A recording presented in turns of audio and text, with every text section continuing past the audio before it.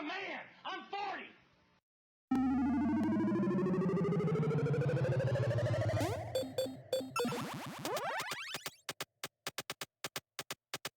Let's roll!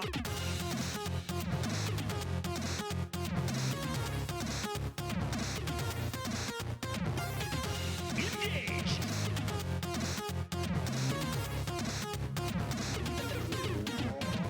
Welcome for another month of pain. Hamburger!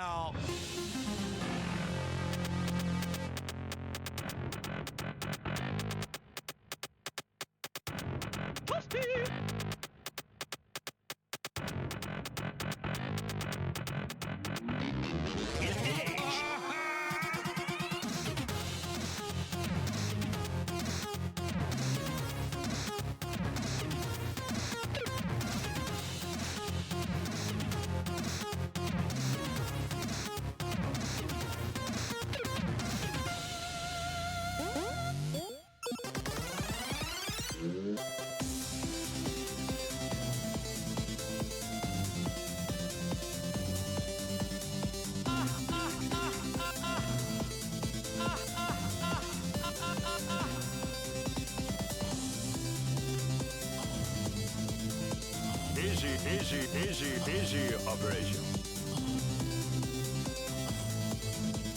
It was this big.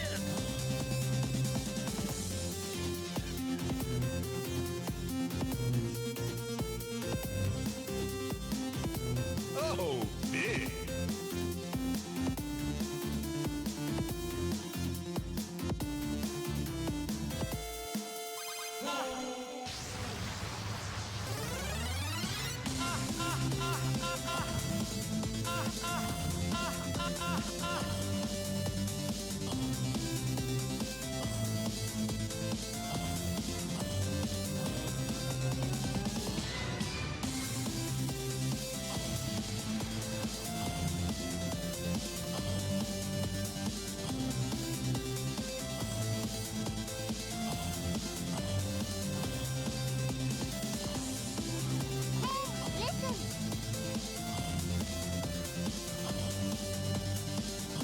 This is your captain speaking. All aboard the Hype Train Express.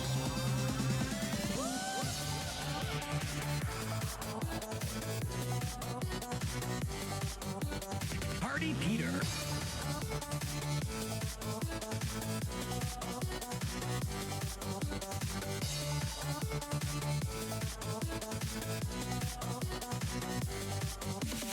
Everyone grab your honkers, give the big squeeze.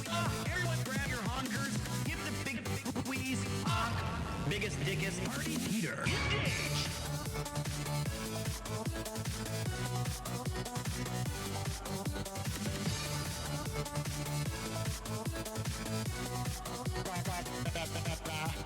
Sega CD was a cool system. I've got it. Yeah, I'm looking for a biggest, dickest.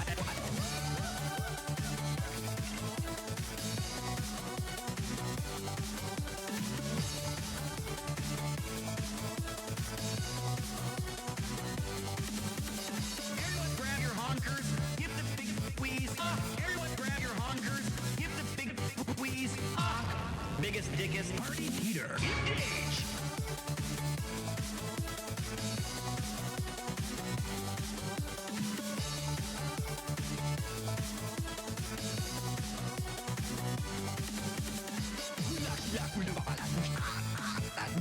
Punch that meat.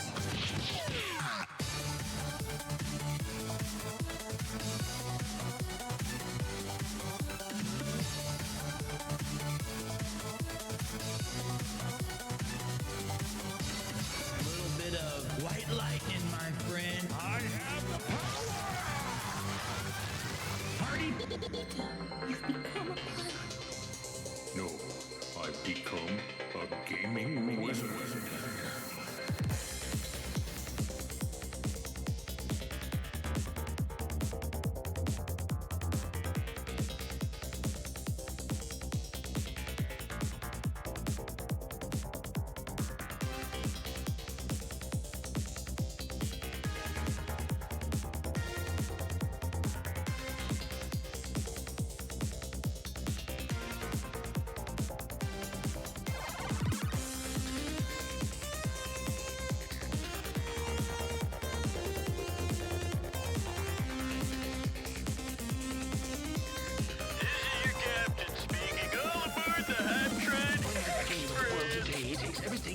not. Having a friend who's a gaming wizard sure would help a lot. Can't beat the boss without a team. Efforts and friends when in need. The ragtag crew from around the world. Games last fun. All aboard! Oh, big. Johnny boy, told you I'd end you. That was only warming up.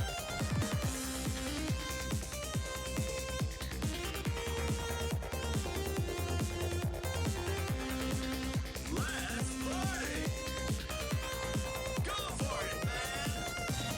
Gaming wizard is always here. Some call him Pete, some say Premier. Friend to you, a friend to all. Always with a smile, always missing out. A cup goes flying, a head hits the desk, nothing works. Oh well, fun wasn't had, marbles were played. It's something to enjoy, they never get old.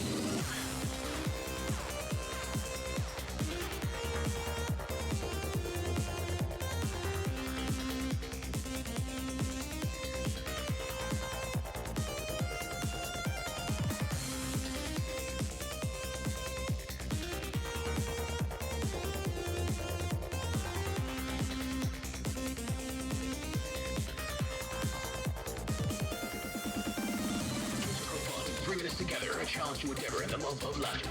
It's strategy, fighting, or adventure. Style for everyone, the center for adventure. Come on down and sit a while. Relax, chillax, and feel the vibe. Premier 2 has got to beat every game he meets if he agrees to be.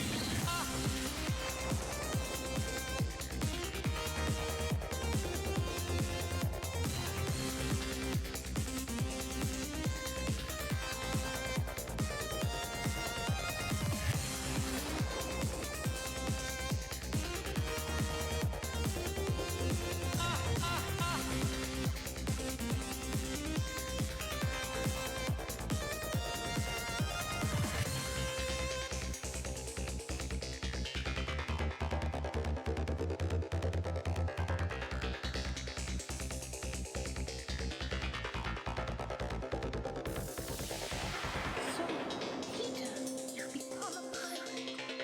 No, I've become a gaming wizard. Stop. I'm a man. I'm 40.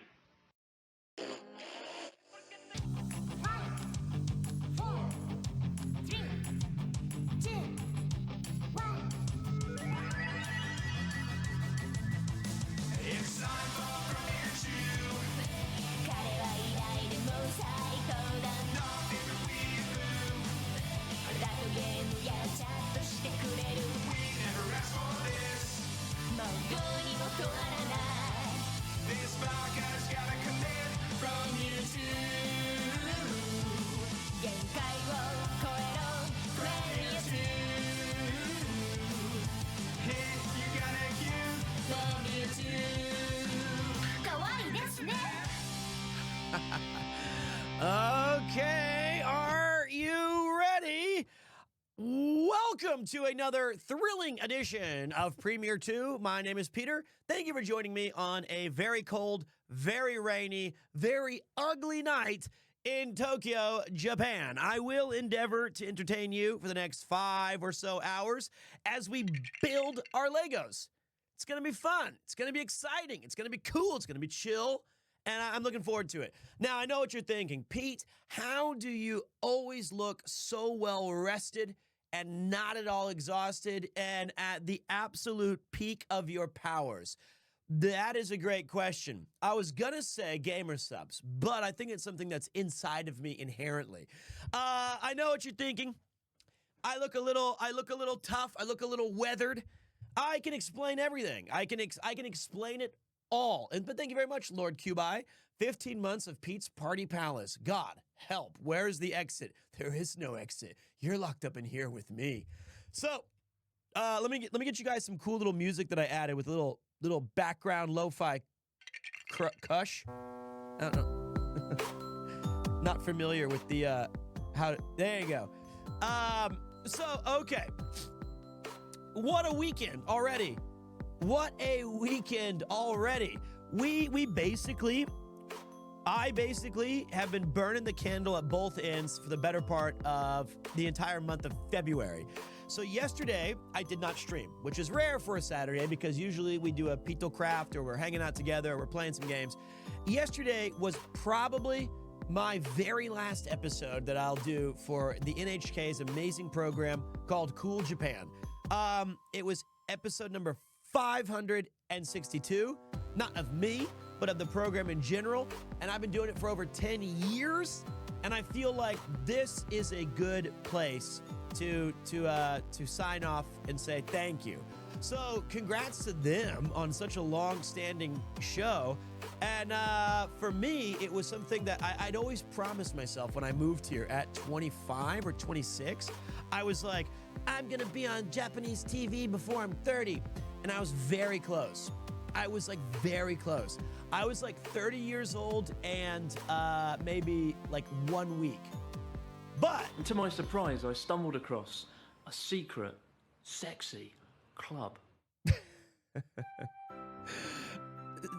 that's not what I stumbled upon. That's what Adam Sizzler stumbled upon. I went to Cool Japan, which was not a secret sexy club. But I was able to do some great shows. I did over, to my recollection, about 75 different episodes.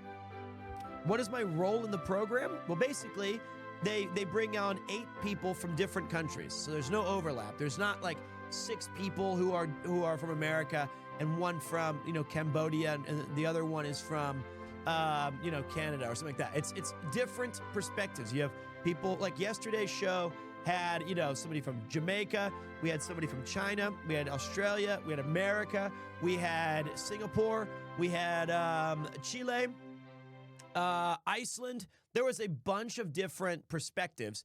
And the way we think about it is we're kind of looking at, actually, you know what? Hey, listen! Can I just say these alternate version intro songs are awesome, Premier Yay. No problem. It's the Premiere 2 theme remix.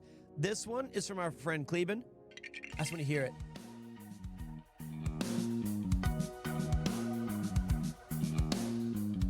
Ooh, what up, Zero?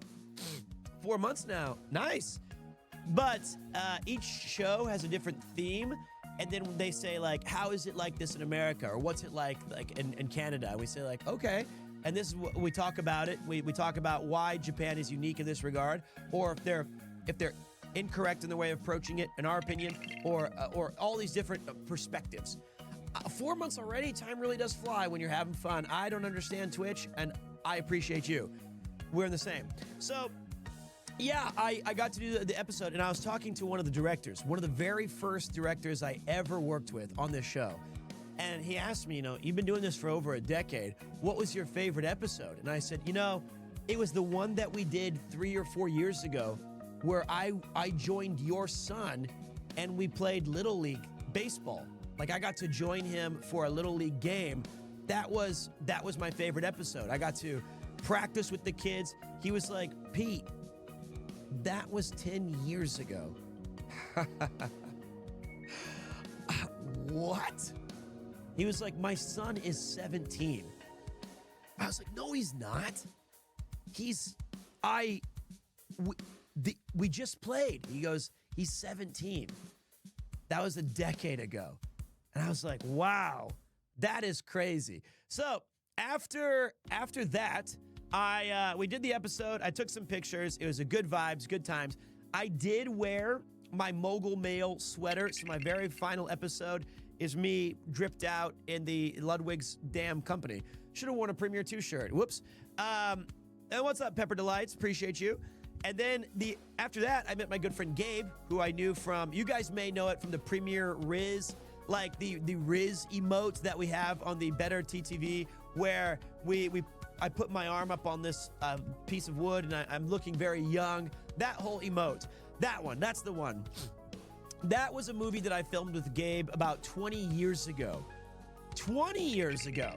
And he was in Japan briefly, and we went out for dinner with me, my buddy Dot, and Gabe. We had some tacos. It was great. We went to some craft beer. It was great.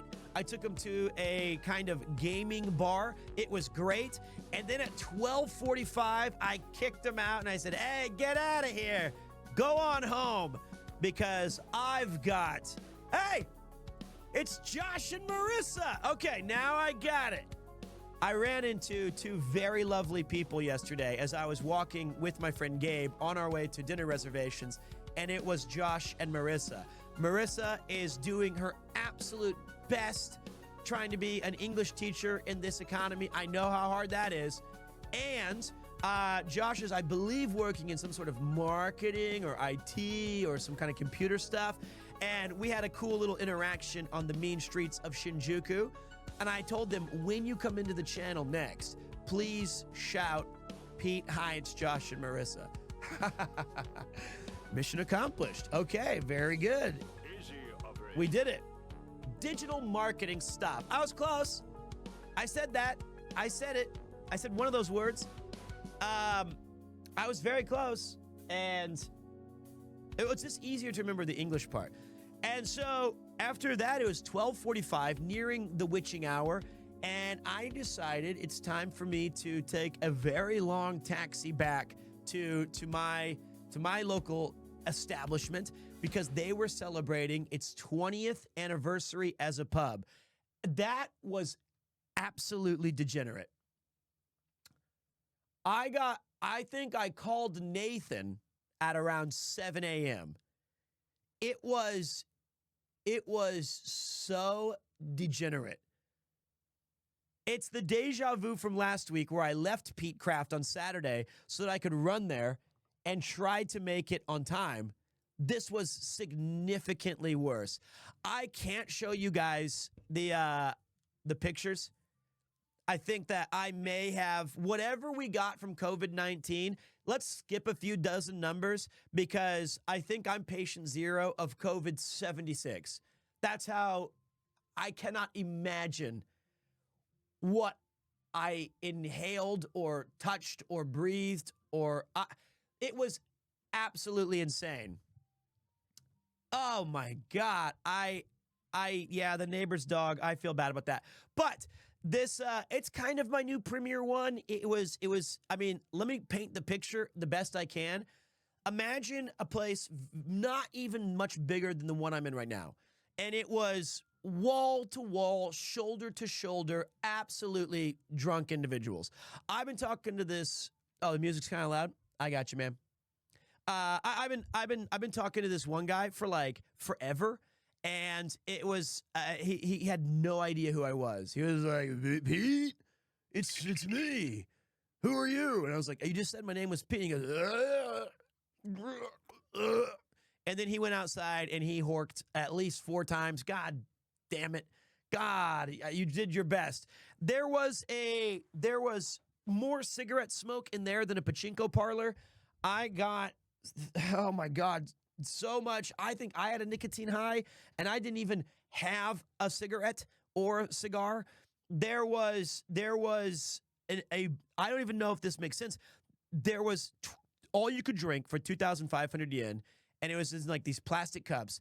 And I was like, whatever's the easiest. I was drinking beers. I was drinking whiskeys. It was great. And then like all on the counters were just endless plates of like discarded, it looked like a Darkest Dungeon background. There was like discarded food things because it was all night. Somebody was cooking in the back kitchen. There was glasses everywhere. They were knocked down. They were pushed left and right. I was covered in liquids. Like on my pants, I'd be like, why am I wet? And somebody was knocking this over. And then on the main counter, in between 6 different ashtrays, between 12 different drink containers, there was an enormous Iberico ham that was just open to be cut freely. Where was the knife? I don't know. Oh, it's back. And people were just cutting. They were just grabbing the ham and cutting. It was absolute madness. And I bought a t-shirt to celebrate. I remember, and then near the end of the night, and I'm sorry this intro is kind of long.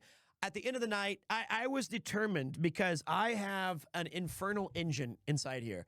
I do not want to be the first to go. I want to be the last. And there was technically, there was 6 of us. There was the 4 gentlemen the owner. No, I was a part of the 4 gentlemen. I was part of the last 4, plus the owner, plus the dude sleeping on the floor, which he needs to go to the hospital. Not because of like he's sick I just don't know what was down there. There was a dude literally on the floor sleeping, which Yuki would never. I don't know how, I don't know why. It was like 6 or 7 a.m. And I got us a shot, and I was pretty toasted. I wanted to crack open the habushu, which is a Okinawan liquor that has a snake inside of the bottle, and it's more for virility. And even the owner was like, no. He was like, and I was like, come on. He's like, no. I was like, Jaeger? He was like, okay. I was like, Jaeger. And I tried to pay for it, and he was like, you're not paying for nothing. Don't worry, you've already done this. He filled these Jaeger shots to the absolute brim. And me and the 4 horsemen together. The owner did not. He did not partake. We took that shot, and then it all came to me at once. I realized I should leave. Not because I'm drunk, but I felt like, you know, as a relatively new member to this establishment, only about a year, I thought this is their moment. You know, these guys may have been friends for a really long time. Maybe it's they want to have a Japanese discussion where they can say like what memories it's been and how exciting it's. And then I was like, this ain't about me, it's about the pub. What am I even thinking? So I gave my pep talk like I do on the RV streams, and I said, hey, I just want you guys to know that as a 4, this was, you know me when I drink, guys, I tend to get a little bit sentimental. I was like, you know, and I don't even know how much they understood me. I was like, you know, as a guy, kokojin, a gaijin, literally the word means outsider. When I came to this town, I didn't have anybody. I didn't know anybody. And you guys were there to always welcome me. You guys were always there to drink with me. You got in like, I did all that thing, and I said, this is one of the best bars I've ever been at. And it's not because of the drinks or the food or the Iberico ham. It's because of you guys. And I kind of said my piece. I took some pictures, and then I politely removed and I also think I said at one point, I could stay longer, but McDonald's is open.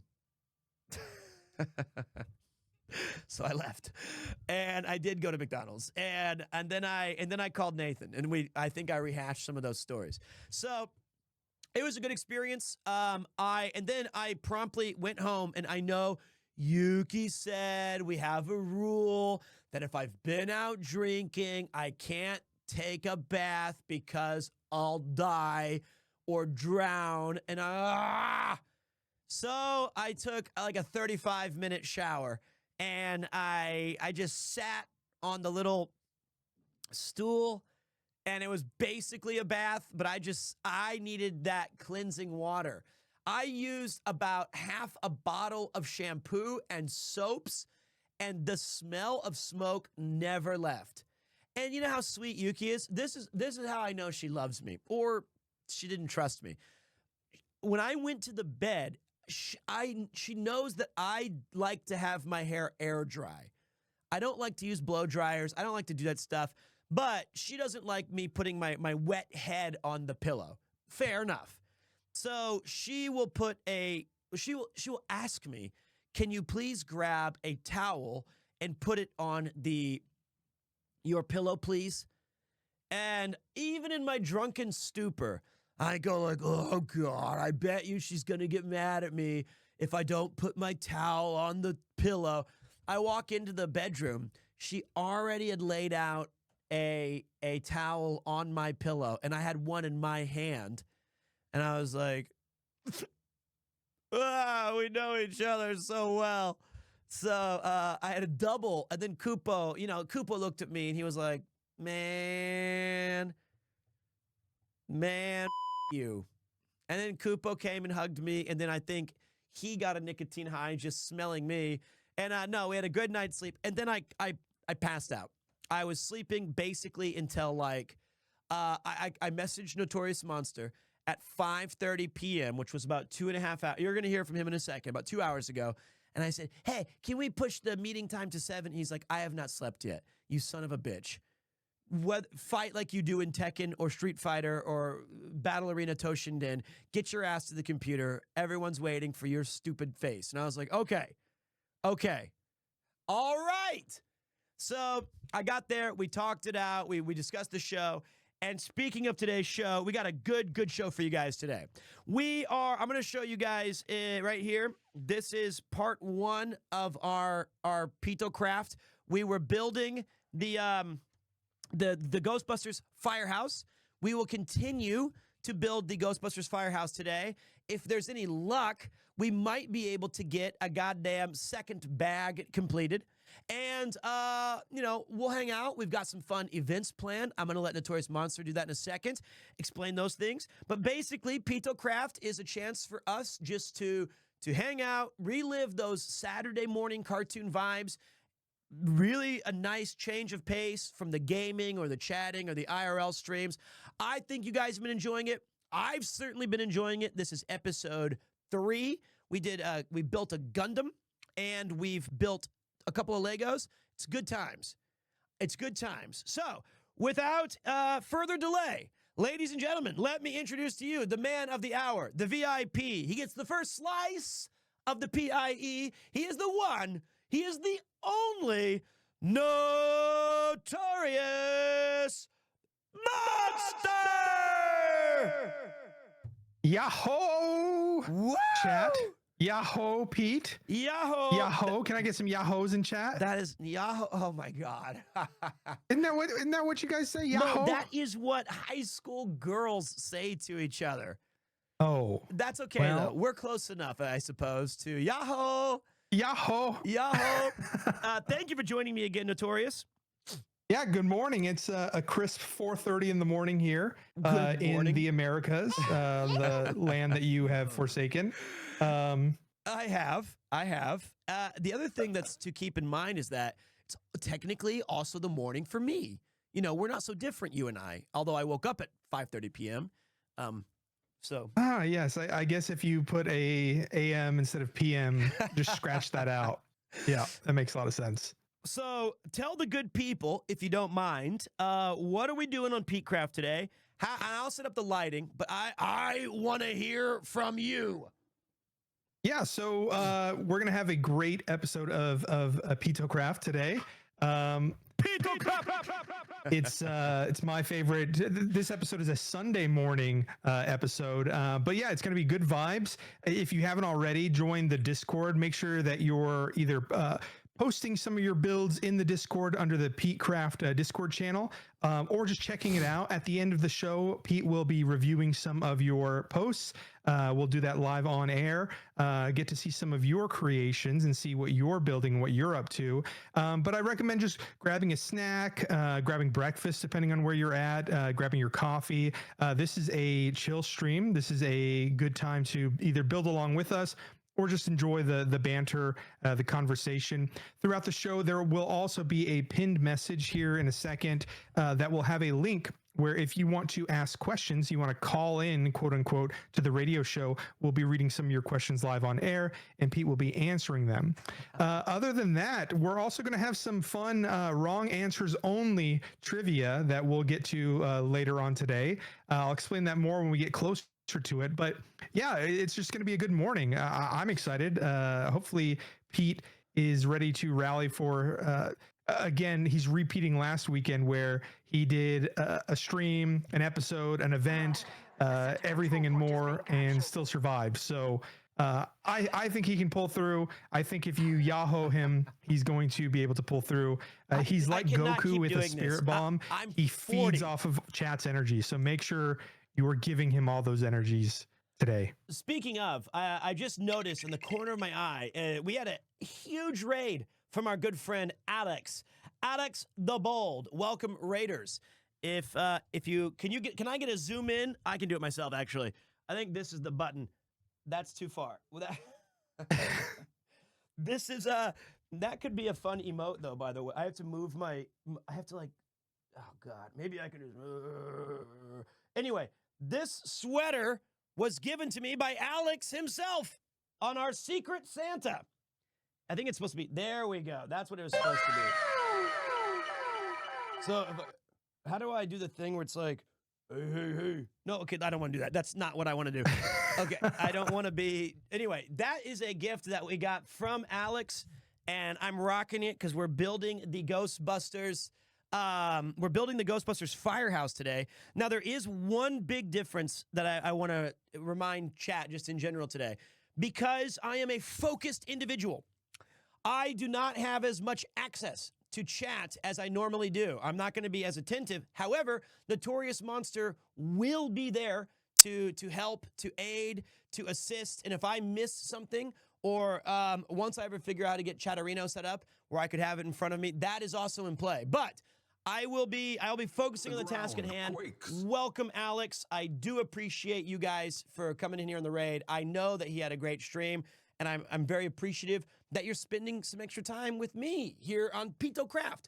So, without further ado, I think we're ready to start setting up the build. I think so. Let me set some tech up. And while I'm on the mic too, I'm a big fan of Alex the Bold as well. I never get to talk to him outside of just chatting. I'm glad you're here. You're very handsome, and I love your bald head. You have been a huge fan of Alex. I think I remember the first time that we had talked about Alex was during the subathon, and he had joined me for a segment of that event, right? And you were like, or it might have actually been before the subathon or around it, and you were like, it was during a Pete Quest when I first met him, and I saw your guys' interaction. And you were like, you need to invite him to everything. And I was like, yes. And I was like, I don't do anything. No, he's such a cool guy. I checked out some of his streams where he was playing some kind of poop serial killer game. I didn't understand it, but there was many of them that he's played about a poop serial killer. If you know, you know. Okay. And also, Alex, this show is not about Alex, but I gotta glaze him up. I think that's the new term I learned. He is like, he plays a lot of Kaizo Ironman. I understand that. He's a Pokemon legend in this, not only community, but on streaming and like the world. But this guy is a gamer. I did not know, I was not familiar with his game. How many, he's forgotten more knowledge of indie titles than I've ever learned in my entire life. He is an absolute wizard when it comes to gaming. He knows every game. He's played them all. All right. Yeah. After watching his Kaizo Ironman streams, I was getting like BDSM ads popping up in my Google search results just because it was just so painful watching him reset over and over and over. It's crazy. It's a good problem to have. All right. Speaking of a good problem to have, can we go to the security cam for a minute? Okay, so down there is the insane amount of Lego bags. The first thing we got to do is find bag number 2 and how many there are. So let me find those really quick.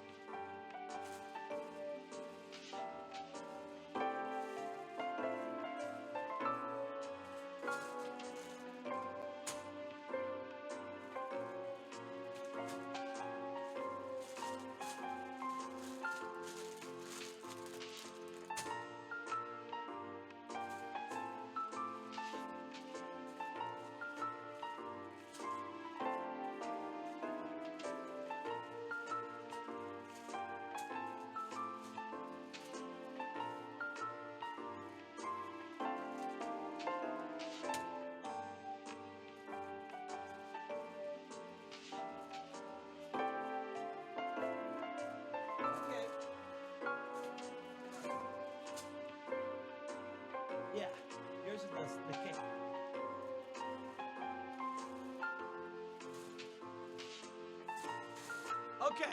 Oh. This is the security cam. It's up there, yeah. Yuki got a new haircut. She got a fringe, which means her bangs. Do you like it like that? Here, do you want to see it? Here, look at the regular cam. Here you go.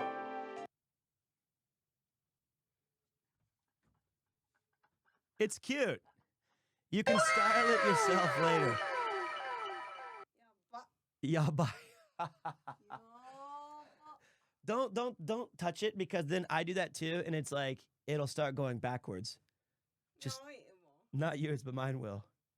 Look at all those kawaiis in chat. Look at all these kawaii. I got a Glock in my Rory. I 17 shots, no 38. I got a Glock in my Rory. 17 shots, I'm 38. She's fine. Wonder when she'll be mine. I've never heard this song in my life. Okay, so see you. Can I? Okay, wait, guys. All right, Notorious Monster. I'm gonna let you talk for like 2 seconds. I gotta pick up my coffee that just arrived, so I need the caffeine. I'll be back in just a minute, and we'll start the stream. Hi, chat. Let's see if we've got. Let me see what hidden assets we've got on here. Hold on. Maybe we got something good. Let's see here.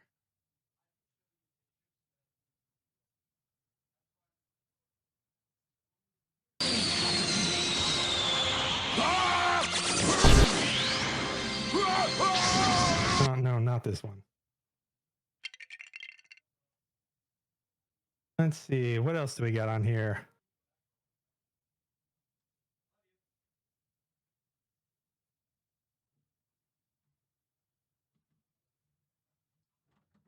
Okay. Whoa. モカちゃんが教えてくれたいろんな見た目になれるアプリなんだって。どれどれ？ Oh God. Oh, sorry, you're back. Don't ever play that again. Don't ever play that again. That is all right. That is okay. We're back. By the way, look at this. Look at this cup that I bought. What do you think of this little? It's my latte cup for Kupo. What was the context for that video? The less questions you ask is really the better. Okay, so I'm always curious by these Lego builds, Notorious, because if we can go to the craft cam. Actually, we're gonna go to the intro cam, and then we'll.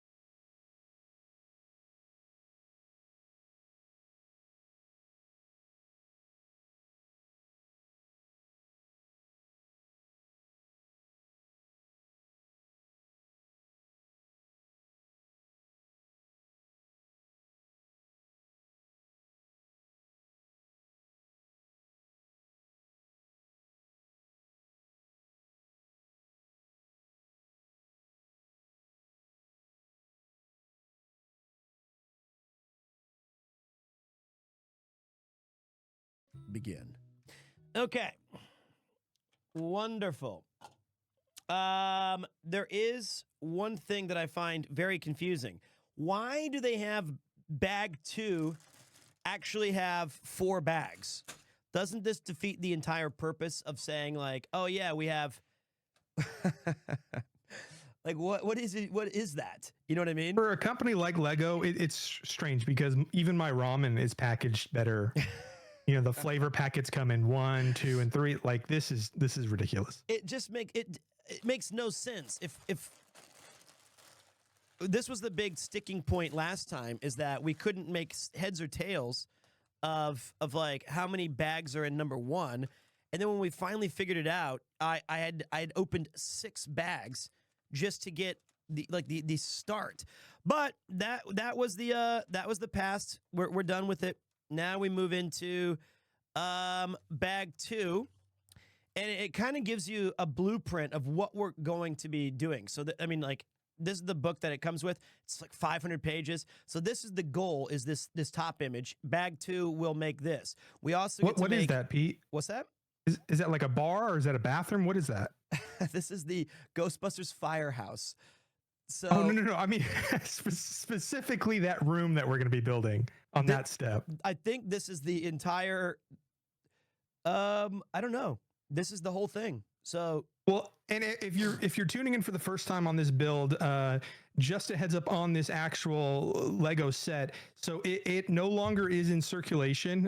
It is discontinued. So it is a collector's item. The retail value for it, I think initially was around $250. However, because it's so rare, it retails for about $850, $870. Yeah. So it is it is a down payment on a Firehouse. It's crazy.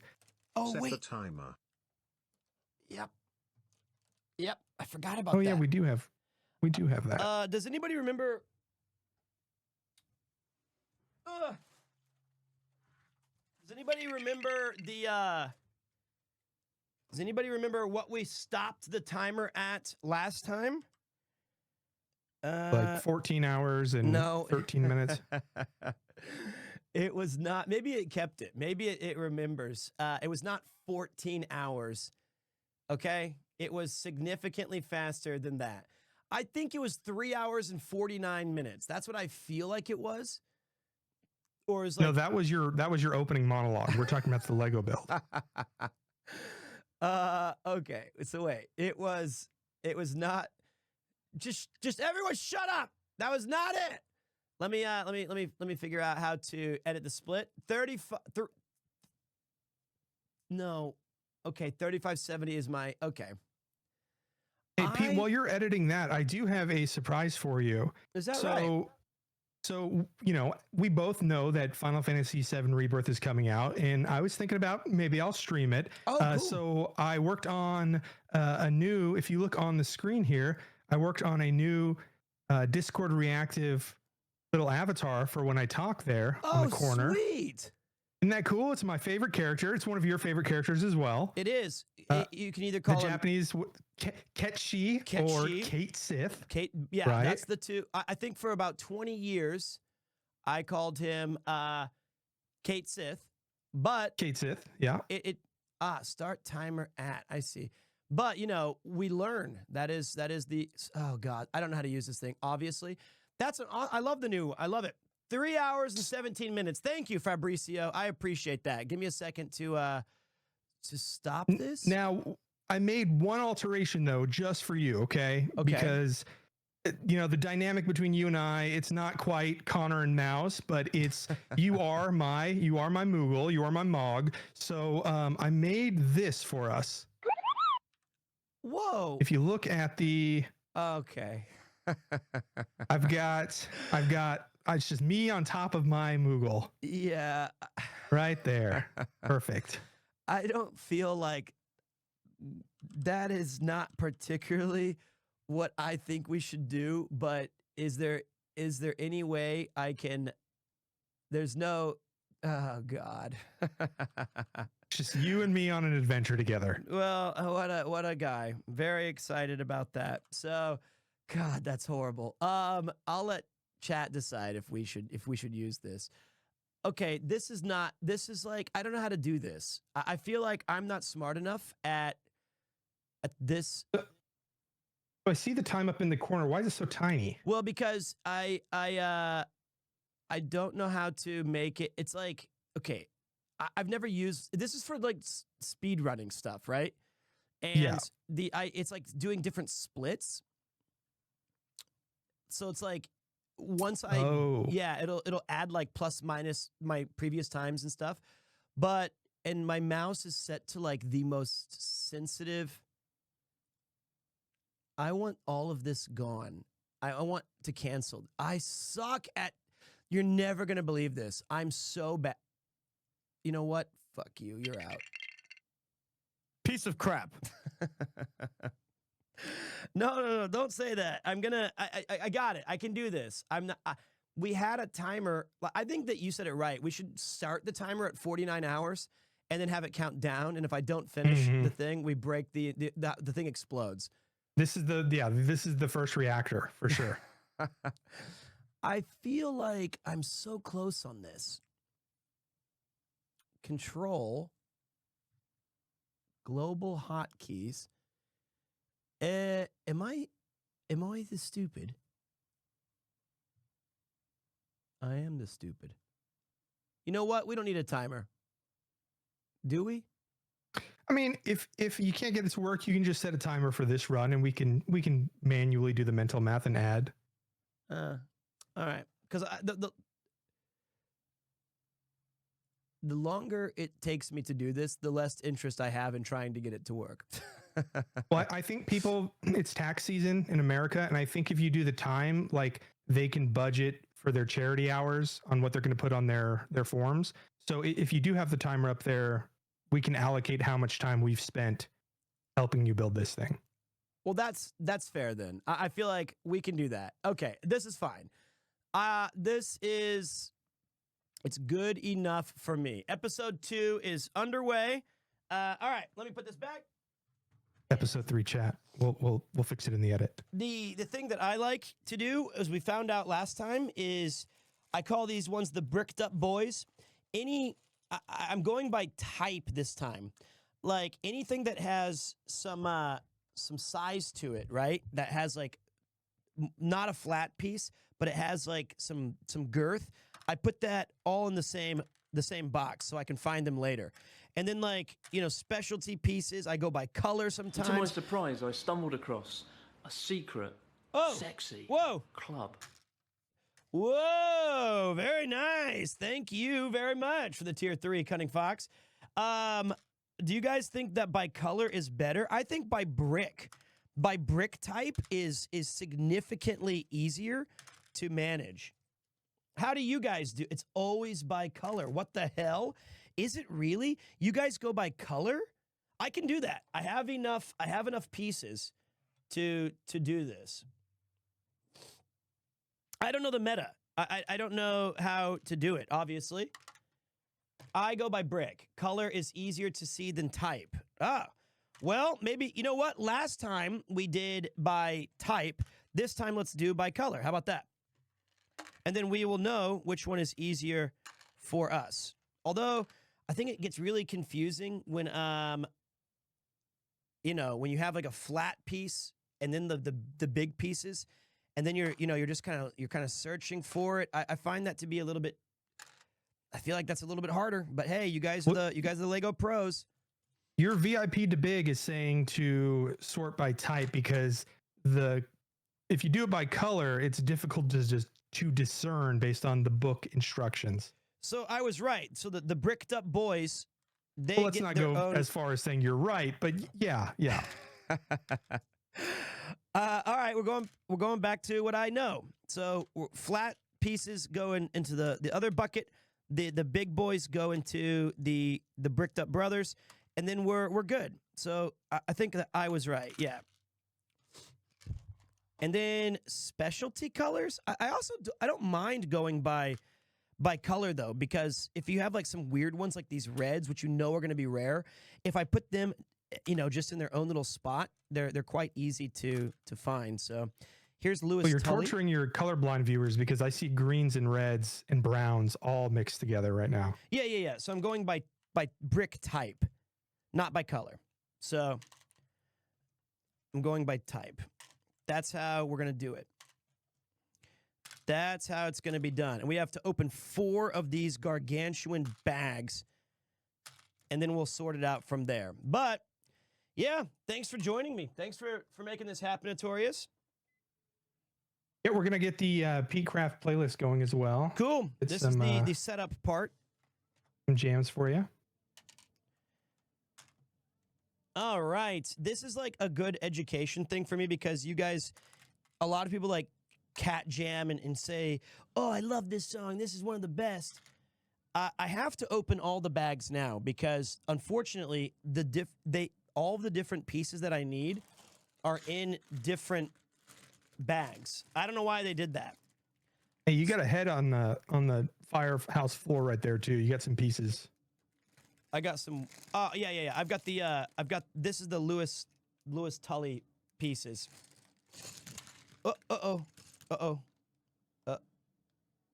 Okay, we're good. Oh my God! Look at this mess. Look at this absolute mess. This is gonna be rough. I'm not gonna lie. And then there's another tiny bag, just inside of the other tiny bags.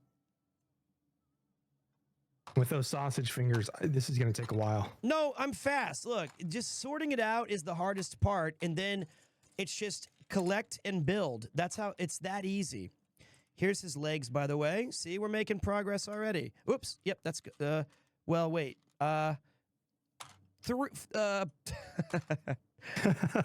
Three or more I will put in this middle one. And then the other ones, yeah, that's a good idea. That's smart. And then these are like the tinier ones. These are twos. See, I've got a method to my madness. This video will be studied by psychologists in the future. VOD watchers, please skip 2 hours. How dare you? Isn't the point of this to hang out and have a chat anyway? All right, I think after this, I'm gonna. Ooh, I need a. I feel like. Uh-oh. These feel special. The flat ones. These don't have. Did you have Legos as a kid at all? Did I play with them? Yeah. Yeah, but they were in my memory. I can't remember actually building Legos when I was younger. I just remember them being built and playing with them. And I feel like it must have been significantly easier back in the day. Like they've gotten far more complicated than they used to be. Am I wrong in that feeling? I think, yeah, they definitely look more complex. I didn't have Legos. I had, like, at my school, we had, like, Lincoln Logs, if you remember those. Yeah, those were... yeah, I remember those Lincoln were very Logs. simple. It was a simpler time. Yes. Okay. I think this is a good starting point because I have some of the pieces that we need. So the only thing I didn't finish is building Lewis Tully. And we're going to put him and his collection of body parts over to the side. And let's just start building. And then I'm going to put these smooth pieces over here. I'm going to move our different buckets over here. So there we go. Now, and this is the building zone. And I'll put these bags until we need them later. So this rotates in and out. This has the we had this. Oh man, I got to apply stickers today. You know that's gonna be ugly. Okay, let me move a little bit over here, and I'll try to let you guys see a little bit of the building of what I'm looking at, so that you guys can let you know when you skipped a step. Yep, that's a good idea. I don't have enough real estate. That's the problem. I just don't have enough space. I have like the biggest desk in the world, and it's still not enough. All right, we need two of these guys and 6 of the big boys. One cool development that I have not shared with you is that Is this a medical development? The forehead reduction surgery is a go. I'm very excited about that. I purchased, it has been ordered, the new PC. I don't know when it's going to arrive, but there is a new Giga PC that is en route.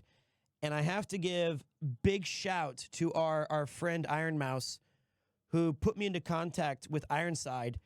And I'm not going to say that it was contingent that I get an Iron Mouse desktop, but I am going to say that I got an Iron Mouse desktop PC. And it's pretty strong. I shared some of the specs with you. You talked to me off of, I was like, hey, Notorious, I think I need 96 gigabytes of RAM. And you're like, no, you don't. You're not mining for Bitcoin. And I was like, I think... I was just trying to save you $7,000 off of the final price. Okay, so I didn't need 96, I guess, but you did tell me, you were like, listen, I'll be honest, what you are going to need is a pretty beefy GPU. Yep. And that one that one I did have to get. So this one actually the ray tracing of your forehead, it's takes a lot of GPU power. So we got a RTX on that like constantly. We're going to get rid of this thing right now. We don't need it.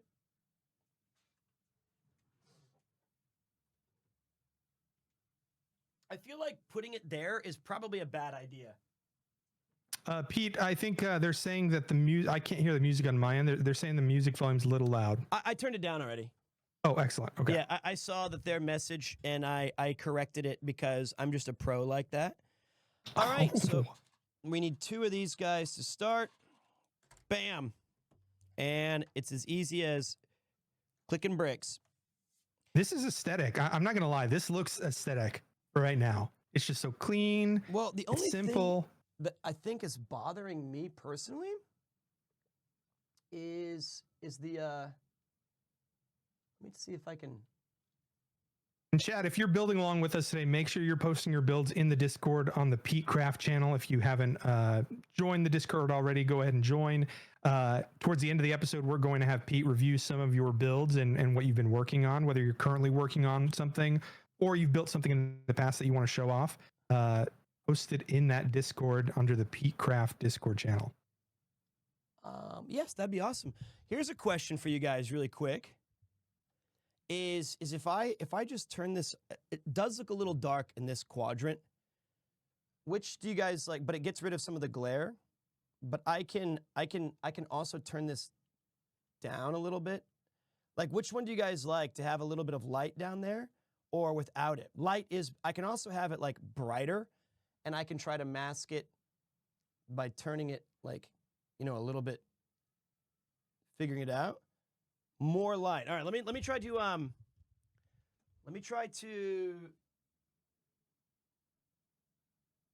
not have it reflect so much. I think that's what's kind of annoying me is the I'm just impressed that you can get this kind of lighting set up in a garage. It's a very expensive garage. So, all right. How about that? Is this pretty good? I think your hands glare more than the light did. Yeah, so yeah, let's turn it down we should to be a okay. touch.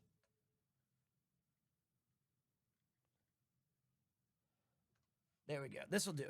So I think the thing is we have so many different lights. We have at least, how many are there? There's 3 main lights plus the overhead lights. It is quite the challenge to get it perfectly it's actually a little bit better because no, it's not. See that? Huh. I feel like we fixed that on one episode, but I don't remember what we did. We fixed from here. Ah. But this light above me is vexing. It's very bright. Let me see here.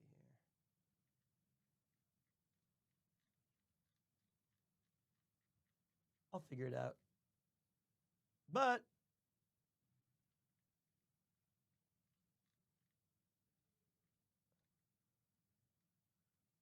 yo, I go back. George of the Jungle. I love this song. One of the first things I bought when I, like, the first CD was like, oh, dude. I bought like a Did you go to your barber and was like, give me the George of the Jungle cut? No. I bought the 60 different intros to cartoons CD collection that you bought at like Best Buy or whatever. And I listened to this thing all the damn time. There was Gigantor, which I never even saw. I don't even know what Gigantor is. Of course you wouldn't. But I listened Gigantor. Oh man. Okay, George of the Jungle. Now we move on to this little new spot. George of the Jungle. Uh-oh. Uh-oh. Uh-oh. Time to open another bag.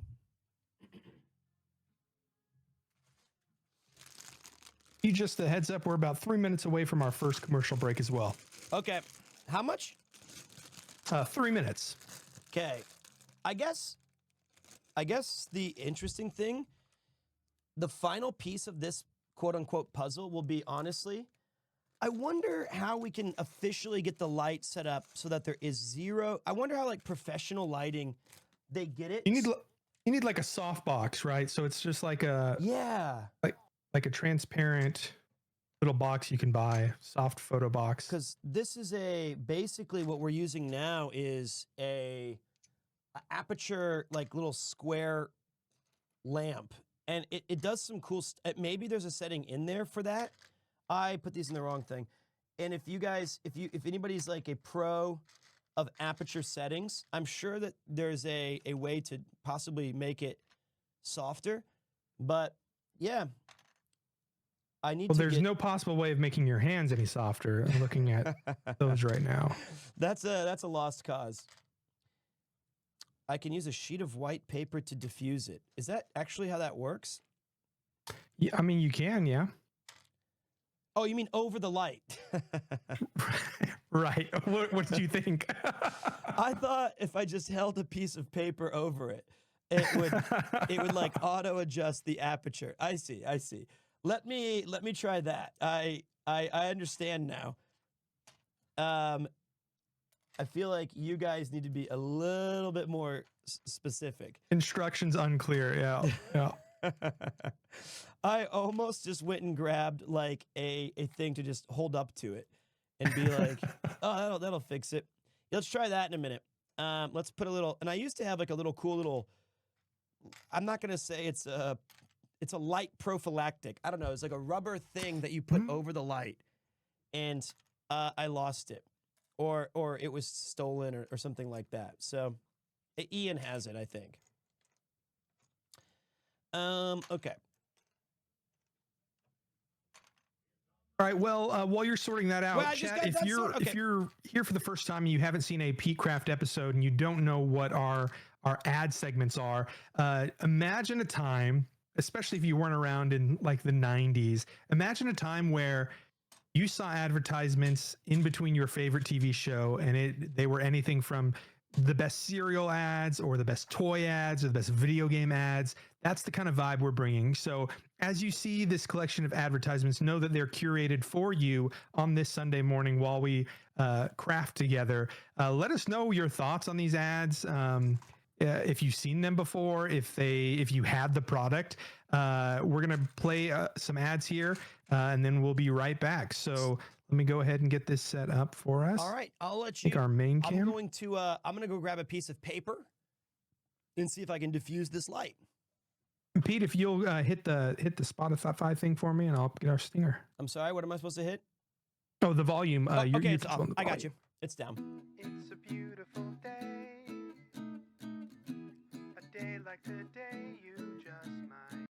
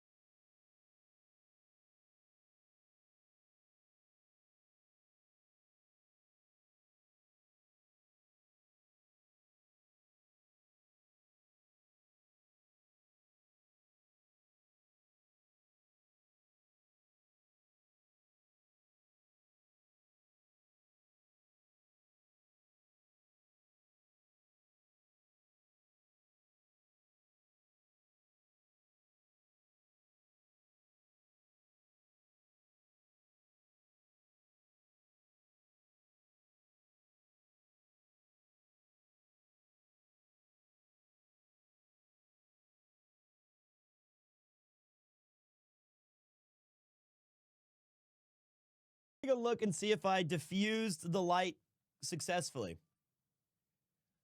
I'm going to turn it up here. Piece of crap. I did. It's way better. I didn't know you could put a piece of paper in front of that and lighten it all up. That does a tremendous job. Cool. So now we're back in business, and the only light that's kind of annoying is just the ones that we have overhead. But I feel like that was some huge progressions. I don't need this tape anymore. Also, well, we might need it depending on if we can't fit the pieces together. Very true. Do you know what else is kind of cool to make this really feel like a Saturday morning? Guess what Yuki ordered? And I didn't even have to ask for it. She just did it without asking. A collection of 90s hits like Celine Dion and no, a pizza. Oh, nice. Yeah, that's equally awesome. So Yuki now in Japan, do they have I hate to ask, but do they have like normal pizzas? Because I've had Japanese pizza before and they put like mayonnaise on it. Yeah, the Japanese pizzas, there's some controversies. I'm not immune to hearing it out. They have some very strange styles like bulgogi or corn mayonnaise or tuna fish and mayo or squid ink or this or that. They do have regular pizzas. Those are still very popular regular pizzas. The issue that I think a lot of people have is the price. When you buy from like Domino's or from Pizza Lot, which is one of the chains here, they can be a lot. What's that? Did you say it's called Pizza Lot? Pizza La. Oh, Pizza La. Okay. Yeah, I thought you meant like a diabetic, like Pizza Lot. That's me, I think. If I'm playing, like if I stream for more. Yeah. I'll be there in a minute. Okay, sweetheart. That's very sweet. She said, she came and she goes, I think that you should eat 1 or 2 pieces now because it's going to get cold. So she's worried about, she's very sweet. And I said, shut up, I'm playing with my Legos. Just get it's out. literally the mother coming in your room saying, hey, you're playing with toys. You need to eat, kid. Yep, that's pretty much very accurate. So I like cold pizza though, so I'm not too concerned, but I think that but yes, the price of pizza in Japan is extraordinary. It can be, for a large pizza, it can be like $30. And you're like, well, why is it like this? And it's just... You know what though? In the States, it's kind of getting there. Really? Yeah, it's kind of like, at least at a restaurant, if you want like a good pizza, a lot of 27-inch pizzas are going to be like $30. That's just so ridiculous to me. I'm going to, but I mean, whatever. It's their prices. But so when I was growing up in college, I would get Papa John's or Pizza Hut or Domino's. I worked at all those places, and we would spend an inordinate amount of like our budget on like, we can get pizzas 4 days a week, and it was awesome. But I think that in Japan, it's very rare to have pizza once a month, so you just don't do it. One of the places that I do like that did open up though is a place called Pizza Slice. That's in Shibuya, kind of in Daikanyama, between Shibuya and Daikanyama. And it has like the giant New York slices. And those are banging. Like those are delicious. And it's like 350 yen for a slice. So it feels more affordable, feels fair. But yeah, pizza's expensive, man. You know what? And back when I told you this initially, you really didn't believe me, but sushi's like huge and pretty common in most like major cities in the US now. You can get like sushi at most grocery chains. They all have their sushi section. That's one thing that I envy about you though. You've gone out and gotten sushi for way more affordable prices. And it's definitely fresher than what we have, but you can get sushi here pretty easily, which I don't think when you lived in the States before that was necessarily a thing. It was much rarer, but I still contest. How did I screw this up, by the way? But like, we were asked this on Cool Japan once, and I got some blowback from it from the community. They were like, it's like it was a tough question because it was in my opinion they worded it poorly. They were like, is sushi popular in America? And I said no. I said you can get it a lot of places, and on the coastal cities that it's quite frequent. But I think that most people, I'm trying to factor in all ages and all states, right? I'm trying to represent the entire United States, not Los Angeles or College Town. So I was saying, like, I think what it is that fuck this piece is what I'm gonna say. I can't undo it. Maybe I can use, like, how do I even unbrick these things? I don't even know how to. I've never. It's maybe it's the teeth time. Oh yeah, you're right. Teeth worked. Good shout. Thank you. Teeth is good. I don't think like people will get sushi once a week, or like our moms are getting sushi like weekly, but I think people are still getting like burgers and pizza and all that stuff every week, right? I mean, so maybe I'm the exception then, because especially, in Los Angeles or Kansas City or Austin, I would get sushi at least once a week, if not once every 2 weeks, like a regular thing. I'm a big nigiri guy. So, but how about like your uncle? See, maybe not my uncle, but my coworkers for sure. Like we would, it's a youthful we would thing. make a point to go get sushi at lunch, that type of thing. I feel like, yeah, you know what? I'm gonna walk it back. This was also like 6 or 7 years ago when I made this proclamation. But maybe in the modern, maybe now, because I said millennials and younger. I said like people our age would be way more inclined to have it. But maybe it's. I mean, when you were here, they definitely didn't have like the grocery store. Like most major grocery store chains, like in cities, have like a sushi section where there's like a guy who makes sushi fresh every single day. It's like some of it's on the little bit sketchier side, but like in Austin, we have HEB. Oh, I know Heb. It's pretty good sushi. It's pricey though. It's like to get 4 pieces of nigiri, it's like $14. So last time I went to Austin, I had to go get my COVID. My flight was canceled because of Delta or whatever. They just completely fucked it up. And I'd already paid to have my COVID test because you had to have a negative test to get back into Japan at this time. And I had to go and spend like $600 to get another one because the flight got delayed 2 days. So those tests were only valid for 3 or whatever. And I went to the Heb in Austin, and inside of that they had like an entire craft beer bar where you could. It was awesome. Dude, I was like, wow, you can HEB is shop? On a whole nother level. They do like fresh tortillas every day. They even make like tortilla candles because the tortillas are so like popular. Yeah, it's great. It was cool. I support the local Hebs. Okay. Okay, let me see here. So we're on step 53. Ooh la la. We're still, I don't know what we're building right now. It looks like I have no sense of what this is, but we're getting there. We are getting there. It looks like an NES console. Yeah, we already built that. Oh yeah. What if I accidentally I'm building another one and I didn't even know? We need one of these. Also, big shout to somebody who told me open the bags as we need them, because I think that has saved, some amount of time. Thank you. And also, big shout to just me. I'm just going to take a lot of credit here. I think my sorting system has been a real improvement. I think this is the way. Hold on, I can't find my... Wait, where did I... Go ahead and eat those words. All right, there, I found it. It's I found one of the... There, nope.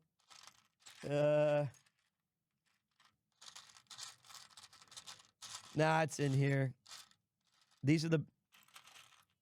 You know, people they say like they get an ick for certain things. Like you using one finger to prod that gives me an ick.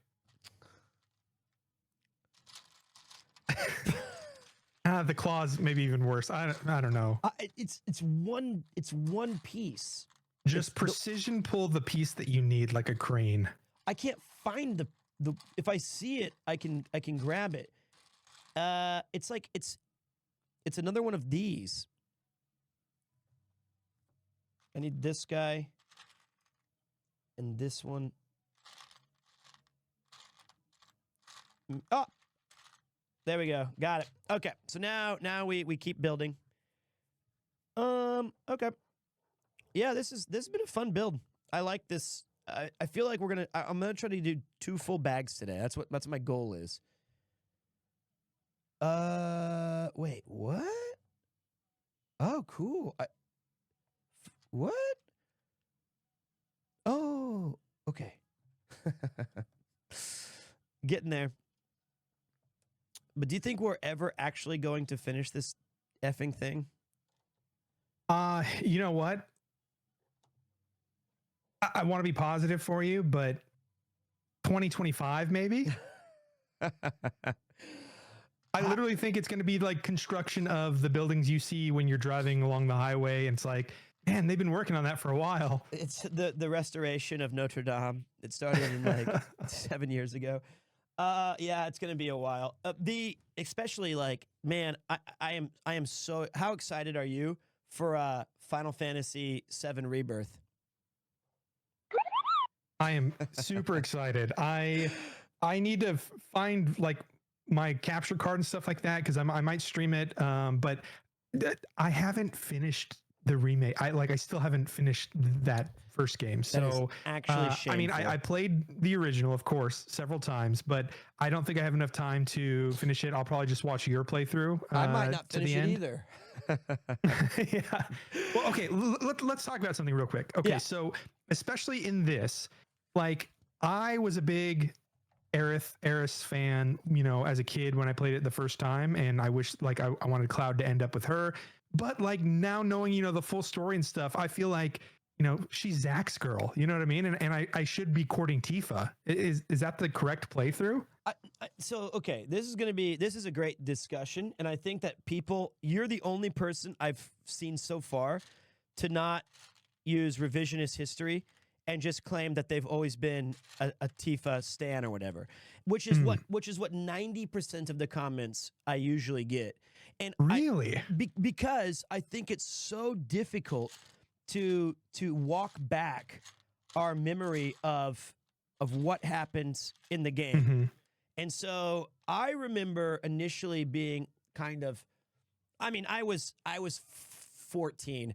I thought all of these women, I was like, this is the best Final Fantasy ever. I was in full harem mode before I knew what that was. But really though is I thought that Cloud and Aerith made a great couple because, you know, she tempered a lot of his kind of moody emo-ness, whereas Tifa, her arc really didn't start as like a love interest until the second half of the game after, you know, what happens, where you start to see their relationship kind of take a more front seat. And so, but now everyone's always just been like, Tifa's the GOAT. That's Tifa. I've always been Tifa. And I think it's honestly back in the day, I wish that there was a way we could have calculated how much X, Y, and Z of this person was in your party or versus that person in your party back when the game originally came out before anybody knew what happened. You know what I mean? Dude, more people took Barrett on the gold saucer date than Tifa. I guarantee that. In well, the that was original. probably, yeah, we also didn't know what to do. So we kind of, which is fine because we were 14 or 15 or 17. We didn't know how to talk to any of these people. It was accurate. But yeah, I think that it's a lot closer than people want to give it credit. And what an interesting story. See, I was a little too young to be sexually charged for any Final Fantasy VII characters. Now, when 8 came out, Oh god, every single person in that cast is like an Abercrombie model, and that is so dumb. oh my gosh. 8 was, and 8 was marketed the entire time as like this is the first real romantic. Mhm. Oh wait a minute, I missed the first real romantic Final Fantasy. And I mean, the cover of the game always gives you a clue about its content, or the little art that's on the you know what I'm talking about, and it's them like in a loving embrace. And I think that from a lot of us who started with 7 and who was moving on to 8, it felt like 7 had all of these moments of we're close to falling in love, and this was a big RPG thing. They would almost always be like, just kiss her, or why won't they, like, they're so close, why is it all just innuendo that they're gonna maybe be together? This was every JRPG. Everything was always kind of like maybe gonna happen, and 8 seemed like the one that was gonna be like, no, this one's going, we're gonna be like, this is our maturation as well. Now you look back on it and like all these games were made by men my age. And I was like, why couldn't you guys just, wait a minute. Okay, this was a slight mistake there. Now, speaking of these old games, Pete, because you and I shared this in common, right? We're both the Kate Sith fans, Cat She fans. Who was do you remember your final party to Sephiroth in the first your first playthrough? I do. It was Cloud, Yuffie, and Sid. That was my Ooh, cool. That was my final 3. I think Sid was by far my most played character in 7, just because I loved Dragoons. I loved Kane from Final Fantasy IV. I thought Sid was the epitome, and I'm older than him now, amazingly. But that's crazy. I thought he was so fucking cool. And he cursed too. Like that for me as a kid was like, oh my gosh. It was awesome. And the other thing that's crazy is that most people, I genuinely think, and this is all anecdotal, but I remember, schoolyard talks and like just discussions and stuff. I would say the majority of people's final party was Sid, Cloud, and Vincent. And I don't want to hear any bullshit. I genuinely believe those were the 3 most popular and coolest characters. And that's who people kind of gravitated towards if you played the game when it came out at our age. Then again, maybe somebody was also like, there was some people like when we played Genso Suikoden, all of their party members were always girls. Mine were mostly guys. Or, but like I don't think anybody really took Tifa to the final battle. That is. No, and her limit breaks were a little bit difficult for me at the time too, like Zell's were too. My final party was Cloud, Kate Sith, and Vincent. And Vincent because I really liked his design. He's edgy, he's cool. And Kate, I don't know what it was about Kate Sith. I loved the cat. I wanted to play as the cat. He was just so cool. That's very, and it was weird because I think it was Connor who also kind of had he was a big Kate Sith or Ketshi kind of fan as well. Something resonated with that character with him, as in addition to when you played as him. I always thought that character was awesome. I loved the slots because of Setzer in Final Fantasy VI. Okay, so wait, actually, I got to be careful. This is the wrong piece. I'm looking for the red one that has a window.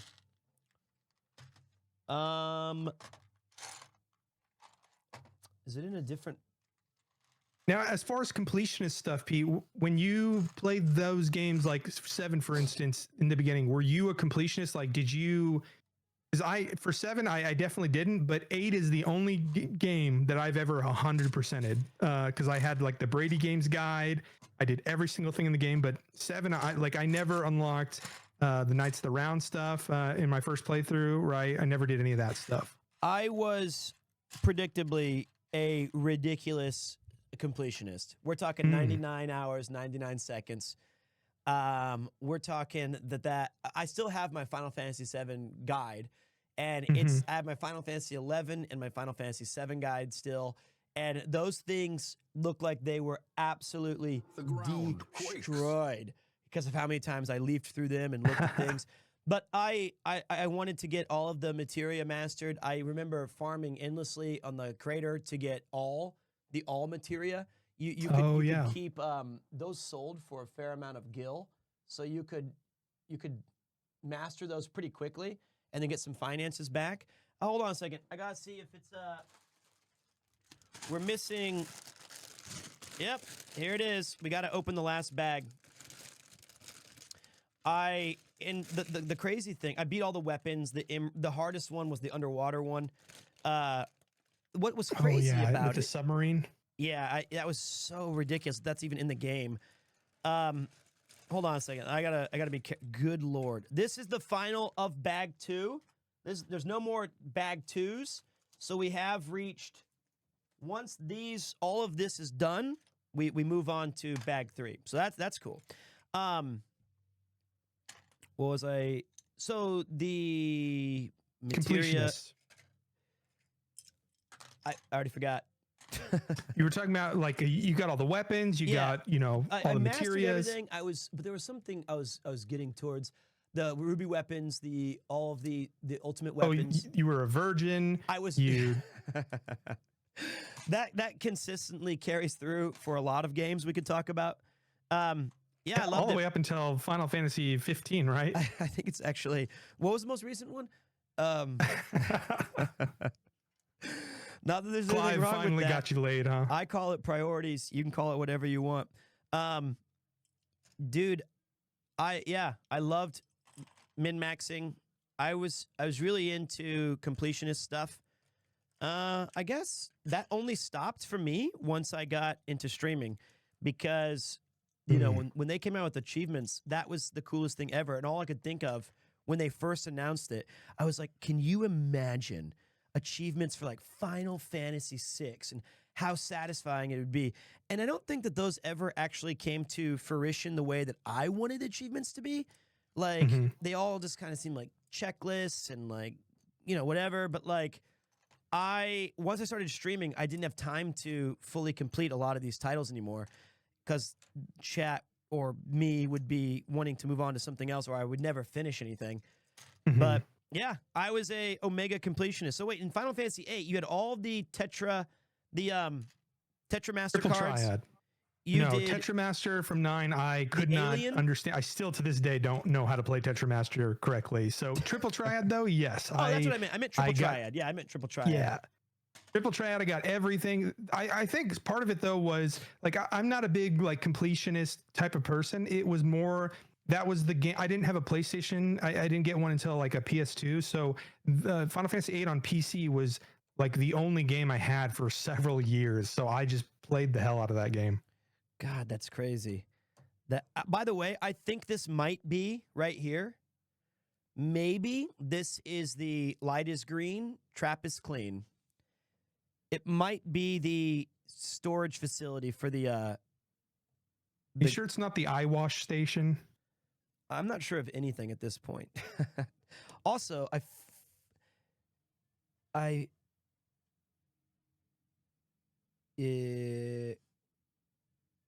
catch a cold, Peter. I'm missing one of these. Don't screw this up now. Okay, we're good. We're good. Speaking of like completionists and stuff, when were you introduced to min-maxing? Because it wasn't until Final Fantasy 11 and honestly like at least a year into it for me where I understood what the concept of min-maxing was. And honestly, it's kind of like a little death there, where it's like your innocence is gone after that. Once you realize that min-maxing exists, it takes a little bit of the magic and the fun away from games for me. It was Final Fantasy 11 for me when I realized that my summoner sub job for my red mage wasn't effective, and like I was supposed to be subbing something else. Like, when was it for you that you learned about min-maxing? It was Diablo 2. Okay. But I didn't get into it until Final Fantasy 6. Or I'm sorry, 11. 11. Because 11, Diablo 2, I started to understand, and it wasn't like we had solved anything yet, but there was an understanding of this is objectively a better way to build your character than it is to just experiment. Because in Diablo 2 originally, when you spent a level up skill point, you could not respec. It was permanent. So you'd come up with a build, or you'd read about a build on GameFAQs, and you'd in like some of them, like the Barbarian skill tree, which was usually my main class, or Paladin. Some of them said like you have to put 20 of your skill points, which you get 1 per level, into a weapon proficiency. It'll be swords or axes or throne or whatever. But that also is dictated upon, you have to have an idea of what item you want to trade for that is going to be the sword that you use, or because you can't change it. So that was the first time where I started to take it. Like, I would try to come up with a build. Whether it was effective or not was not as important as the fact that I was aware of it, and I was still trying to get, like, you know, I'd read about in Final Fantasy 7, you know, like these kind of materia combos are really cool and busted, and if you have these guardian forces, you know, it can be really exciting. Hold on one second. I was switching. But 11 was the first time where I ever felt I was objectively wrong for choosing something. Right. And I had to go back and some stranger would be like kicking you from a party, or saying like, what are you doing? Go level up this. And I was also a scumbag piece of shit, because I vividly remember I partied with this guy in what was the underground Garrelage Citadel, where you fell down the hole. Oh gosh, with the bats and the skeletons. We were fighting bats and stuff, and this guy was a Dark Knight, and he was named Blades, with Blades. Z, of course. Blades. And he only was a Dark Knight ninja who used swords. That was it.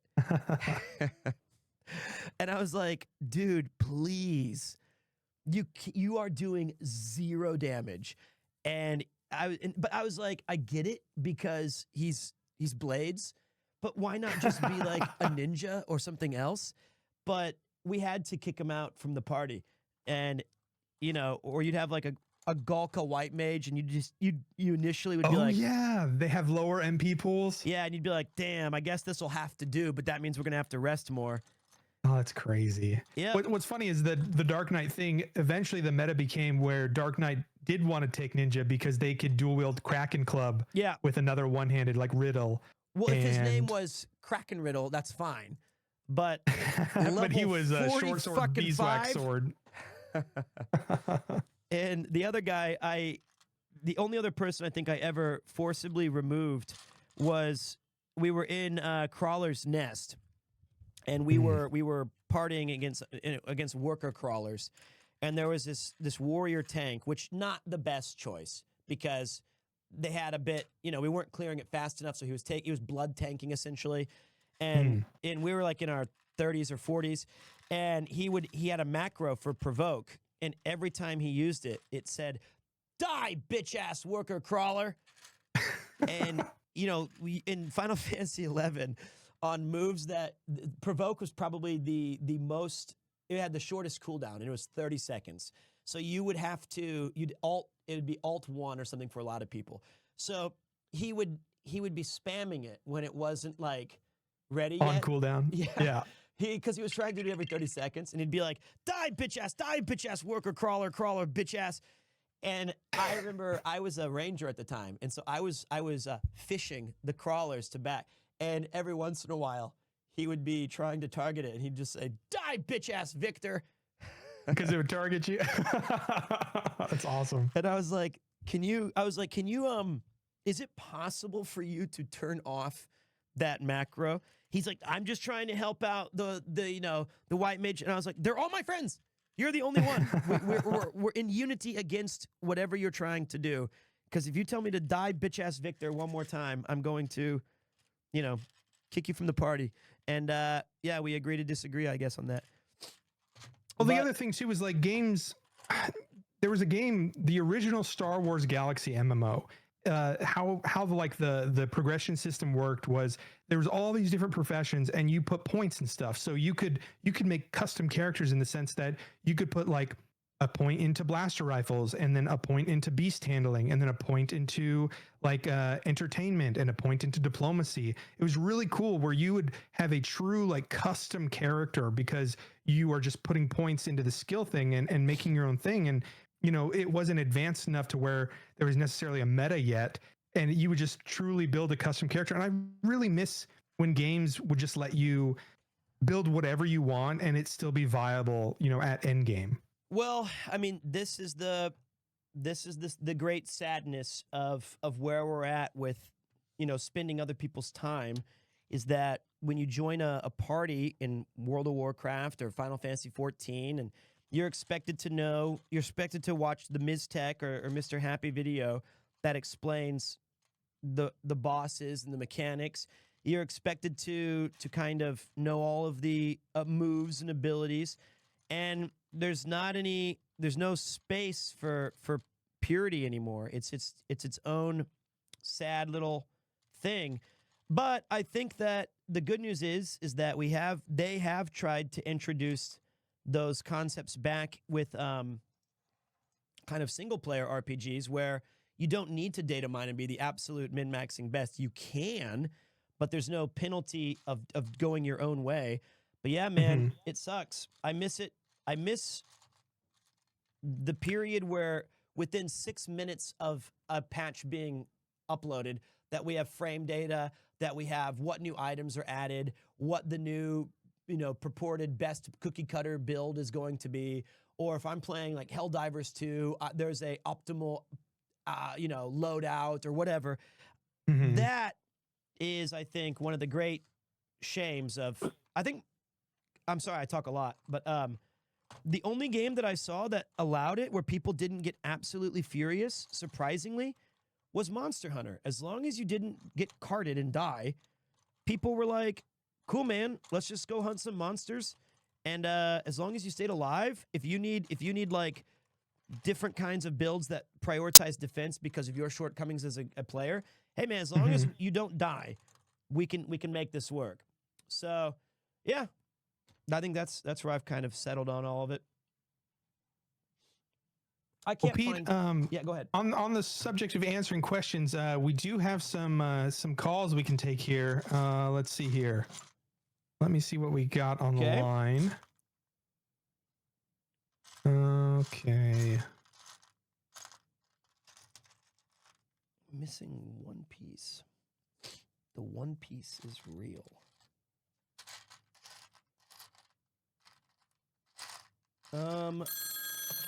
Yes, this is PeteCraft. What is your burning question? Yeah. Hi, Pete. Long-time lurker, first-time talker. My question is, what game pre-2010s, which hasn't been re-released yet, would you like to see a remake or a re-release of? Ooh, great question, caller. Thank you for the lurk. I do appreciate you guys who are vibing out with the jams and the hanging out tonight. Well, you know what? I feel like I have about 30 different titles that I could go with. But let's go by genre. I'll give you some genres that I'm interested in.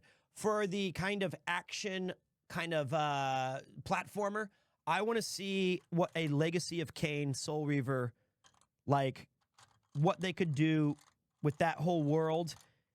I feel like that is a franchise that I really enjoyed, and I haven't even seen it since, I don't know, 25 years. RPG, I would love another Valkyrie profile. That would be so sick. Sports is kind of happening.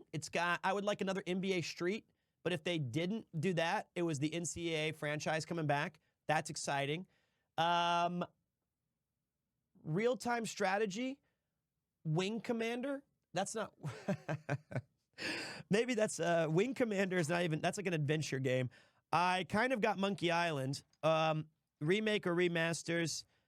I think that, you know what? Honestly, we're pretty spoiled as gamers when you have stuff like Stardew Valley scratching the itch of a lot of these titles that I really loved. So yeah, I think that's a great one. What about you, Monster? What would you say would be your franchise that you want back? Let me check the date on this because I mean, actually, it's the perfect date for this. I think it's time for a StarCraft 3, man. I thought didn't they make a StarCraft 3? No, StarCraft 2 came out in 2010 apparently, and it had some cool DLC, but I don't know, like the original StarCraft, like Brood War and stuff like that. That was really fun. I see somebody in the chat said Time Splitters. I loved Time Splitters too. That was so amazing. The map modes on that, like the monkey tag and the like zombie rush like one, that was so great. Wait, they really didn't make a new? You're not bullshitting? No, there's not a StarCraft 3 yet. And the other thing too is like in the there is. The team behind StarCraft 2, I believe, is working on it's in like alpha right now, a new RTS game. But the thing about RTS is like the barrier to entry and like the enjoyability of RTS for the general public isn't there anymore. And so they have to bring it into the, you know, the 21st century with whatever they do. But I really loved you know, the StarCraft lore and the factions and, you know, those FMVs that would come out with those games. Those are really cool. Shockingly, I'm not a huge gamer. I played Final Fantasy and that's really about it. Like I'll pick up, you know, a title every now and then. But I'm eating really good right now with like Final Fantasy remasters coming out. So I don't know. Interesting. I could have sworn they made StarCraft 3. I thought that was like a whole franchise that they had been pumping out. No StarCraft 3, unfortunately. Oh God, no. This is not good, guys. We have a sticker. Oh God. It's a sticker time. Yes, this is PeteCraft. How are you doing? Yes, I had a question. In between the area of Kyoto, Osaka, Nara, and Tokyo, which would be the next best prefecture for anyone to visit and why? I think, and I've said this great question. Thank you for calling in. I think my all-time favorite prefecture to visit is Hokkaido. I think Hokkaido is awesome. And you know what? No one's ever going to see this sticker anyway, so fuck it. It's huge. It's got... Hey, I think OSHA requires us to put the sticker on there correctly.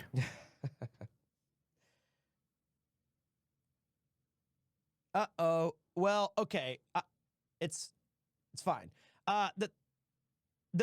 That's kind of bullshit what happened, though, because I thought it would be...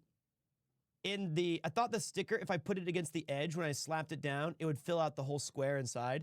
It's kind of like top left. Oh well. You win some, you lose some. It's all a game to me.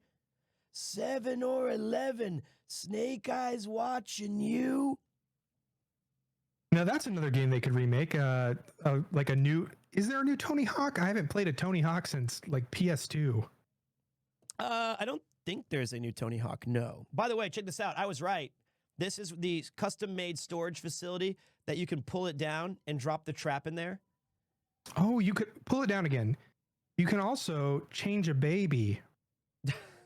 Oh, like... Yeah.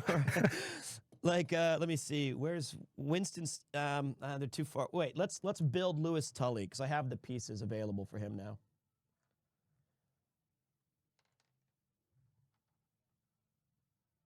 Okay, let me see which face. Okay, one he has. Okay, we'll give him the goofy one, the Keymaster goofy one. Lewis Tully lives at Central Park West. You just doxed a Ghostbuster. I forgot. Every time I quote the thing, you hit that. How do I put this on your goddamn... That cannot be right. Okay, wait. Acetylsilic acid. Oh, there we go.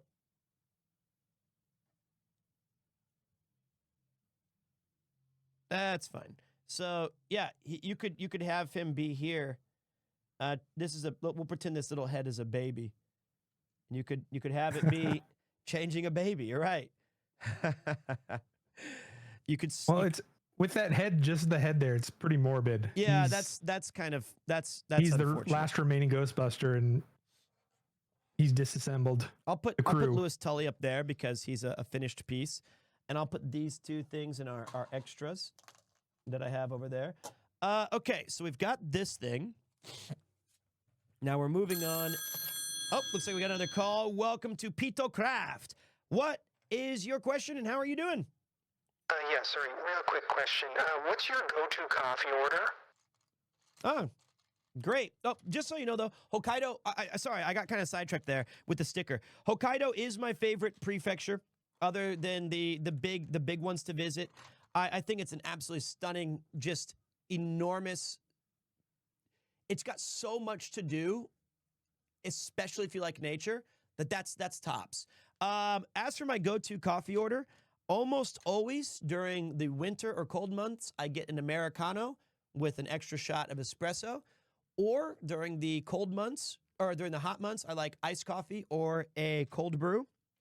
But those are the go-tos, and I'm not gonna budge off of that. So, that's pretty easy though. I like it black. No. I don't need any of this extra bullshit where it's like,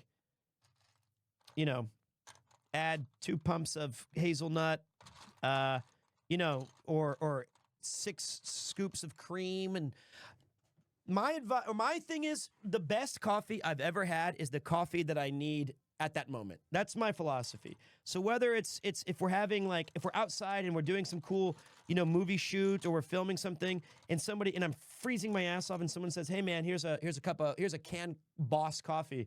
I'm like, "Hell yes. Thank you."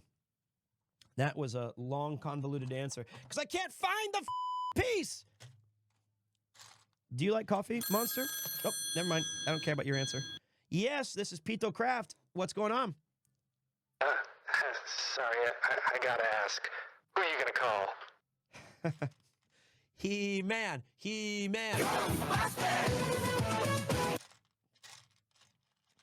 There you go. Actually, that was a well-crafted joke on our behalf. That's a Ghostbusters 2 reference. So we checked all of the boxes on that. I need one of these. One of these. No, get out. Where's the other pincer? The little grabber. I think this is a tough one. Pete, we're about 10 minutes out from a commercial break as well. Cool. That's when I'm going to grab my pizza. I still think the best ad we've seen was the Yak Back or whatever it was called last week. And the second best one, I rewatched it yesterday when I was with my buddies. I showed them that Final Fantasy X commercial. Where it's so great. I love that commercial. It's so good. Baka! And I love that train man pulling into the station, and they're like, "Arigato gozaimashita." And he's like not gonna cry because he's gonna keep it together. And I was like, "You're the best. This is the best commercial." All right, we need 4 of these guys. I think this is the right way to sort it. And this is way faster than I think last week's was. We spent 4 hours just building Winston Zeddemore. And 4 This is going a lot faster than before. What's that? This is going a lot faster than last week. Yep. And I'm severely hungover. I'm still pulling it together. All right, so let's take a look at what we build here. This thing goes there. Okay. What do you guys think about is the camera and the quality for the viewers at home? Are you guys enjoying this series where we just hang out, talk old school stuff? I think guys, so. are you enjoying the camera? Me? Yeah, I think it looks great. But, who am I to judge? I don't know. Okay, there's that. This one goes here. I'm going to chow down on some pizza. Put that there. Oh yeah, I don't think I got from you what flavor you got. Flavor? Oh, I don't know. You call pizzas flavors? Well, I mean, okay, what combination you got? I don't know. I've never heard somebody say like, "What flavor of pizza do you want?" Well, what's a better Mr. English teacher? What's a better what kind of ingredients did you get? Toppings. Okay, toppings. That's what they're saying in chat. I love cheese flavor. Yeah, thank you. Yeah, can I have a cheese flavored pizza, please? And they Dude, I'm a pineapple jalapeno and like Canadian bacon guy. That's a great choice. I think people hate on pineapple too much. I don't even get it. I honestly do not even get it because I've long said that Italian sausage and honey, you just kind of bukkake the honey over it. That is the legitimate. It is so good. Or pepperoni and green peppers. Mm-hmm. Amazing. I think if you go pepperoni, I like the pepperoni, onions, and black olives. Oh, you know what? That's a good one too. Or did you add that commercial where they say, "What do you want on your tombstone?" And he goes, "Pepperoni and cheese." I don't think I saw that ad. No. Damn it! I'll find it though. It's the old tombstone pizza. They have a guy, and it's like a Wild West, and they're gonna hang him, and he's about to be executed, and they ask him, "What do you want on your tombstone?" And then then some guy says like, "What do you want on your tombstone? Get your pizzas today." And I was like, that's awesome. It's one of the good. Did you ever have? I think it's called Papa Murphy's, where you take and bake it at home. Yeah, Papa Murphy's. That was like a takeout. You had to go to the Papa Murphy's itself. Right. And you would, and then they would make it like Chipotle style, right? Where they go through the bar and build it for you, and then you take it home and bake it. I thought those pizzas were so delicious. I think that there was a pretty strong hierarchy of frozen pizzas when we were if you were upper middle class, you would get the Red Baron pizzas, or you'd have you'd open it up there. Your friends, you'd go to his house, and they'd have Red Baron pizzas. I was a Totino's man through and through. Those were $1 or 79 cents. And I survived almost my entire life eating. They didn't even have round pepperonis. Those were the little square chunk pepperonis. I love those. I love those so much. It's on a cracker crust too, which I think I love a thin pizza. I'm not a DiGiorno. I can appreciate people who like DiGiorno, but I just don't like lots of breading on my pizza. I could go either way. Depends on the pizza. Depends on what we're going for. But yeah, I just love pizza. Honestly, how do I?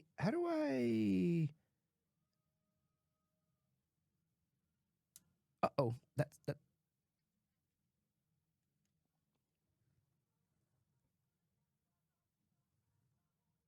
I think that's right. It's not. Oh, is that a staircase? Yeah. And it's not fully. You can see there's a little space right there. I think that's intentional. Let me see if I can see. I don't know if it's supposed to snap in, but think we're okay.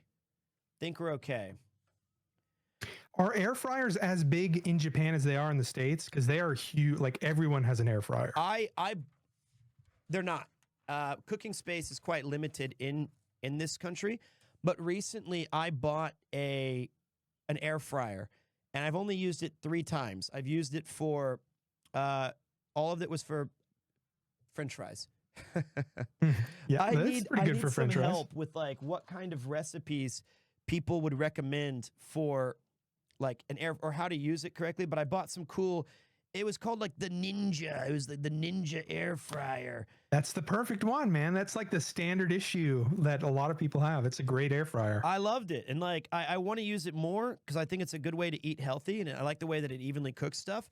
All right. By the way, check this out. I think we're about to add we're about to add in our big thing here. So let's go grab the mothership. After I take a drink. This one's actually, I made a big lie earlier. I was like, I don't put any bullshit. Americano. There is one drink at Starbucks that I think they make perfectly. It's the triple espresso latte with an extra shot of espresso. And I like that at nighttime when I'm having my late night coffees. See, I'm a pink drink guy. I don't usually drink coffee. Oh, really? Wait. I think okay, we got it. I snapped it in. Hold on a second.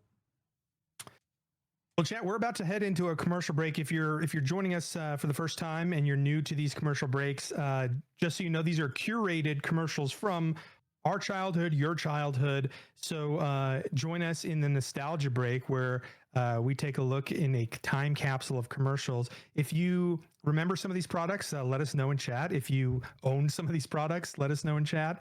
But we're going to reminisce here for a couple minutes on our commercial ad break. The other thing, too, is if you haven't already joined our Discord or posted your crafts in our PeteCraft Discord channel, go ahead and do so. Pete's going to review some of these at the end of the show. There's a lot of cool stuff in there if you haven't checked it already. Anything from Gunpla to 3D printing to paper crafts, Legos, and more. It's actually one of my favorite Discord channels now on your Discord. There's so many cool crafts in there. That has actually been, I think, one of the absolute highlights is seeing just how awesome everybody else's stuff is. And it makes me feel like maybe I don't have all this figured out. Maybe I have a lot to learn still. I thought I was the master builder. I am not, but I want you, hold on. I think we just finished a major part and I wanted to show you guys right here. Check this out. So this is neat. We've got, now we have 2 sliding compartments, which is really cool. So I'll try to lift it up carefully so that you guys can, I don't want to break anything, but we have on the thumb before side, disaster. there is the proton packs are inside the drawers. The ground quakes. And then over here we have the containment system. And I don't know why yet. I'm assuming that these open up so that when you want to play or to add like different characters in different places, the whole Firehouse side of the back or wherever this is will open up so that we can mess around and look at some of the inside of the stuff. And then you can put it back and it's going to be kind of its own little contained Firehouse. Do people actually play with their Legos after they assemble them though? I'm going to tell you a secret. It's fine now because nobody's ever noticed. I was going to go to this screen anyway. I have been for the past maybe 3 months. Every time before I start the stream, I rotate the Mario on the NES TV because it has a little crank that you can turn and Mario will move through the stage. And if you watch all the streams like in chronological order, Mario's been slowly moving through the TV background. That's pretty incredible. And nobody ever noticed. And every time, right before I stream, I have to go and turn the little crank a little. And sometimes I forget. But for the most part, I've been moving him, almost every day. We need more conspiracy YouTubers to make videos about you because that would be number 1. Yeah, I think Pete's CoffeeZilla is going to background. do an investigation about how much I just lied. He was like, on April 17th, Premiere 2 said that he was moving. He didn't do any of it. But, okay, but yeah, that's, so far, we've made some great progress. We're back to the big boy. But I think it's about time for an ad break, right? Absolutely. We'll be right back, guys, right after these commercial messages. All right. It's a beautiful day. A day like today, you just might find a new way.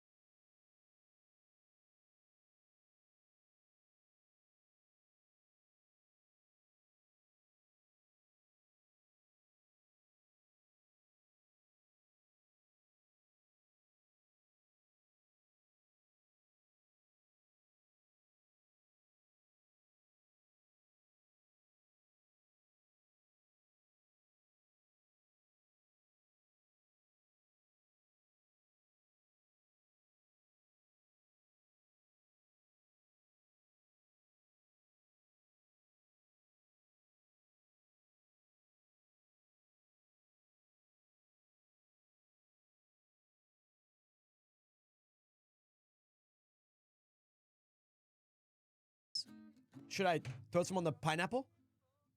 I think you should. I think jalapenos pair well. Okay, well then there you go, jalapeno. Well, I agree. The sweet and spicy, right? That's the appeal. Right. Yeah, we're still on bag 2. If you guys are just joining us, we are live from Tokyo, Japan. I am joined today by Notorious Monster. I'm trying to get him into streaming as well. He might be streaming some Final Fantasy Remake or Rebirth or who knows, but he traditionally is a Final Fantasy 11 and 14 specialist, but he's been joining as a showrunner for the past few PeteCraft and PeteCraft. And I think we're ready to knock out, more of this kind of firehouse. Is that what we're building? I don't know yet. That's the one. The Ghostbusters Firehouse. What was the other thing I was going to tell you? I forgot. So great trends. Oh, so I have 2 core memories of commercials from when I was a kid that I do not think ever made their way to outside of Kansas City or like Springfield, Missouri. One was, it was Snow Bluff, Ski, Missouri. And it was like a man-made snow mountain that you could learn skiing on. Did you ever hear of that one, Mike? I've never heard that one. Okay, well, do you remember the famous law office of Rubens Case, Rubens, Cambiano, and Bryant? Because there's strength in our numbers. I've never heard that. There you go. I've heard that commercial 30 years ago. And I still remember Rubens Case, Rubens, Cambiano, and Bryant. And I love their little tag. And it was like all 5 of them like in suits outside with like the yellow kind of overlay, big number, call now, because there's strength in our numbers. What a great law firm. If I had a law firm, I want it to be Rubens Case, Rubens, Cambiano, and Bryant. That's a great name. I have a terrible memory. Like if I see something, it'll like jog my memory. So it's really hard to recall stuff. But I remember had it 800-588-2300 Empire. You guys remember that one? Call today. It's crazy because I honestly can't remember any modern ad at all. Check out the June-ri karate commercials from the 80s. The June-ri karate commercials. I'm not familiar with those. Yeah, I'll have to add those to the list. I haven't heard that either. We're not against adding it to the list. So keep your eyes peeled at future PeteCraft episodes. But if you guys didn't know Notorious, he goes through a fair amount of work each week where he's trying to find, source, and locate all of these classic commercials so that we can have something to reminisce while we build our Legos. So I think currently we have a series of about 15 different commercial breaks we could use. I actually think it's like triple that right now. Wow. Yeah, we've got a huge library. Damn. I don't want to know. I don't want to know how you found them. I just think it's cool that you do find them. And I'm going to let it live there in my memory. Like Sephiroth, that's where he belongs. In my memory. That was such a fire moment in Advent Children when smacks down Sephiroth.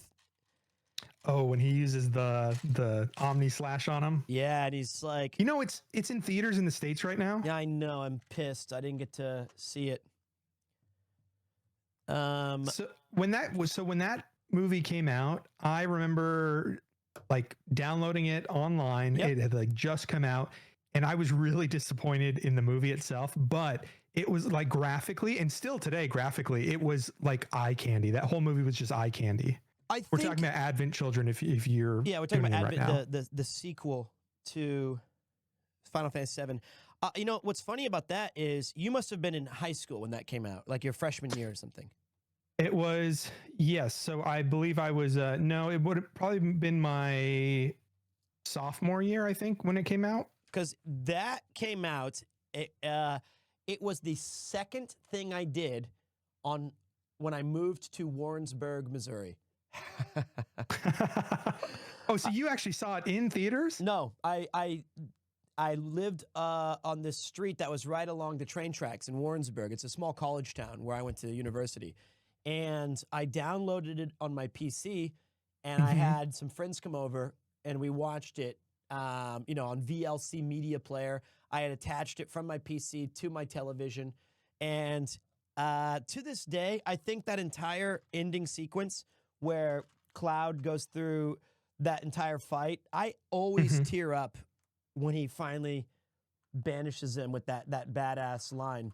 And I think that particular moment was pretty excellent.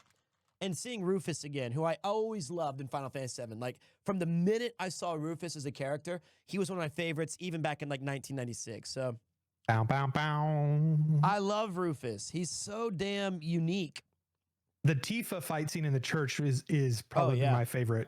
That's one of the first movie. Japanese phrases. I think we talked about this last week, where he says "asoboka," because I couldn't even get the English one. It was I had subtitles on mine for sure. Yeah.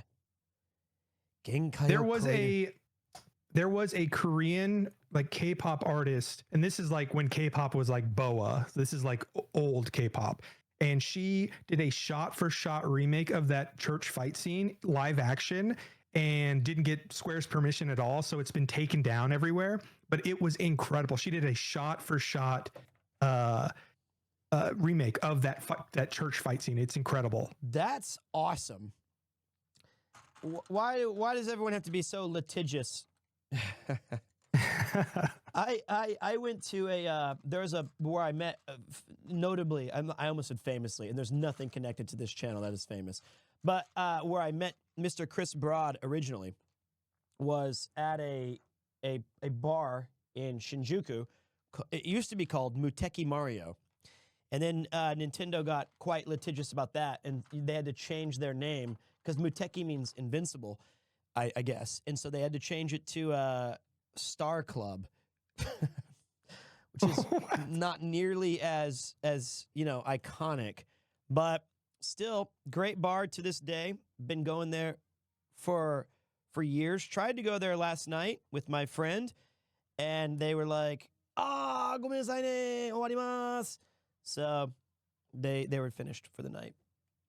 Now, how prevalent are like copyright things? Because I remember you walked by the Friends bar during a IRL stream once.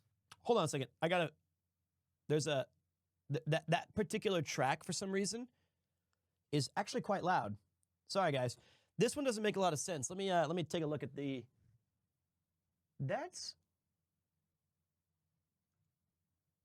that should not be the case.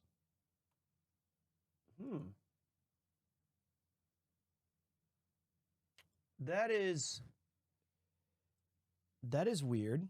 Could be an OBS issue. Let me check this thing out really quick, guys. Wow, it's suddenly broken.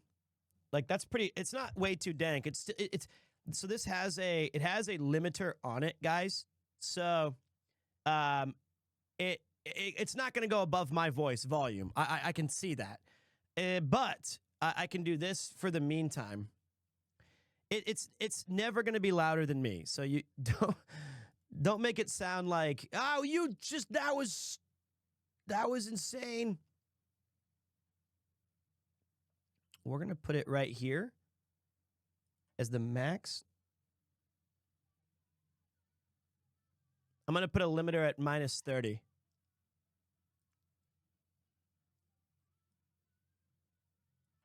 There we go. That's still probably too loud, I feel like. Should we maybe bring it down to... Even the sonic boom isn't as loud as you, Pete. Should I... actually, everything's kind of... no, I'm okay. Still too loud? All right, yeah, that's weird. Spotify, we've noticed, like, sometimes we'll be having fun, it'll be a good vibe, and then everything will break, like, immediately, audio-wise. It's been the biggest annoyance I can think of. I'm going to go all the way down to -45. It's a strategy to bring the lurkers back in. That's what it is. We have to farm chat engagement where it's like, it says, I need to have those spam emotes. They have to go back to the active tab, make it an active tab real quick, you know? Yeah, they've been, Twitch sends me I'm like electric shocks. Okay, so now that should be good. I put it at -45. That's the loudest it'll get. So that should be quite notably. Yeah. That's like your ACT score. You son of a bitch. Actually, I already have normalized audio on Spotify. It was one of the first things I did, but Spotify still has some issues with OBS maybe. All right, we're moving on to the next bricks. This is my favorite part, is where you find I realized I prefer the big pieces. You know what I mean? I like building. I don't like doing the small stuff. I like the slamming down the large ones. That's the one. That's what I like throwing down. Wait, I might be missing. No, there's 3, 4, 5.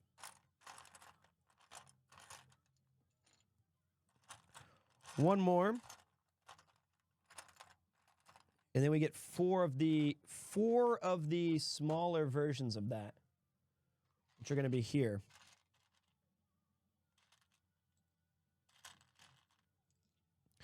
Okay. But yeah, I think oh, looks like we got a call in. Welcome to PeteCraft. My name is Peter. Thank you for your call. How are you doing today? Oh, I'm doing okay, Pete. How are you? I'm good. Thanks for asking. I appreciate that. Yeah, well, I'm a long-time VOD watcher, a first-time caller. Now, I know that time heals all wounds, but it's been 11 years, and I'm still hurting from time to time thinking about her. Any advice for this broken-hearted guy? My friend, we've all been down that road. You're gonna smell a candle, or you're gonna taste a food, or you're gonna hear a song that reminds you of her. Just know, this is gonna be painful to hear, okay? It's almost certainly the case. She's already moved on. It's time for you to do the same. You know why? Because there's hundreds, thousands, millions of people on this planet who are interesting and are eager to make your acquaintance. So you're just going to have to remember the good times, cherish them, and know that they happened. But the rest of it, you have to let it go, my friend. And only then will you be able to actually move on. And there's nothing wrong about remembering those good times. But you'll be all right, my friend. You'll be all right. I didn't know I could call into my own show, because that was basically me. No. No, it's not. It's but I totally sympathize. But that is on you. It's like 3 a.m. You sit there and you wake up in bed and you remember you're trying to go to sleep because you've got a huge presentation at work tomorrow. You got all this shit going on, and all you can remember is when you fumbled the bag so badly, or you said that dumb thing in class, or you did something extraordinarily cringe in 1999, and you're still remembering it like tonight. It's just part of being human. Sucks, but it is what it is. It's a beautiful day. Right? It 若 is ちゃんが what... 教えてくれたいろんな見た目になれるアプリなんだってどれどれ Yeah, we've all done things we regret, you know? Of all... I feel like that must... I've always studied the human character. That's something I've always been interested in. I have to imagine you convincing me to do that is like being in someone's first porno. And they're like, it's going to be cool. Relax. You want to be famous on TikTok, don't you? And I was like, I just don't feel comfortable doing this. And you're like, no. It's all right. It's in a nice, isolated space. We're going to make it sound good. It's all going to be cool. And I was like, but I've never seen this before. I don't know what this is. And now it's out there. now it's out there, and I can't get it back. And I hate it. Okay, we're adding like this cool green wall. This is gonna be kind of neat, but yeah. Oshiete kudasai ne? You know the crazy thing when I went out last night with my friend, it really motivated me because this dude, Gabe, is fluent in Japanese. And I don't mean just fluent like he can communicate. He can do the things that I want to do so badly, which is tell jokes in Japanese. And he knows a lot of like the intricacies and the culturalisms. And I know you're saying 13 years, ... I get it. But it did make me really not jealous, but in awe of watching somebody with such good mastery of the language who doesn't even live in Japan, but he did for 10 years. And I was like, I do need to get to this point because watching him communicate and making others laugh is astonishing. And then I don't think he meant to insult me. I told my jokes and I weaved in and out my English that I know that they're going to understand. And then I throw in my Japanese that I think is going to be a good payoff. And he took a sip of his drink. He had a Bahamut Zero. I had the Knights of the Round. We also ordered a Dancing Mad. Great cocktails at this bar. And he was like, no, it's cool. Like, you know, the way that you use English in Japan is clever. Thanks. I appreciate that. He's like, you know, it's you chose the right words. Thanks, Gabe. I appreciate that. But like, I think he was trying to say, with your limited intellect, you've really made it quite far, and I'm proud of you. Is it Nihongo Jozu? It was worse. I got Eigo Jozu. He was like, your English is good. It wasn't even that I did a good job with like Japanese. It was just you sure know how to string it together. Not many can do that one. But yeah, oh well. Okay. Oh, we got a call in. Welcome to PeteCraft episode 3. You're live on the air. How's it going? It's going well. How are you? I'm good, thank you. Yeah, I'm reasonably new, but I hope you're doing good and I hope you're having fun. I wanted to ask, do you have any music artists that you enjoy listening to and believe that more people should know about? If so, who would that be? Yeah, that's a great question. I think that I have, thank you for your call. I have some really horrific music tastes, I think. I'm not a particularly knowledgeable person for music, but one of the Japanese groups that I like is a group called Ketsume-ishi. And they're like a kind of 90s, 2000s hip-hop kind of break-dancing kind of group. And I really like their rap style. And it kind of reminds me of the Japanese Beastie Boys, but a little bit softer. But I think it's a really cool concept where they had that. Other than that, I'm trying to think of like, are there any artists that I like? There's a great record that I enjoy called BS 2000 that was made by Ad Rock from the Beastie Boys. I've always thought that was underrated. I think DJ Qbert and the Invisible Scratch Pickles and Pirate Radio. I always liked DJing scratch music from back in the day. Other than that, I'm sorry, you're on your own. I think that most of my knowledge of music comes from people recommending me things that I hold on to and keep. So there you go. That's what I would say. Chat, just a heads up, if you would like your call to be on the stream, if you look at the pinned link there, if you submit your question via Google Form, we do read these questions to you. We don't have actual callers on there, but the questions are from actual callers. So if you want something to ask Pete, go ahead and submit on that Google Form, and we'll try to get it in the show. Yeah, it keeps the line moving, right? Like it's because I'm trying to focus on building these things and having some fun with it. But I also think that there's an artist, you probably have heard him on the smash hit from the Gorillaz called Clint Eastwood. But the rapper on that track is Del the Funky Homo Sapien. And he was part of a group called the Hieroglyphics. He's an amazing rapper. He also had this great record called Deltron Zero. Hold on a minute. I screwed up. Or 3030.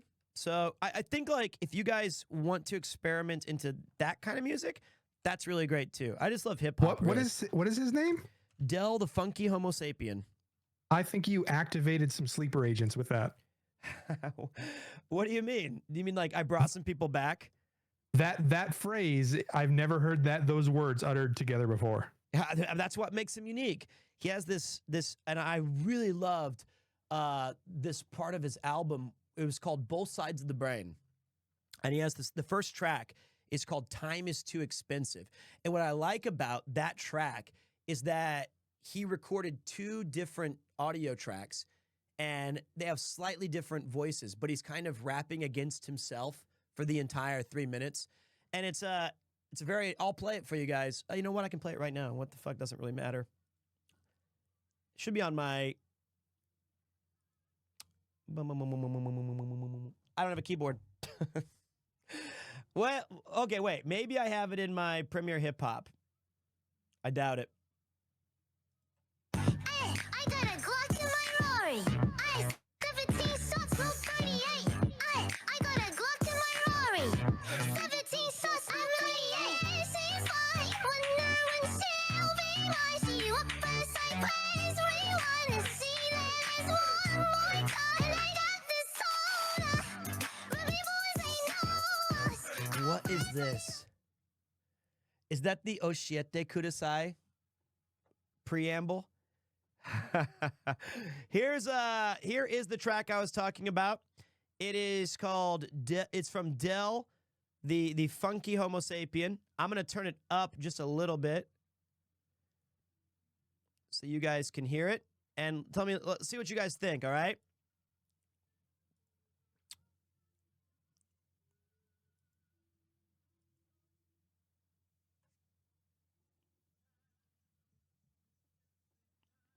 I love this track.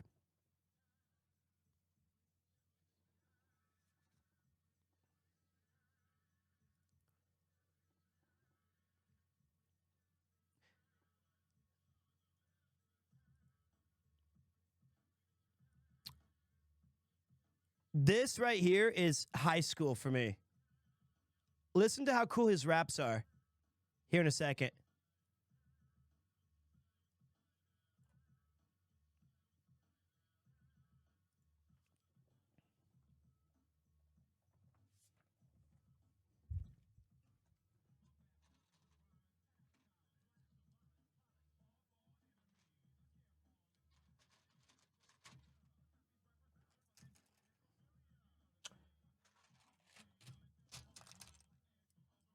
It's so good.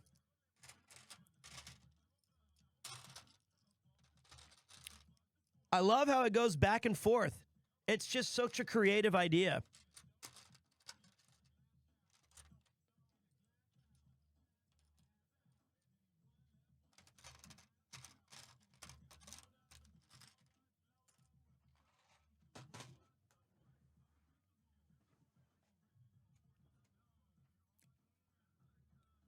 All right, I'm gonna. Okay, wait 1 second.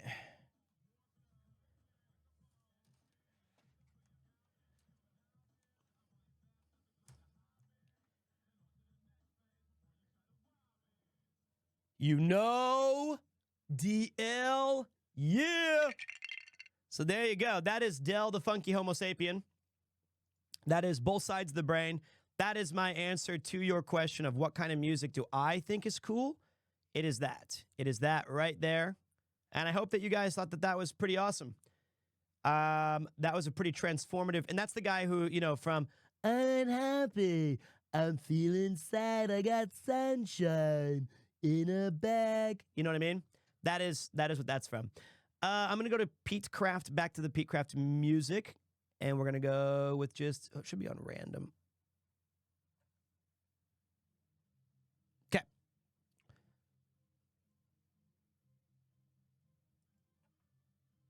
All right. Now it looks like I attach the green on top. I like this green and white combo that we're doing. This is PeteCraft. How are you doing today, caller? How did you end up on Cool Japan? Wow, are you looking through my window right now? Where is that person calling from? That was terrifying. Yeah, I've alerted security. No! No! Okay, so the answer to that question is I hate to give her credit because she always reminds me of it. It was Yuki. Yuki saw an advertisement for it about 11 years ago or so, and she knows I wouldn't shut up about wanting to be an actor and stuff like that. And I always told, I'm going to take the back door to acting success. I'm going to make it big in Japan. And I'm going to, because, when I was in college, it is going to be very hard to believe. I was actually considered a relatively decent performer and an actor. And I think there was a lot of expectations from people that I would maybe try to go to Los Angeles or do these other things and try to, see how far I could make it with and I was like, nah, I'll go to Japan. And it's gonna be incredible. This did not pan out. I was on a punching bag ad. I was in a movie called Vancouver no Asahi as an extra. I was on Cool Japan. So Cool Japan came about because Yuki saw an ad, and I went to Roppongi, and we had to do like this audition where we talked about, a sample theme about Japanese cool, and I think mine was toys. They were like, "What do you think about Gundams and toys?" And I was like, well, and I had to give like an American's perspective, and somehow, I don't know how, I don't know why, I passed the smell test, and they let me come back onto the show for a fair amount of episodes. I mean, over 75 at this point, and I was a representative for America for many years, and I really did enjoy my time on that program. But I do think it's a fitting end to a job well done. I think we've done it long enough. It's time to give the shine to some other people and let them enjoy it as much as I have. But I learned a lot on the program. So that was it. Hope that answers your question. All right. Big builds coming through. We're building like this wall right now. So from my perspective, maybe I'll get an additional camera that's like on a tripod behind me and it faces the table at like eye level. That's a waste of money. I don't think now that I think about it, I don't think anybody's that interested in like, I'd really like after PeteCraft season 1, we'll look at the budget for season 2 and what an absolutely stupid idea. I would just hate for that camera to turn on reverse during one of your other streams. Oh God, what a nightmare. You just see the Grundle cam. The Grundle cam indeed. Why do I have this extra piece?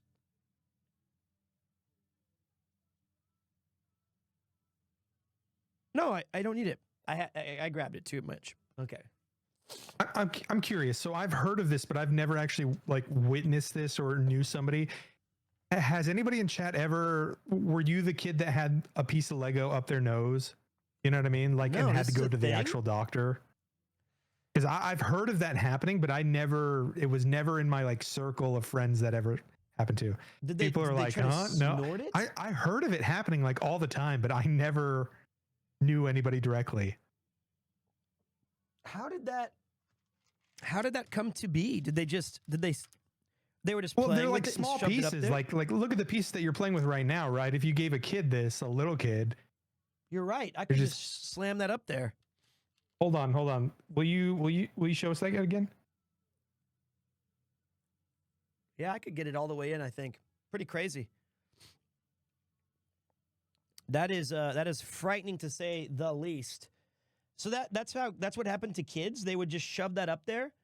Yeah, they would shove like Legos up their nose. I think even like Simpsons did it before the kids did it, because I think they removed a Lego or a crayon or something from Homer's brain, and it turned out that he was smart, or at least average intelligence. God, that sounds like such a jump the shark moment. That poor show. They it's Mr. There's a Van Gang member named Mr. Ian Rudd. That is his like all-time favorite TV program is The Simpsons. 90s Simpsons had some of the most incredible writing team assembled ever. Oh, you're right. The timer is frozen.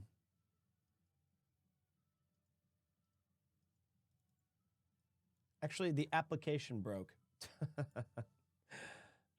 Uh-oh. Imagine you were doing like a world speed run and that happened. Yeah, you're right.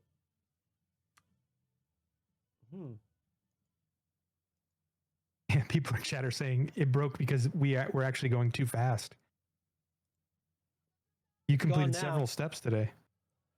Oh, shoot. How am I doing? Oh, I'm good. Okay.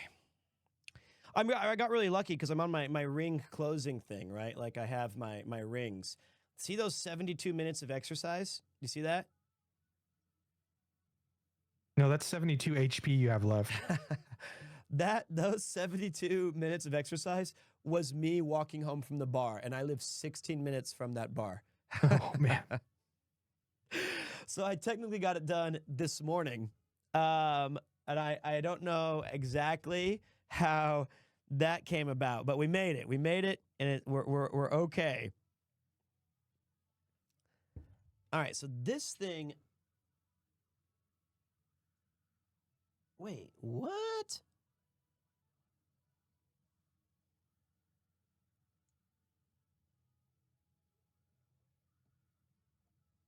Oh, okay. I see you working. That goes there. Okay. This is going to be a real... God, I can't wait to see this thing done. This is going to be such a cool looking thing when it's finished. Ouch. All right. And then over here?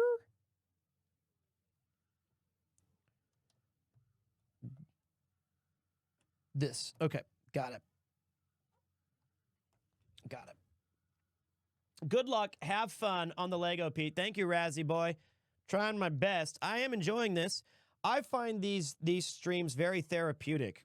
There's a time and place for the IRL stuff. There's a time and place for like the remakes and the gamings and all the just chattings. But I quite like this whole experience. Just hanging out. My therapy would be getting you to play 14 with me sometime. It's going to happen. I was going to tell you, just when we talk and stuff normally, I think that because the final content patch is already done, right? Yeah, we're the pre-patch before Dawn Trail has been implemented. So now is getting close to the time where I could start doing that content. The only issue I have is that lately I have been playing way too many RPGs. Just right. It's been a great... I can't even believe we didn't even play Persona 3 Reloaded. Like, there's been so many good RPGs that have come out that it's a shame almost that we had to skip some. But I think that's the hardest thing to stream on Twitch is doing RPG content. Either you're a full-time RPG streamer, which is great because your audience knows that's what they're there for. It's fantastic. But I think it can be really challenging when you try to randomly bring them in and say like, hey, this week we're going to do Star Ocean 2, Super Mario RPG, Final Fantasy VII Remake, Rebirth, A Crisis Core, Sea of Stars, Chained Echoes, and all of these things. You know what I mean? Yeah, I think a good time for you to come back would be they're going to do the Final Fantasy 16 collab and have like an event in game. I think that'd be fun that'd be new content we could do together. But I think, and maybe chat would be interested in this as well, I really want to do you and I start Final Fantasy 11 from level 1 and we role play our characters to the Shadow Lord rank 5 mission. We go from level 1 to that level 75 cap, rank 5 mission, beat the Shadow Lord together. If we role played that, you pick your character, I'll pick mine, and the whole thing is an RP stream, and we have an episodic progression. I think that would be something people would be interested in watching. Listen, I know a lot, maybe some people don't know this, that I pay you a little bit to help me out here. The goal is for us to eventually make money. And I think hey, you know what? If all these GTA RPs work for streamers, I think we could play Final Fantasy RP. I feel like you are, at this point, this is becoming a net loss if we're not careful. This one's tough. Hold on, I got a sticker here.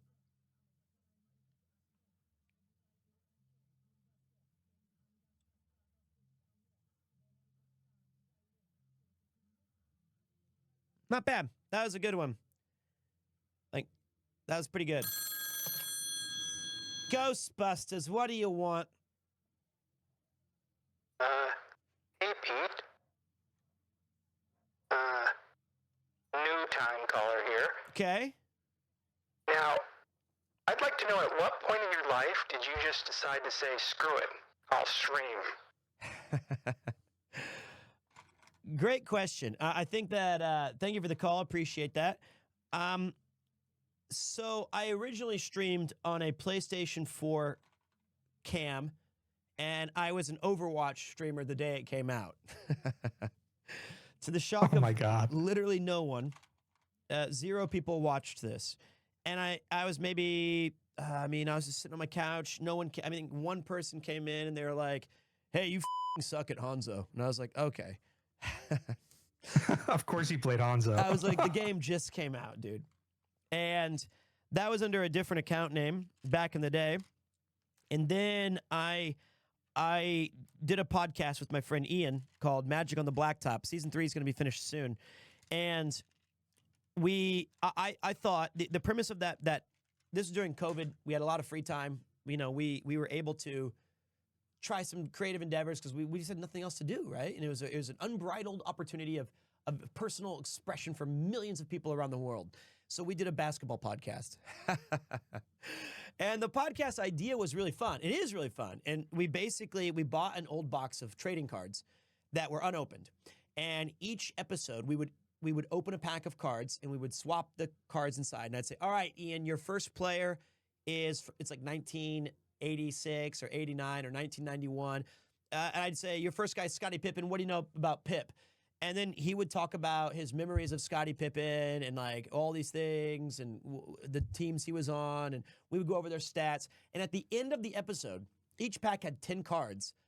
He would choose one player from his pack to put onto his fantasy team. And I would choose one player from my pack. And at the end of 12 episodes, we would have an entire roster of players with no duplicates. And we would have it simulated on NBA Live at the era-appropriate version of that game. I think the first was like 95, 96. So we would, something like that. So we would have a 7-game series, and to see which one of us was the best GM. I was the Kansas Blockers. He was the Essex Jammers. And I wanted to stream the final for our 11 listeners. And I thought it'd be really fun to have that be the first stream. So leading up to that, I did a few practice streams on my old account, and the very first viewer I ever had was my friend Aaron. He was watching me, and he was drunk, and I was playing Final Fantasy 11, actually. And I was running through Gustaberg, and I had somehow managed to crop my head into a tiny, and I put it on top of my guy running, and one other person came into the channel, and they were like, this isn't funny. Are you on a private server? And I was like, and I turned to my character and was like emoting. And I was like, what do you mean it's not fun? And then I was like, maybe streaming's not for me. But after this long, so that story, as this was happening, I decided I really enjoy the personal streams. And so the very first game I ever streamed was Castlevania Symphony of the Night. And the idea behind that was I'll play something. 1, it's my favorite game ever. 2, I felt like I could talk while playing it because I have some insights on the game and I could describe what I was doing.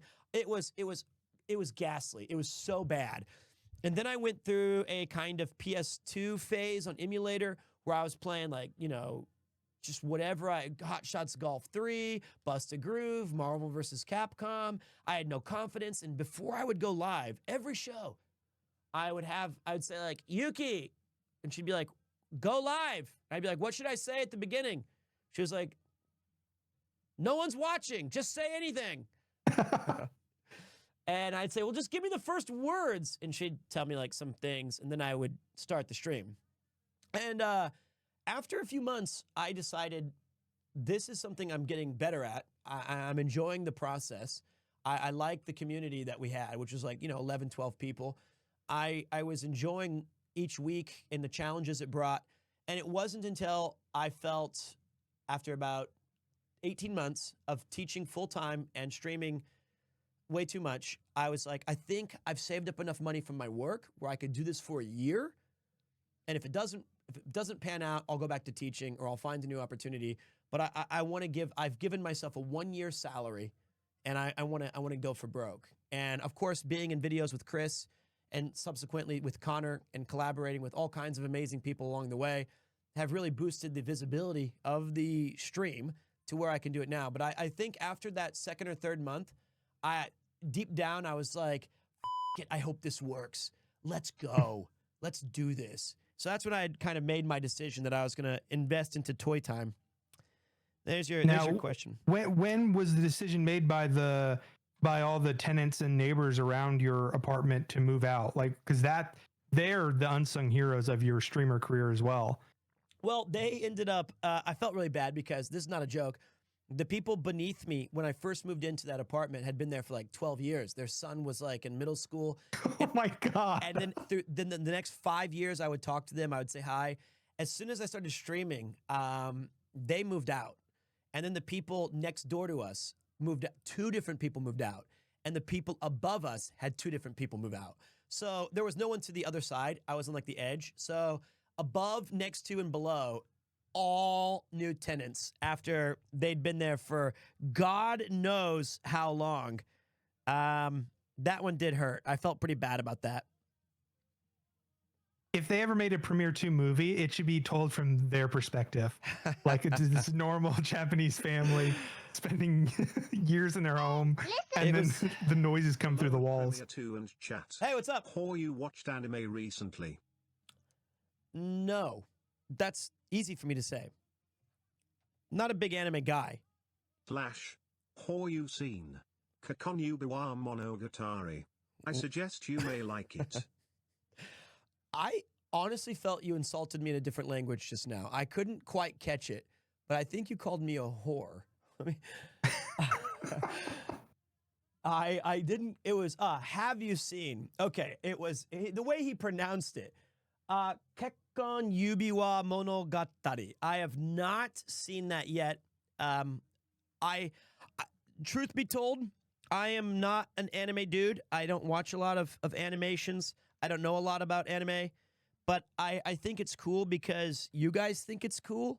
I sound like a dad trying to be interested in their kids' projects. But that's where I've kind of settled on it. I think what Are I you like winning, hearing about chat? What was that? Sorry. No, I'm just saying that you check in on chat. You're like, are you winning, chat? Yeah, it's that bad. I know I'm missing out. I get that. It's like anime just came out at a time for me when it was imperative that you drew your line in the sand. You said, hey, you have a choice. I can get really into gaming, or I could get really into anime and manga, which was absolutely 100% nerd shit, both of them. But manga and anime were like a special kind of nerd. Like you'd have to go to Borders bookstore and find like the 5 that they had on sale, and it was just, and that's okay. And I chose gaming, and some of my other friends they chose like Toonami and Dragon Ball, and they were ordering VHSs from Japan, trying to, get up to date, and like that's the dice that I rolled. And then by the time that it was more ubiquitous and mainstream, I'd already been pot committed to other interests in my life, sports and more gaming and things like that. So it was done. Okay, let's see here. Okay. Chad, if you're wondering if Pete would enjoy anime, just knowing his taste, I do think there's several things that he would like. And definitely don't switch tabs in last second. Lol.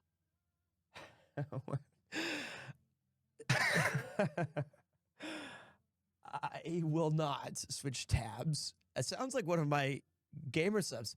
Don't switch tabs at the last second. You know, it sounds like one of our guacamole reads. But I will not do that. I promise. And I did. And you're right though. I know you're going with that, Notorious. I would like anime. I do feel.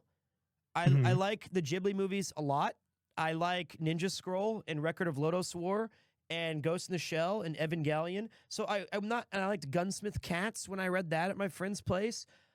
It's not that I don't think it's cool or exciting and fun and interesting, and the stories are not interesting or they're boring or whatever. I just occupy my time with other nerd shit that I can't carve out enough space for anime or manga as well.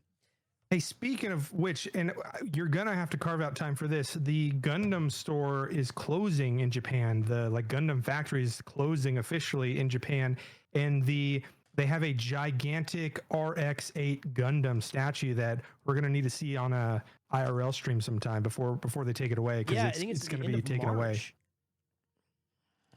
It's the end of March is its last run, I think. That's sad. It's very sad.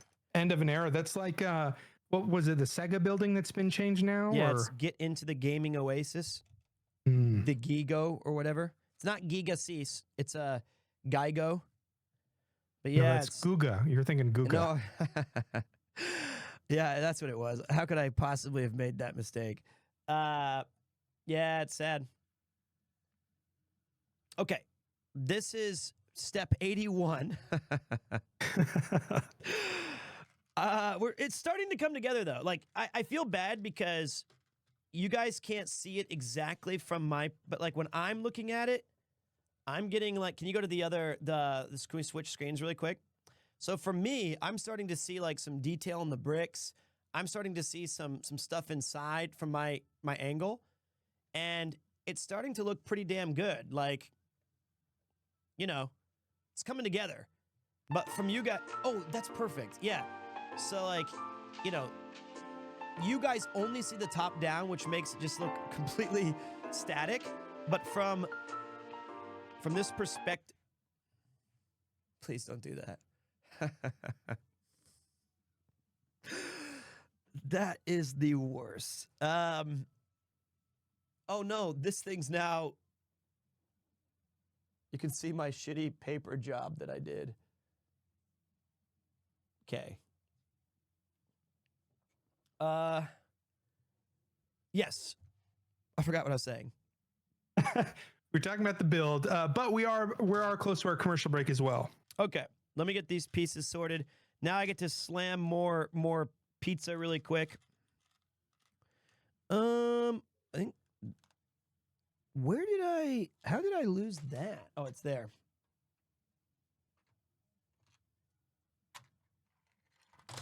This one.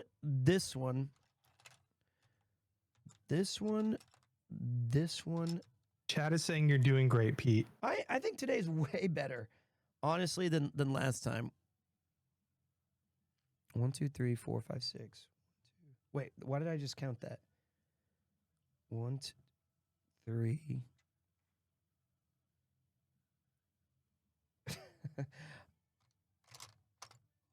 This one. That's what I was missing. Okay. Let's take a look. This will be a fun little. We'll knock this part out. Then we can maybe go for our commercial break, get some pizza, load up on coffee, have some fun, and keep building. This goes right here. And I can't wait to see. I think this is the base for like another floor. Like this is going to be. Ooh. Yeah. The next level? Yeah, it's going to be floor 2 of the firehouse. Oh, because you have the stairs on the other build too. Yep. So it's going to go up to this, and then I think this is going to be the new Giga base. And then right here and right there. Booyakasha. All right. Step 82. All right. So should we, how much time do we have before the break or what? We're right there. If you want to head to break. Yeah, that's a good, I'll get some pizza. All right, guys. So we'll be right back after a word from our interesting commercials from back in the day. What nostalgic commercials, what did they remind you of? What was your favorite? Do you have some fond memories of Saturday morning cartoons? Let us know when you get back. It's a beautiful day, a day like today.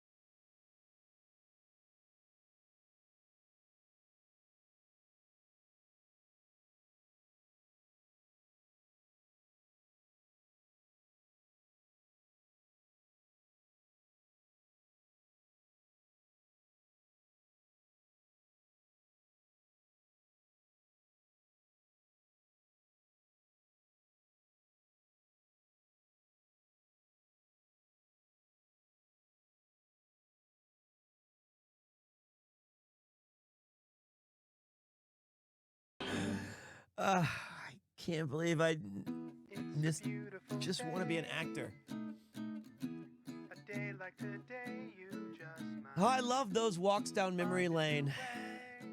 Times sure have changed. With each subsequent episode of PeteCraft, I cannot help but genuinely feel that advertising and just day-to-day life was so much simpler and more enjoyable back in the day. I feel bad for these new kids who grow up with a phone and a tablet in their hand from the ages of, who have everything on demand all the time. That must be brutal. That must be so hard. I have great empathy and sympathy for this new generation of people. But welcome back. We are building a Ghostbusters firehouse, and we've made incredible progress. We're almost done with the base of floor 1. I am joined today by our master of ceremonies, our MC, but you can call him the NM, the Notorious Monster. How are you doing? How was your break? It was great. I don't have any pizza, but I'm sure your break was slightly better because you had the pizza. I did. I slammed down 2 pieces, and then I rushed back here so I could watch the commercials because it's a lot better than me building. Hey, what's up, Mr. Podcast? Thank you. I think you know, one thing about commercials back then too is the use of practical effects, and you know, there's something so charming about like props. You know, nowadays you can kind of make digital everything in your ads, but when you had to make, you know, actual props and, you know, hair and makeup, and there's budgets for commercials like that, it's just charming, you know? Oh, 100%. Because I think, you know, when you see movies like Alien or The Thing, or, you know, even Ghostbusters to a great extent, or any of the movies that used these incredible amounts of practical effects, Dawn of the Dead, the original, it just looks so much better, and it ages so much better than, I think, these CGI things. You know, it can be, there is some really great CGI, and I think that in some uses, it's awesome. But I really, really miss practical effects, and it's an awful shame that we've gotten away from using them.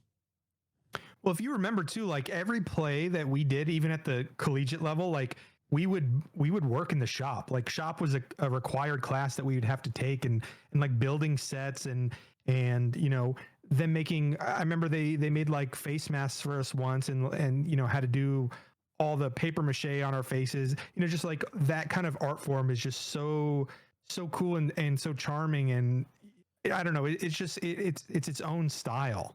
100%. Although I would like to point out that I very rarely helped in shop. I spent a lot of time in the green room, but I still feel I felt I remember when I went to go to University of Central Missouri, I had my interview with our coach John.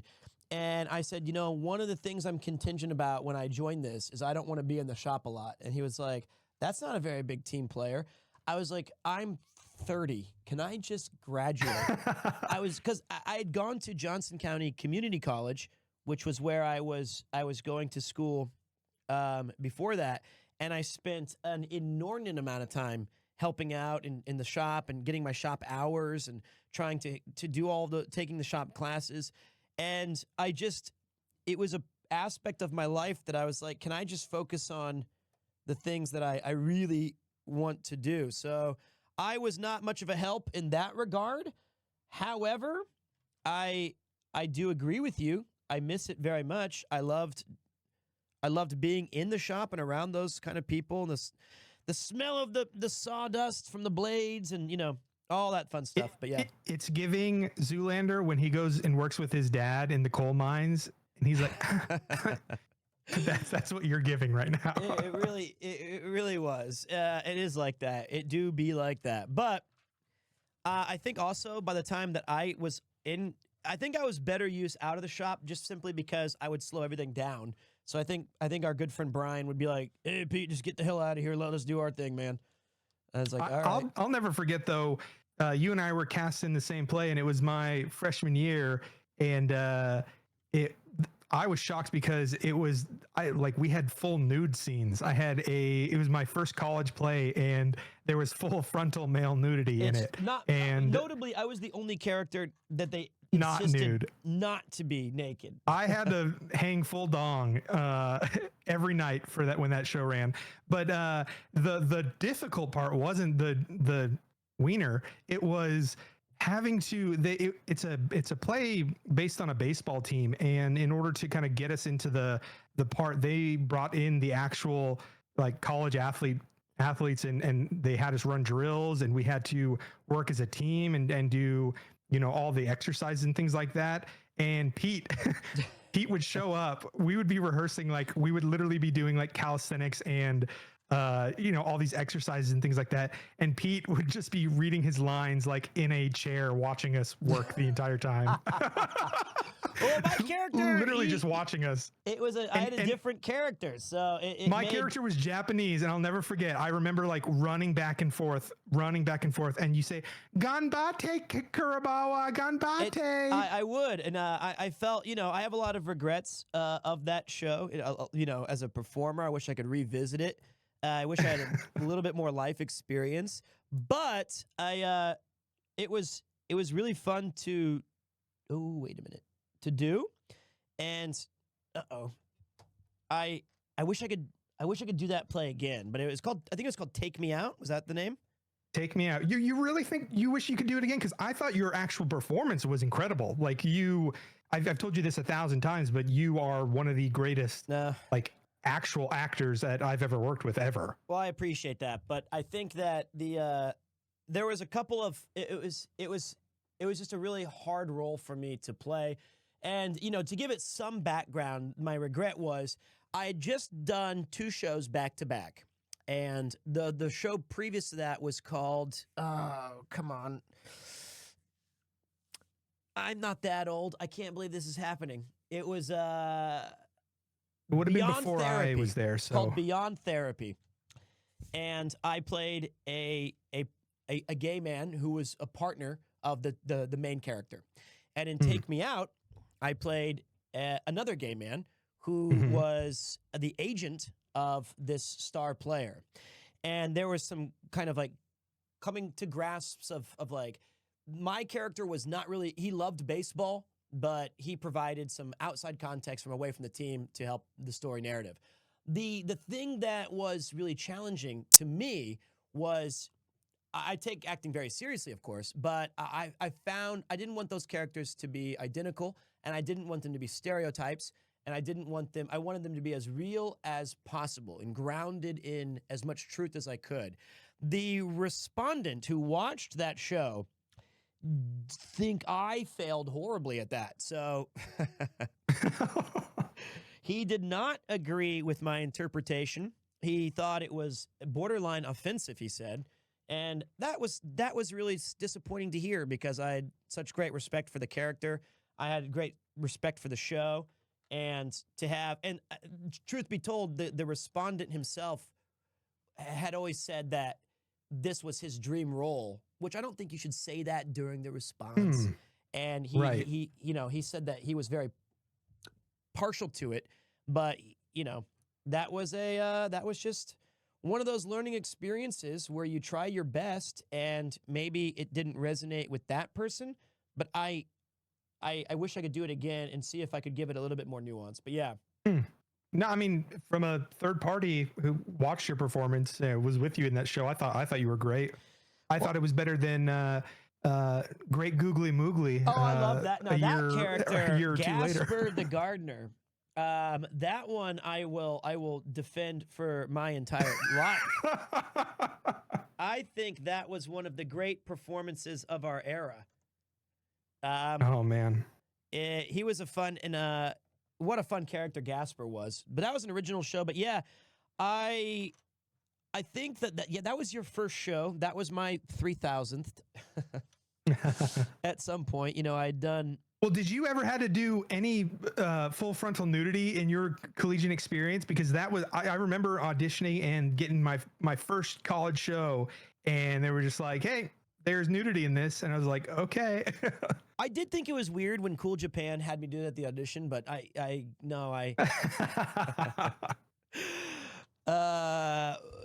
I'm trying to think. I'm pretty sure I've had to remove clothing on camera. I don't think I've ever had to whip it out and say, "Here we are. Here the hell we are." I don't think I ever had to do that. But I can imagine directorially why I was never cast in those roles. So they probably were vehemently against it. But yeah, nope, never had to do that. I was one of the lucky few, I suppose.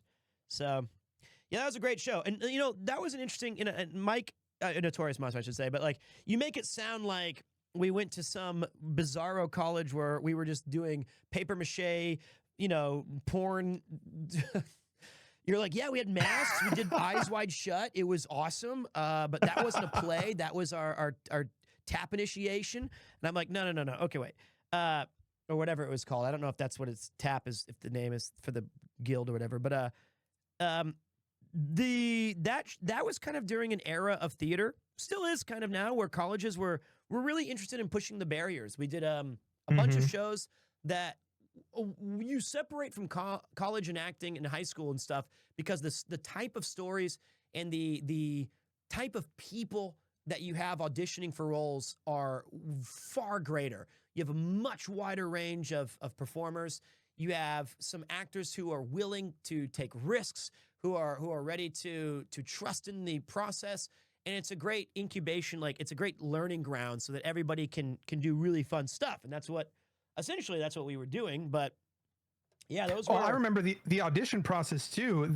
You know, people were bringing in, either we had sides or people were bringing in monologues. And I just remember, you know, at the collegiate level, we'd go there for auditions and like 2 people would be making out in their audition.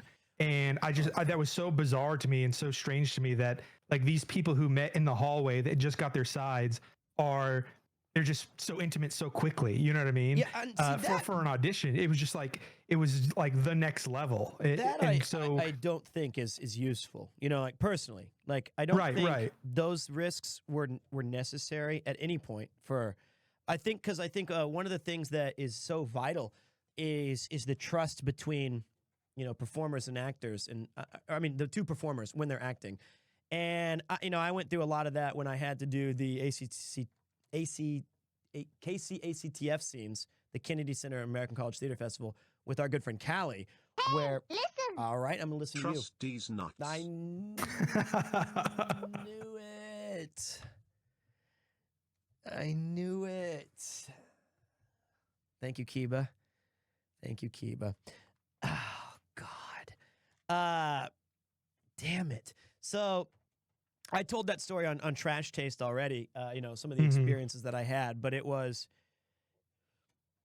a whole different ball game when you get to start doing some real theater, and it gets pretty oh, I need that back. I can do that. It is pretty tough. I thought it was so interesting, like the difference between like stage auditioning and then when I moved to LA and, you know, I was auditioning for you know, film and TV, and the casting calls would be so insane where I would show up, and I'm not kidding, it would be a hallway full of people who look similar to me. Like everybody is 6 foot, everybody is brunette, everybody, you know what I mean? Like everybody has the same facial hair because that's what they're, you know, and it was like you're trying to beat doppelgangers to get the role. And it was just like so, not necessarily disheartening, but it was just like so, it was just such a different type of audition where every time you'd go, there'd be people that look like you. Theater chat stream at some point, Pete. Always interesting to hear you reflect on roles and chat about movies in general. I mean, I think we're kind of doing that on PeteCraft anyway, but never rule it out. I love talking about theater. It's still something that I want to return to and revisit at some point as I continue to explore all these things. But no, you're right. And I think the thing that they didn't tell us in college that is really necessary is I mean, you know it going in, but there's always going to be somebody better looking and more talented and, you know, competing for those same roles, and you're going to see the same people at the same places. I think that what helped me is when you get the perspective as you get older, you kind of, I never really felt like I was competing with others. I was just interested in the process. And the thing that sucked was, you don't get a lot of opportunities anymore. And that's what is so frustrating, because you're waiting to get better, but you're not getting any roles. But I got lucky. That's why one of the jobs I was so excited about was when I came to the school that I was at, I was able to teach actors, young idols and actors in Japan. So in a way, I could watch them and live my vicariously of like creating fun lessons that I enjoyed as an actor, and seeing them perform well still kept me creatively fulfilled. And so that was, and if I hadn't done that, I honestly wonder like how much more I would have. I think it helped with my streaming a lot, like not being away from it all those years, I guess. So having that opportunity. You know what? One thing that stands out to me still today, I remember it was like, it was in John's acting class, and guys, picture this, right? So we're all these college kids in a room, and the teacher turns off all the lights. Okay. So it's very dark in the room. And then he like plays like this music, and he says, okay, everybody imagine that you're like an embryo, and like, so we'd all get on the floor. And of course, like it's like I had done acting all through high school, middle school, like at that level, but this was my first like college acting class, and it was just so uncomfortable and bizarre that like I'm pretending to be an embryo. And then like I'd look around the classroom, and there were people that were like super serious and super into it. And like, and then he'd be like, okay, now you're being born. And like these people would be crawling on the ground, like being born. And it's just like the most bizarre thing. And then now you're slowly learning how to walk. And like there's people all around the room, like walking like toddlers. And like, for me, I will, the first time seeing this stuff, I'm like embarrassed. Like, I don't want to do this. This is like kind of weird and embarrassing. And then he like goes all the way through the life cycle. We become an adolescent, then an adult, then an old person, and then we slowly die. And like after that exercise, I was so uncomfortable throughout the entire thing.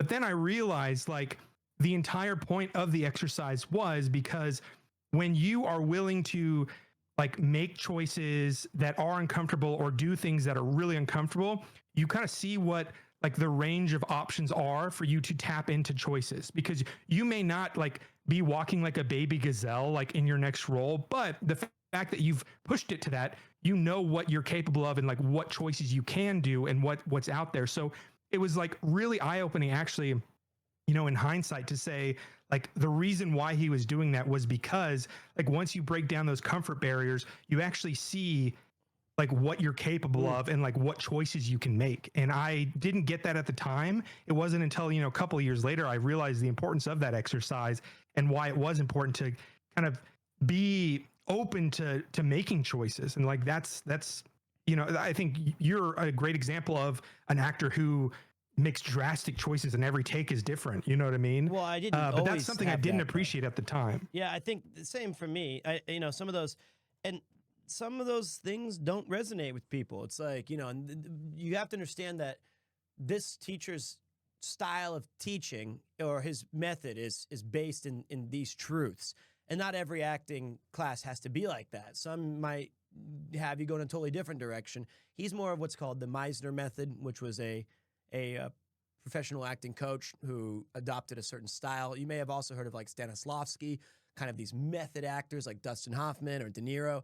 And I think that the thing about college, I think that was good about both Johnson County Community College and the University of Central Missouri, is we had some really great coaches that are very, very rare to find in this. Like, it's really hit or miss who you invest in. But I think college is a great opportunity in acting and in general to start getting rid of those self-conscious tendencies and embracing risk-taking and deciding, okay, how can I make this character that every time I'm on stage, I need to start removing parts of me and the way I move and the way I talk and the way I just behave, I've got to strip away all the Peter stuff and I've got to add on my new choices. And it's not something that you can just do overnight, right? So I think that those lessons that he was trying to incorporate, or, you know, sometimes the lights will be dim and there'll be like a jungle gym set and you're choosing an animal and you're walking on all like fours, them, or you're a embodying snake. them. Yeah. Who knows? And in the moment, you're like, fuck me, this is 2 hours. And you're like, I don't know if, and it might not resonate. You might be like, that didn't help me. Or it might be like, by the end of it, you're like, damn, I took this away from it. Don't say snake these As nuts. Pete likes to say, you first must be utterly destroyed before you can be rebuilt in the divine image of the creator. Are you a fan of Laurence Olivier? I am a fan of Laurence Olivier, but I do not think that is my quote. You mean, maybe he meant Saint Peter. But yeah, it's fascinating stuff. By the way, I would like to say really quick, we are done with bag 2. Look at that. And this thing's... Can we get a round of applause in chat? Can we get some claps in This is chat? a milestone. This is Mario sliding down the flagpole. This is Stage 1. Look at that. Wait, can you go to the big screen? No. Not that one. I hate that joke. This swings open to the trap containment system. This side swings open to the lockers, and together we have that's what we've got. So we've got the staircase. It's looking pretty good. I don't want to drop that. So now we're moving on to bag 3. And I'm okay, so we got some extra pieces still. The extra pieces go there. Okay, let's take a look. Let me, can you go to the security cam? Hey, listen. Oh, shit.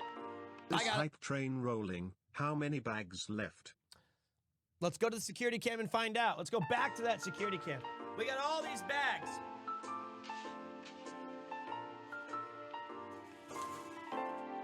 It's like the avocado guy. He's like, what am I gonna do with all these Lego bags? All right. Let's see, bag 3. 1. Oh, Peter, you've got a hype train going. You wanna play some hype train music? All aboard the Hype Train Express. Yeah. Just go back to the regular cam. Here you go.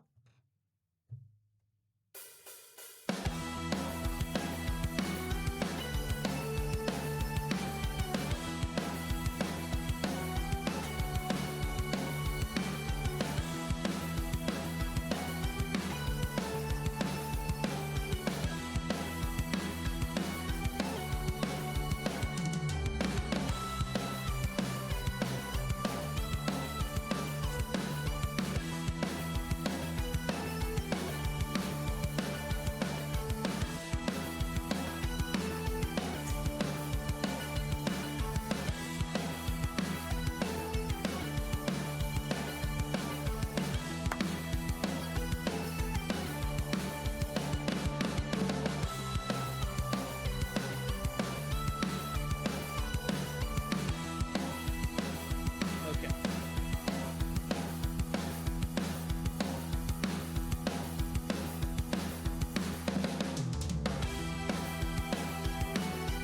Okay.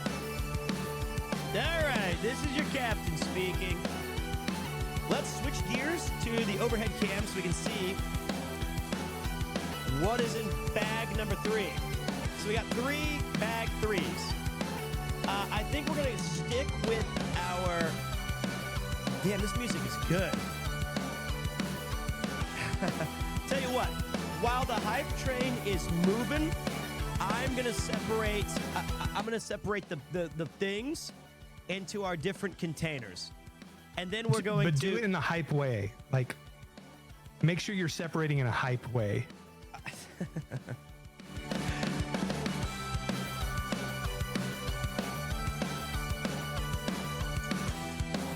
Look at that.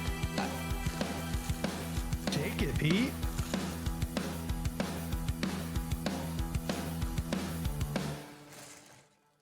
Oh no, wait.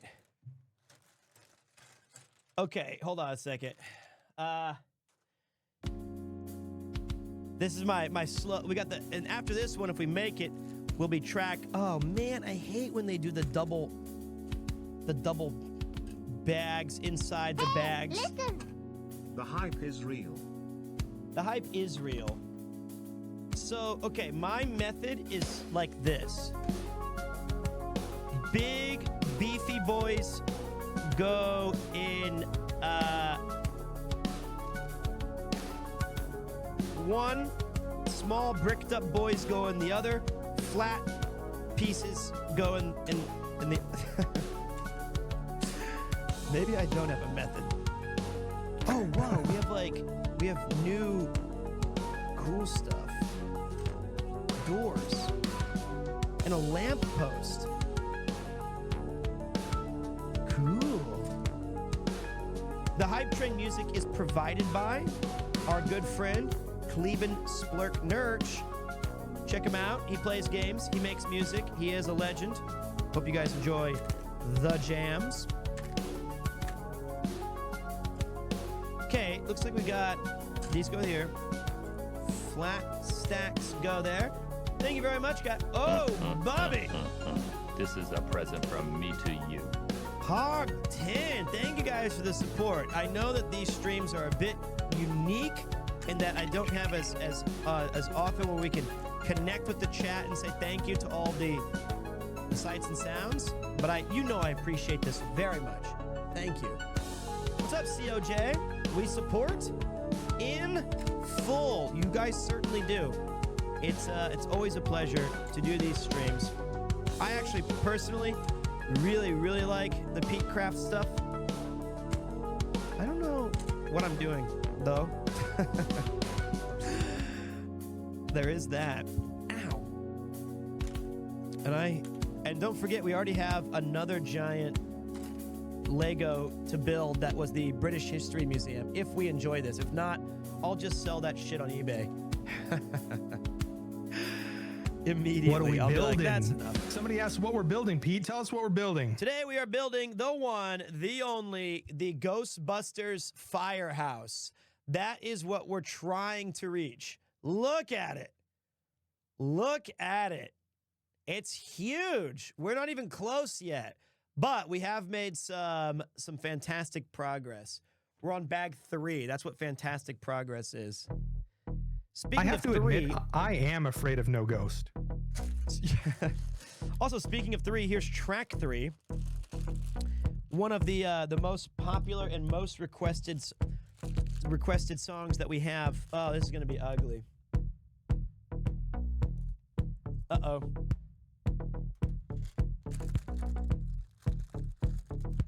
Hey, listen. What up? Who was your favorite monster from Ghostbusters? And why is it the Stay Puft Marshmallow Man?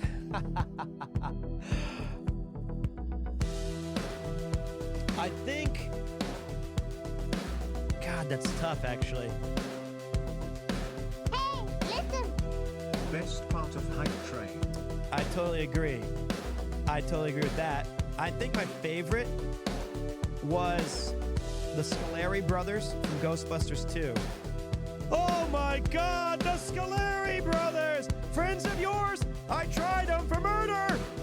Gave them the chair! And I also like Slimer. Okay, wait, I'm gonna keep all these at the top.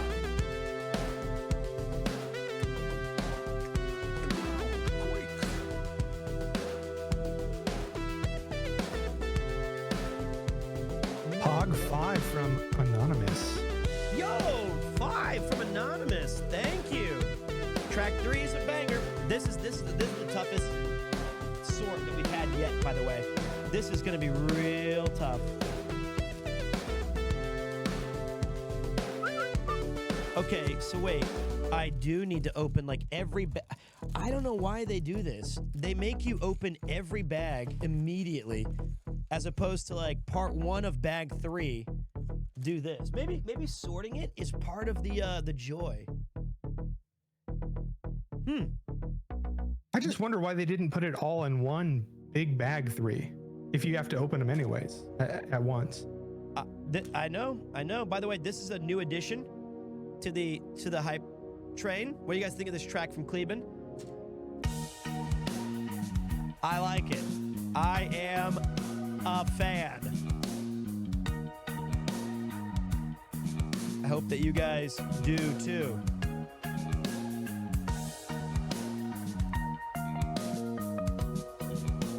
I love his bass. Okay, these are windows. Holy shit, we're building windows. Uh-oh.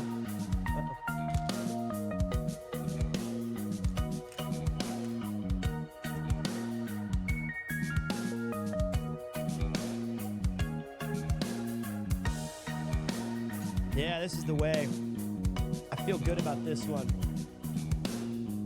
But yeah, this was 850 USD, which is a steal compared to the PC we just bought. Jesus Your Christ, PC better trap ghosts. It better do something more than just play games, I'll tell you that much. It was a worthy investment, I will say. I will hope.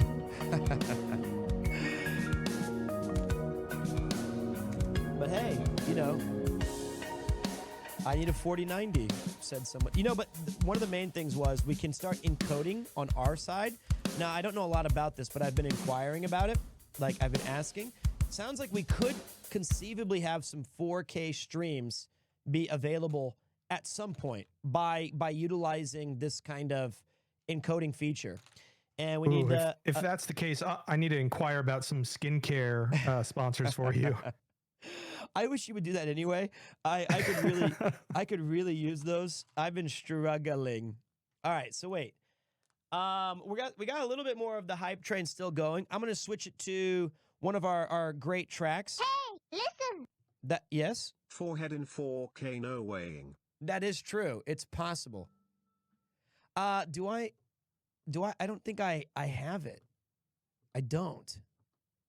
I guess we'll just...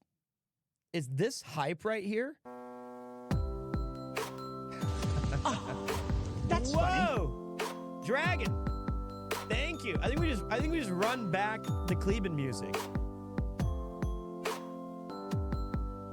Thank you. Thank you very much, RMT. Appreciate you. Let's see if we have enough before we have to open these guys. See if we can make our... And thank you very much, Static. There's a lot of pieces here, my friends. Static with the year sub. That's crazy. You know, I saw somebody the other day with 40 months. Hello, Petu, Craft Master, melder of all Legos. That's me. Destroyer of some, stepper of many. Glad I can catch your stream on this fine morning. How many stickers are we messing up today? I only messed up one sticker. One. And I'm getting better as I go along, all right? Just leave it to me. Gosh, lay off me, I'm starving. All right, we're gonna build this lamppost. Yeah, this is the lo-fi one. I've applied two. I've applied 2 stickers. 2 GD stickers, okay?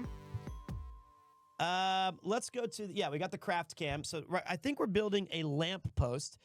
While we're doing this, I'm gonna run back the Kleben hype train music. We might get another replay of track 3 if we're lucky. We'll see how it goes.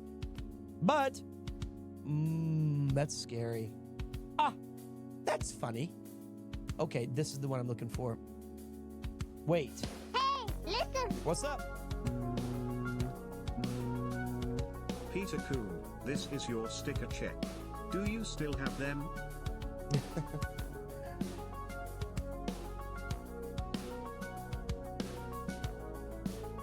Still got them. God, this music is a vibe. What in the hell? Is that? God, it's in there. They really just want me to have a miserable time trying to sort this. Why do they put them all in different bags?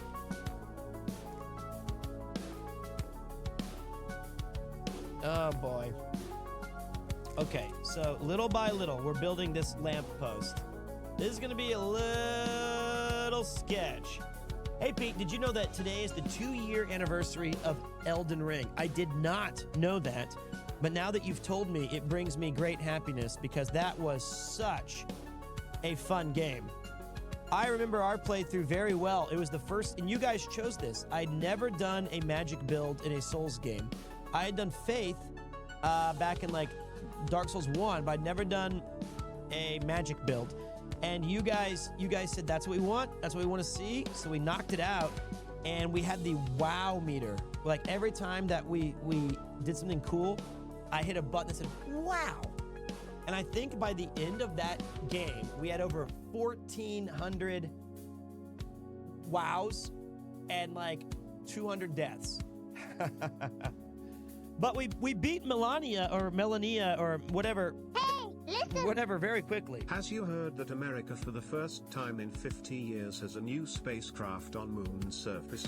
I thought it was cool. That is cool. And I did see that. I did see that on the news, and I thought, damn, I love the space program.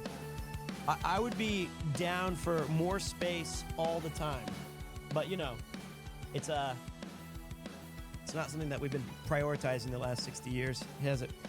All right, check this out, guys. We're gonna build up our lamp post. This one has a unique little thing where even though it's gray, I guess it's to help us attach these. Oh, wait, I don't know what this is. This might not be a lamp post at all. Give me a second to... Inquiring minds want to know. Oh, yeah, here he goes. Now, this is Twitch streaming. You bet your ass.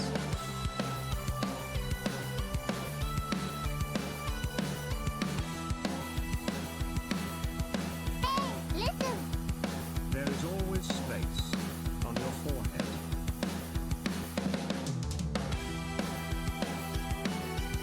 Piece of crap.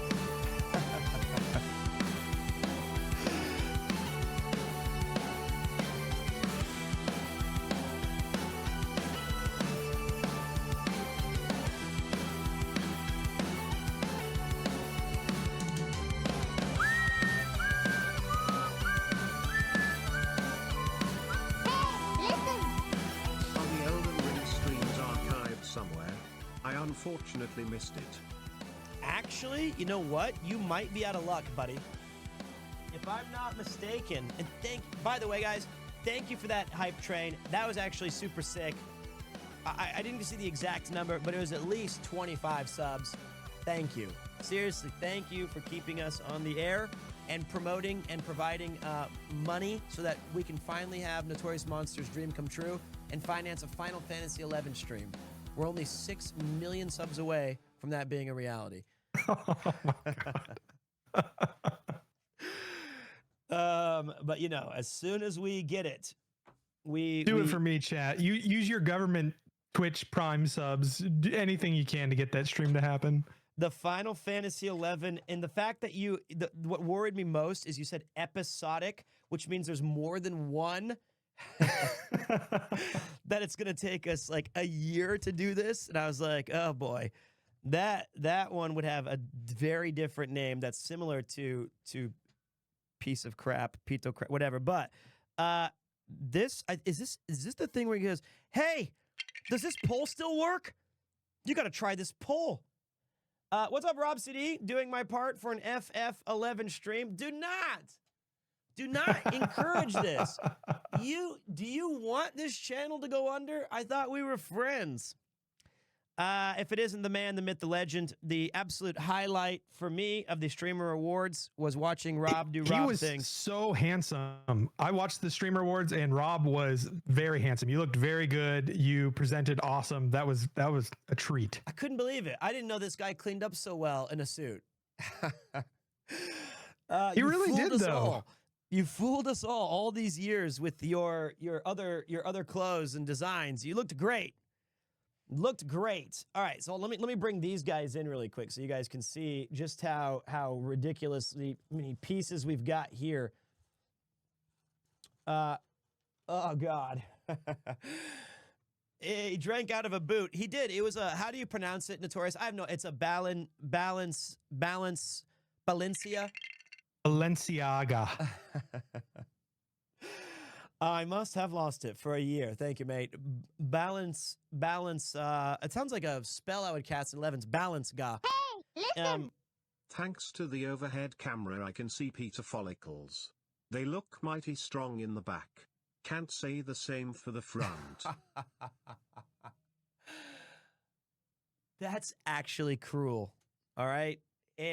Look, I think, yeah, it's thinning a little bit here. I get it. I know it's looking awfully thick in the back and awfully thin in the front, but that's okay.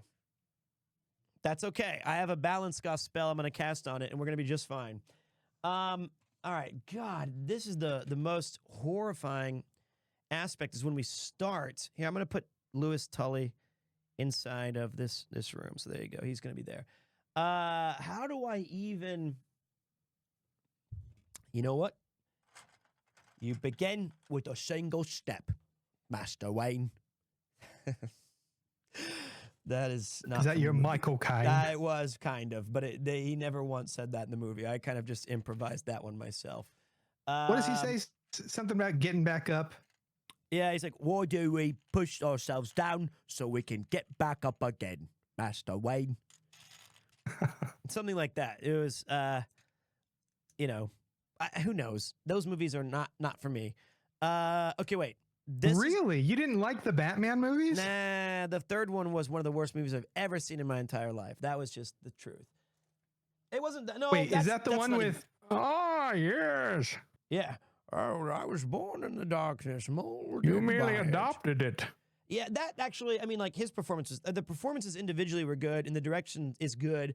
But the I think it's just kind of. It's called Batman Plot Holes, the movie. There's just too much stuff. It's all a mess for me. But hey, I don't want to sit here and get chewed apart by everybody in chat saying, "What are you?"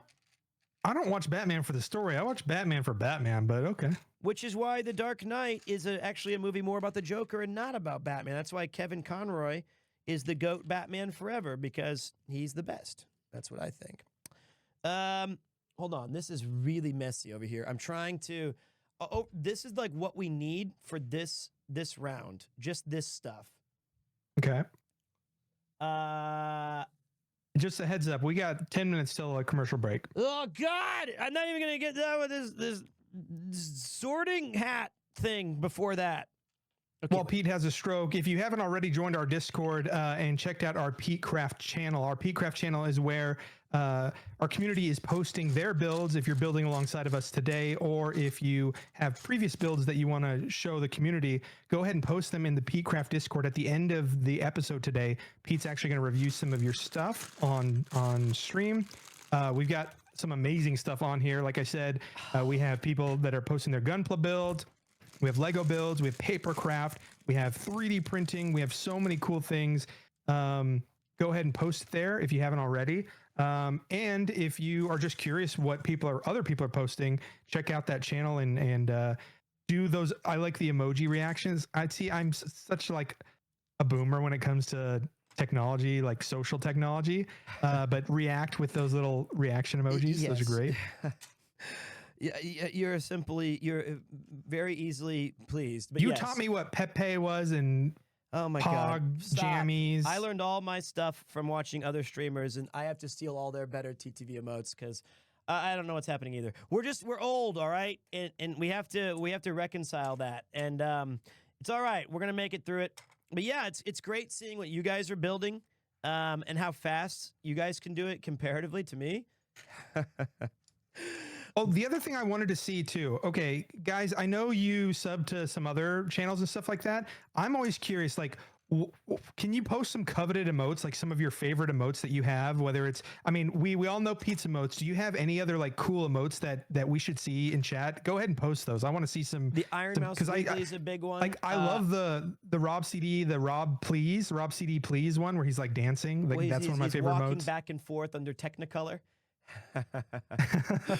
That is a very good one. I also, let's see, I like the Connor one that's like the don don don one where he's like walking menacingly. That's a cool one. The Iron Mouse, my favorite one is the Iron Mouse one where she has the sword and board and she's screaming like "Let's go" or like she's going into like the battle. raid one, yeah. I've always enjoyed that one. I like almost the Alex, all of the Alex emotes, but the Chuff, Alex or #1 Chuff. That's my favorite from his channel. I don't know, but sometimes he rotates them out. But like, yeah, there's so many good Look emotes. at all, it's crazy. This is so cool. Yeah, there's a lot of really skilled and diverse. Some awful, some wretched, some cursed. I hope you guys in other channels are spamming the Pete one with the laser eyes. Like, that's my newest favorite Pete that one. one's, I like that one, but so we raided Shibuya Kaho, who's an awesome streamer. And she thought, as soon as we raided her, she thought our noses were bleeding. She thought it was like an anime thing where we were like, ah! And That's I was like, on brand for like joining a Kaho stream though, right? but she's, yeah, and she, it was great. She was having a lot of, she was like, that is a silly emote. Your nose is just bleeding everywhere. And I was like, no. It's Premier Laser, not Premier Nosebleed. And so she had some fun at our expense. Yeah, I think analytically, I think our most popular emote from our channel is the Premier Metal and Premier Jam. And then surprisingly, I think it's because of how much you guys love my cat. And when he does join the stream, we play the Premier Kupo. That's that's a really popular one. And that's our very first emote I think that we ever had that you made. Yep. Maybe the clown Classic. one. It might have been Premier Clown as well, though. I can't remember. All right, so hold on. I can't even see the things because of this. It's so tall now. All right. Okay, let's take a look. We're on step 92. Mother! All right. Let's get to building. We're going to switch over to this side of the building now because we've been building up the right side. Now we pivot back to the left. Back into the left. Back into... That's a Seinfeld JFK reference, but okay, that's fine. That is one magic loogie. All of my references are extremely dated, but so it goes.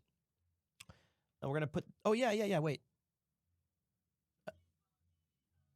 There you go. Some background BGM.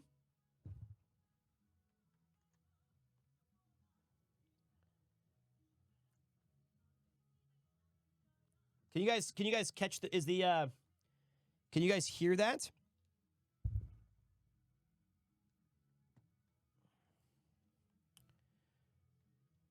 It feels a lot later than... Okay, cool, you can. It feels a lot later than it is. It's only 11. I thought it was like 3 a.m. I was like, oh, at least the stream's almost done.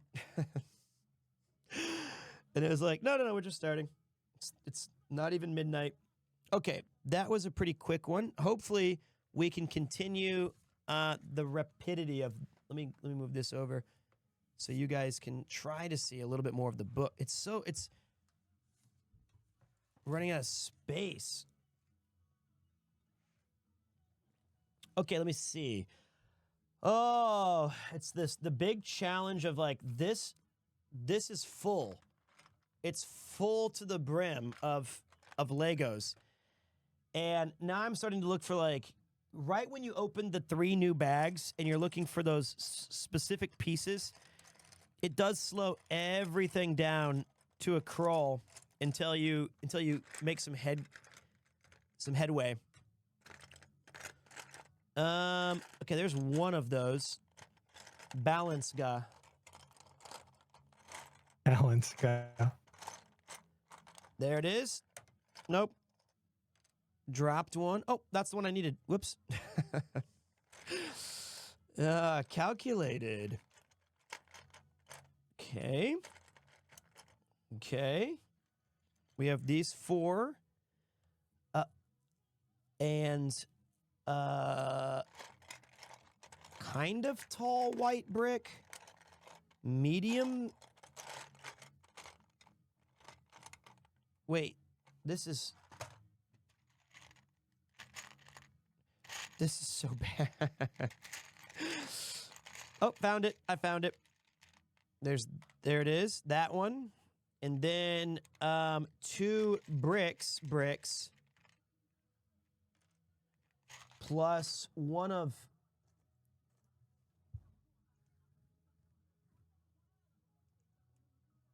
three of these. Ghost Premier Craft, what do you want? PeteCraft. Hi, yeah, first time caller, long time lurker. Loving the show, of course. I wanted to know, is there any game that you've streamed before that you want to stream again? Like any story games, maybe? Yes. Thank you for the question. I really am looking forward to replaying Snatcher, Hideo Kojima's masterpiece, one of my favorite adventure games that I've ever played. I am going to do a fully voiced and fully, just another more on point, because the last time we did Snatcher, it was a little bit too chaotic in terms of like going in between different, too many tangents, not a very clear story. I would like to have that on YouTube, even though I don't think it would get a lot of views. I think it would be awesome to have as like the entire playthrough of the game, fully voice acted, and I could have that as one of my legacies that I can look back upon in years to come and say, that was an awesome stream. So it's one of my favorite games. Also, if you've seen this channel even for an hour or two, you know that Ginso Suikoden is my favorite RPG series, and those games are coming to be re-released as like a kind of, oh my god, wait a minute, this is crazy. Those are going to be re-released soon, kind of like a remaster. I will really look forward to replaying those. So those are the 2 that I'm excited about. I've got to be honest, I don't know much about Suikoden, right? Mm-hmm. And the only exposure I have is tuning into your stream. Like, oh yeah. Once every couple weeks, I would tune in just to see like, oh, what's Pete up to? And it was you climbing ropes every single time. 1 a.m. in Australia. Appreciate you streaming at this time. After long work shifts, it's really chill and entertaining to watch and hang here. Thank you. Hey, my pleasure, man. It's this is where we started streaming. This is where we made our bones, and that's where we're going to continue to stream, much to my absolute health destruction. Like thank you. Yeah, yeah. Thank you, man. Thank you for checking out.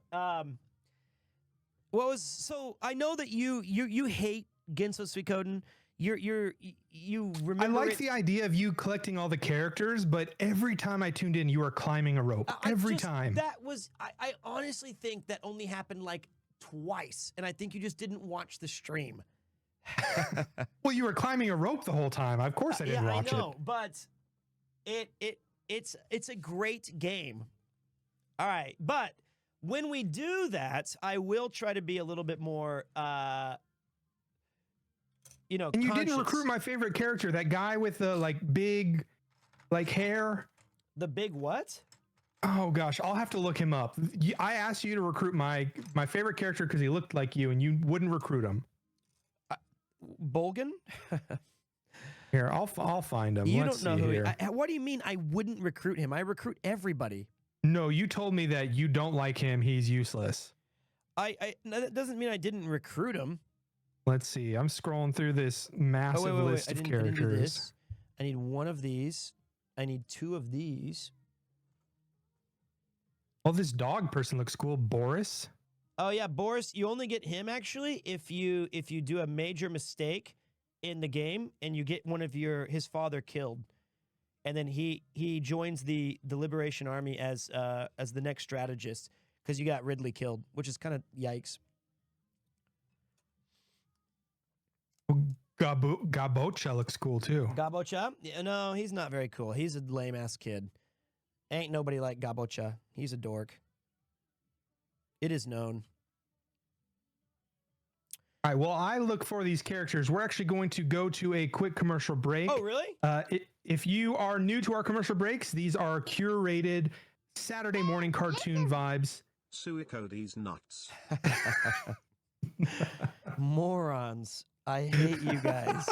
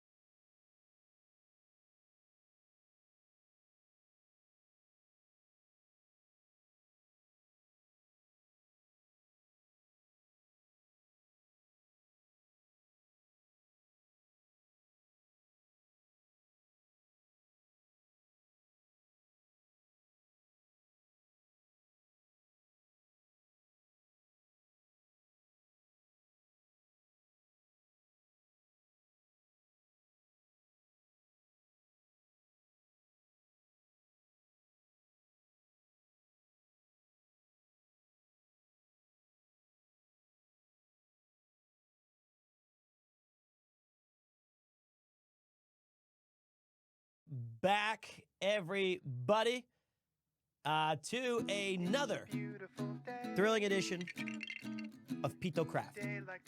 I hope that you guys are enjoying the stream as we build our Ghostbusters Firehouse. We're looking back at the nostalgic commercials of yore as we remember our favorite shows, advertisements, foods, snacks, and anything and everything in between. I am joined today by our MC, our master of ceremonies. His name is Notorious Monster. He is guiding us along through the Lego build with answering your questions, talking through chat, and generally just being a nuisance when it comes to making fun of me. Notorious, how are you doing? I got a Glock in my Rory. I 17 shots, no 38. I don't know what that is. I have no idea. You know what, Pete? Something interesting about Monster Rancher, if you are not familiar with Monster Rancher at all, right? It's like a Pokemon clone, but instead of Pokeballs and stuff, they were unlocked through like these discs. And the PlayStation game, it was so cool. I played it. Do you remember? Yeah. Did you play it? Yeah, because so the gimmick behind it, if you didn't know about this, chat, the gimmick behind it was you would have your PlayStation disc in, play the Monster Rancher game, and then to unlock like more monsters, it would have you open the PlayStation disc drive like while you're playing the game, and then put in any other disc. Like you could put in an LFO CD, you could put in another PlayStation game, all these different discs, and it would like read the disc and then like translate a monster and add a monster to like your menagerie from it. It was absolutely so cool. It was quakes. Hold on a second. I made a small mistake there. Hey, Yuki. What do you mean, Yaba?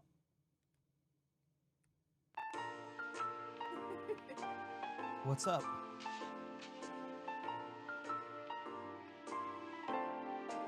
What, is that a gun? Ow. Ow, what are you doing? Why would you do that? What are you doing? I died of cringe. That was unfortunate. My neck is hurting. Okay. Yeah, I understand that your neck is hurting by I knew it. I knew it was here. What? The tape? I wanted to use it. For what? For something. Stick it. I needed it because I had to. I need it too. Well, then take it back. Why? You have to put it back there. You can take it. It's fine. I don't need it. You should see it. No. I'm busy. I'm working. Can't you see I'm building? Okay, try it again. Which one? This one? She wants the security cam again. I don't know why. Well, I'm working. What do you want?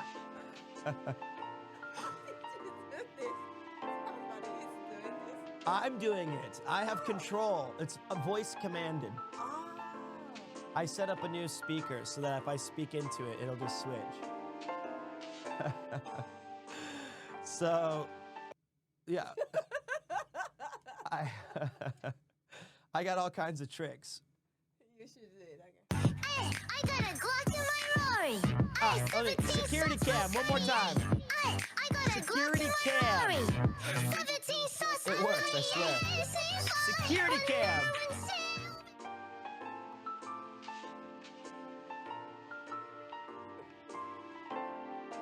You take it. Yes, I take it. Thank you. Is this a trash? Yeah. You should do it yourself. Okay. Can you close the door, please?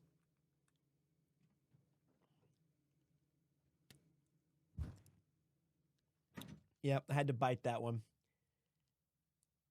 There you go. She thinks it's voice commanded. We got her. Ladies and gentlemen, we got her. Give me a second. I have to, we ran, oh, no, we didn't. There we go. I made a mistake on my the initial build right here, I think. Yeah, I did. This one's supposed to have these two gray ones. Let me put it back. This one's supposed to have the two gray ones on top first. And then you attach this kind of door, because I was blocking the way the door could open. So that was my bad. I screwed up. That was my fault. But I fixed it. Evening, Pete. How goes the build? How you doing, Omerta? It's going well, man. We're slowly and surely making progress on PeteCraft. I'm having a good time. Ooh, neat. Look at this. This is going to be fun. We get to put the door down here and actually like we have another entrance, ladies and gentlemen. Now that we can enter. Whoops. We have a door here now. Sweet. Progress is being made. Piece of crap. All right, next up. That was an easy one to attach. We just need 3 small white bricks.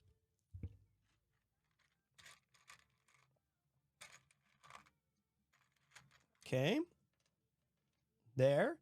And 4 small gray bricks.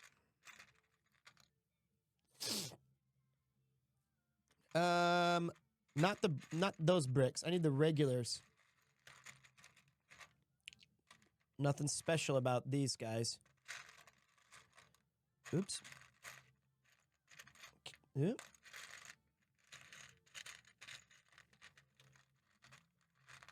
Okay.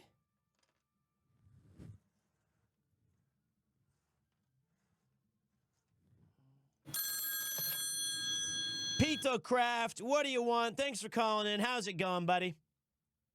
It's going good. It's going good. I hope you and the chatters are doing well. Thank you. I'm going to be moving for the first time in less than a week, and I want to actually put effort into decorating. Do you have any basic tips or tricks to help someone try to figure out how to make a bedroom feel like somewhere you actually want to spend your time instead of a place you just sleep in? Great. Great question. And in my opinion, I think sometimes less is more. I'm not very good at designing any styles. I mean, everyone says that I stay in a garage. But I like to start with the colors that I'm interested in and then branch out with lighting and then start filling the space with stuff that I think is cool. So I think for me, I initially wanted this wooden background. I thought that was really cool. And this over here used to be a closet, and I had them rip out the closet and add some different shelves. And I'm collecting all the stuff that we've gotten through the years on, the stream and going places. That kind of gets filled in over time, right? And so, I think, just listen to what you like, try to find some cool stuff. And the last thing I would do is find that one friend or somebody in your life who you think has great style designs or interior design, or you like when you visit their home, and ask them for like helping out with the theme. What do you think, Notorious Monster? I'm not very good. My bedroom is very basic. It's a king size bed that Kupo and Yuki get, and a chest of drawers, and that's all we've got in there. It's space is a premium. Yeah, I'm more of a. I would go to IKEA and look at the showroom and literally just buy. It's almost like buying clothes off the mannequin. I would just buy what's in the showroom and then just put that in my room. And then people are like, "Wow, it looks so great in here." And it's like, it's IKEA. You're like, yeah, I didn't design it's Swedish, and they're like, "Wow," or it's Balenciaga. It's Balenciaga. Yeah, it's tough, right? Because it's like every time I go places, I see somebody else's design, and I think, God, that's so cool. How did they even possibly come up with this? This looks so badass. And it just doesn't come naturally to me. And it never really has. So that's a tough one, buddy. Hopefully if you figure out the code, you can share it with us and let us know what to do to be cooler. Because that'd certainly help. You could also watch Connor's videos where he reviews rooms and That's true. do the opposite of what the viewers' rooms are. Or the ones that he says looks good. Yeah, there's some that look good, but the majority of them, don't set it up like that. You learn what not to do very quickly. Hey, listen. What's up? Hey Pete, I'm a bit sus about your callers. They all seem to have the same accent. Are they paid actors? Or are all your viewers one single person emulating many people? Well, okay, first of all, I'm not paying Notorious Monster for his acting, so he's not a paid actor. he is the next one like Christopher Walken. That's not even a Christopher Walken one. Wow. That's why we keep it consistent. He sounded like Winnie the Pooh had coughed up something. Christopher Walken. I don't even know what that was. What is something Christopher Walken would say?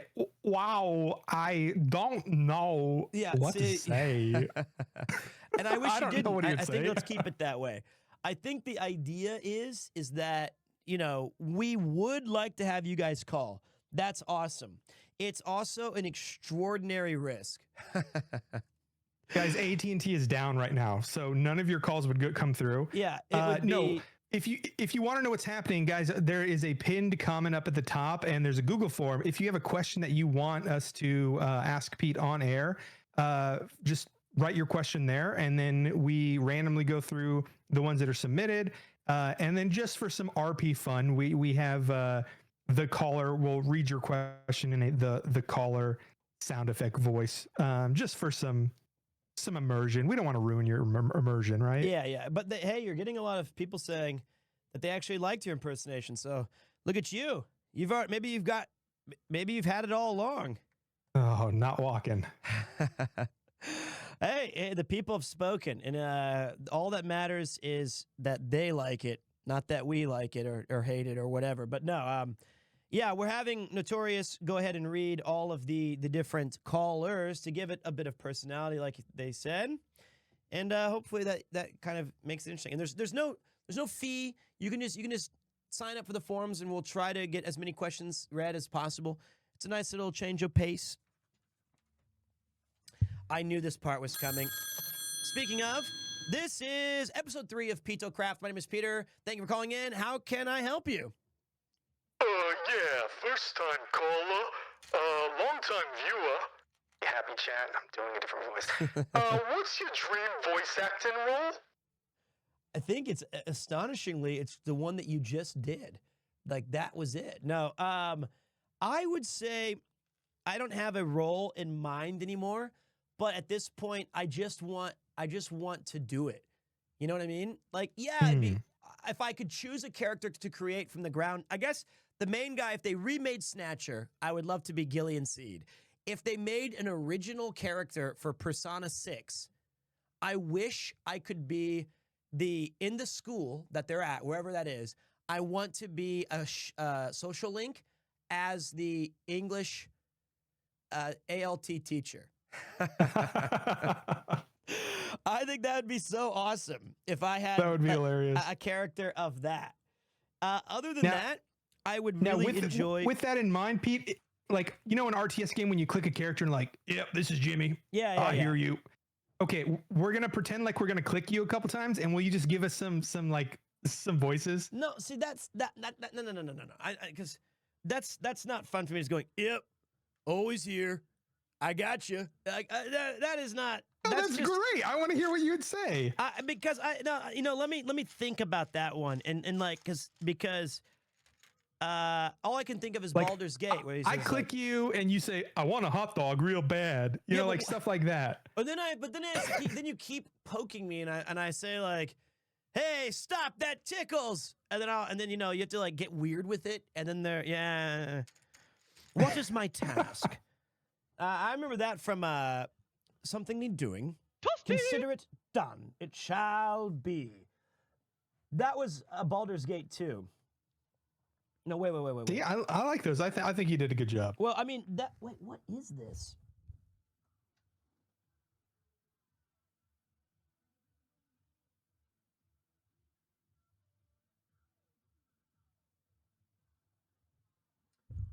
There's a very weird piece that it looks like some vents. And I don't know what those are. Oh, I found them. They're different. Okay, they're gray.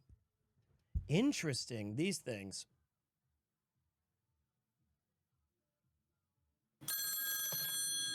Who are you going to call? This is Peter. How can I help you?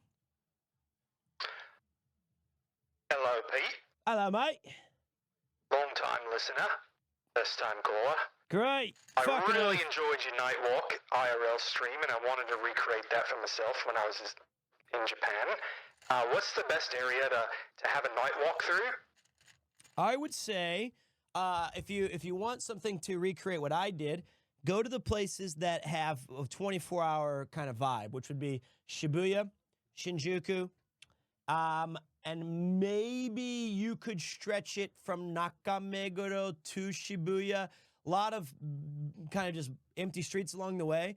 But I think that what's cool about Shibuya and Shinjuku for night walking, if you just want to see all the different lights and like you're in Wall Market or whatever, is that they have an extraordinary amount of space dedicated to just skyscrapers 24 hours a day, 7 days a week. No job is too big. No fee is too big.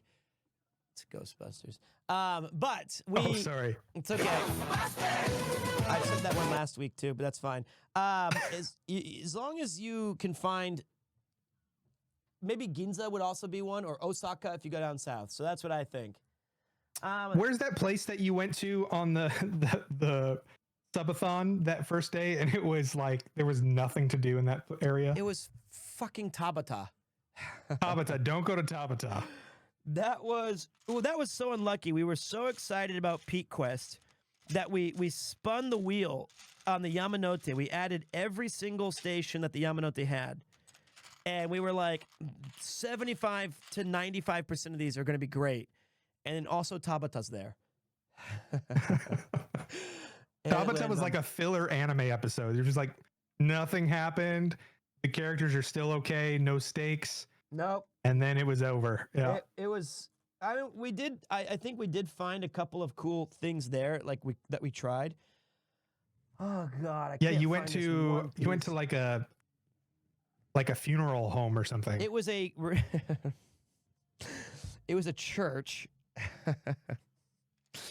And they had like these cool things hanging from the ceiling. But yes, it did not inspire a lot of. We also tried to go to like an insect museum and it was closed. And I was like, it was like the 1 day a week. It was like, we're closed on March 17th. And you're like, what? That seems oddly specific. All right, hold on. I'm struggling to find this one piece. One Piece is real. So, what is that? There's a place I've seen on like TikTok. Oh, that's not the angle I should change to. Hold on. Oh gosh.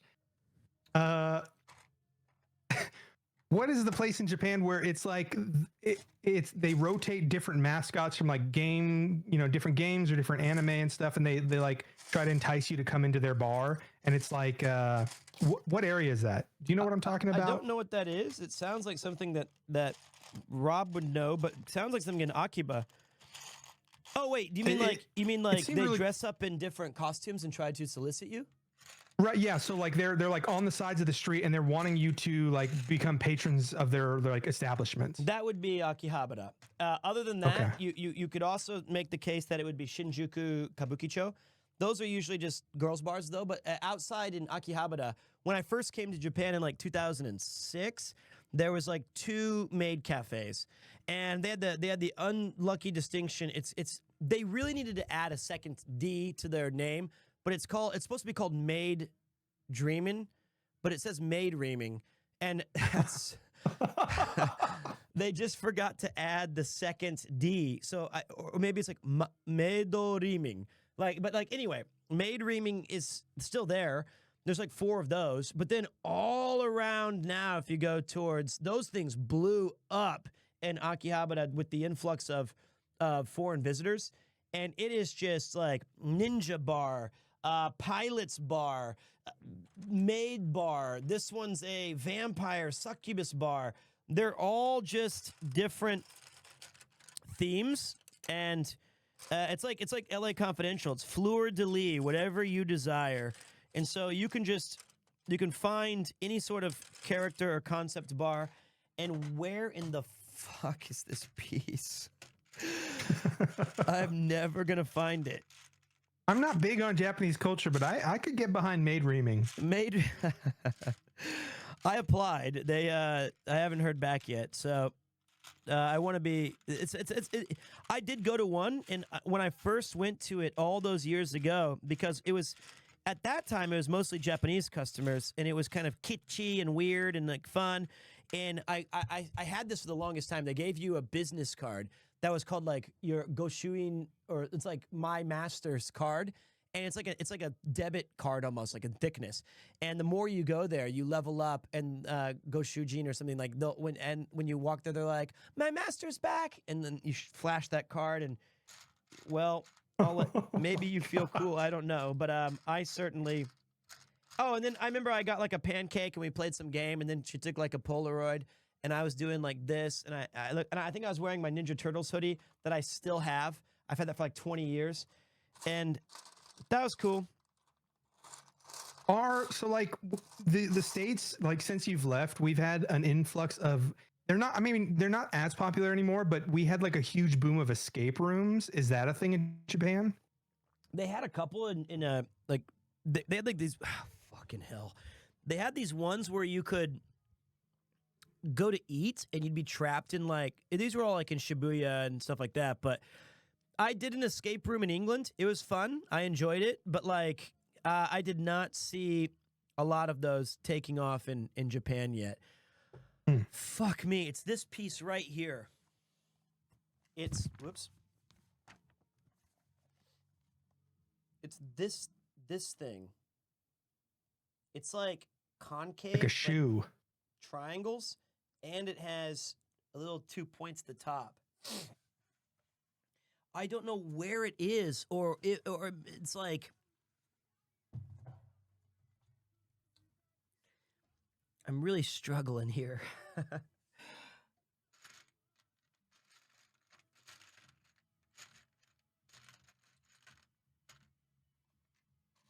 Somebody asked, what about mystery dinner theaters? Have you been to a murder mystery in Japan? There it is. Whoops.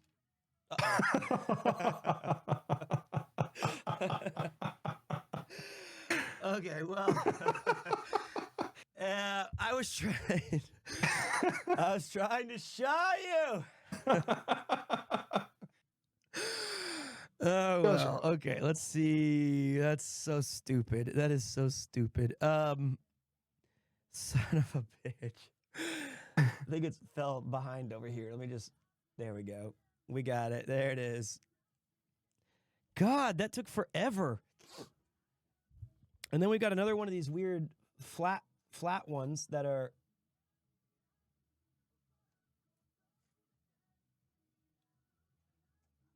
One thing I loved about the IRL streams was anytime you do something dumb, I could do something like this. Do you have the time to listen to me whine about nothing and everything all at once? I'm one of those. And it was so funny because like chat would be like, "Wait, is it over? Is the stream over?" They were probably just hoping. They were projecting. Yes, it's done. All right, let me see if I can build. So it looks like we're building some sort of an air conditioning unit, which seems extremely like specific. I mean, for a brick building that size, I think you need to. Yeah, but it's. I mean, like it's crazy how like necessary these exact pieces are. But we got like this little thing here, and then we have our first of many, seemingly, windows. So this will be. I'm gonna have to get used to that, snapping that in. Some natural lighting to balance out the unnatural ghost lighting. Then we snap that on top, and then this is interesting. Do I put this in the middle? Oh, I thought about one of those weird like syllable words you say. Okay. Okay, I say animal. What do I say? I say animal. No, you do not. You do not say animal. I say animal. You say, look at the animals. No, I do not. I swear to I do God, not you have say, done it "Look at the multiple times, animals." especially in IRL streams. When you see things, you're like, oh, look at the cute little animals. That sounds that's blasphemous. I don't believe that for a second. All right, check this out. We need 22 of these guys. And we're going to make 22 sets of windows. So this is going to be, I feel like I can give myself a little bit of building room here for the animals to wander in. Boy, that camera really is quite good, isn't it?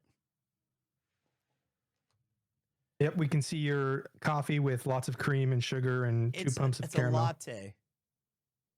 I can't drink it this way. The cat head blocks me. Somebody asked with 2 question marks, do you like Ghostbusters? This with is 2 question marks. Just by the way, this is a really horrible design for a cup, and I'll answer that in a minute because I can't fit my mouth in the front. And when you're turning on a liquid, watch how close this gets in, like when I'm drinking.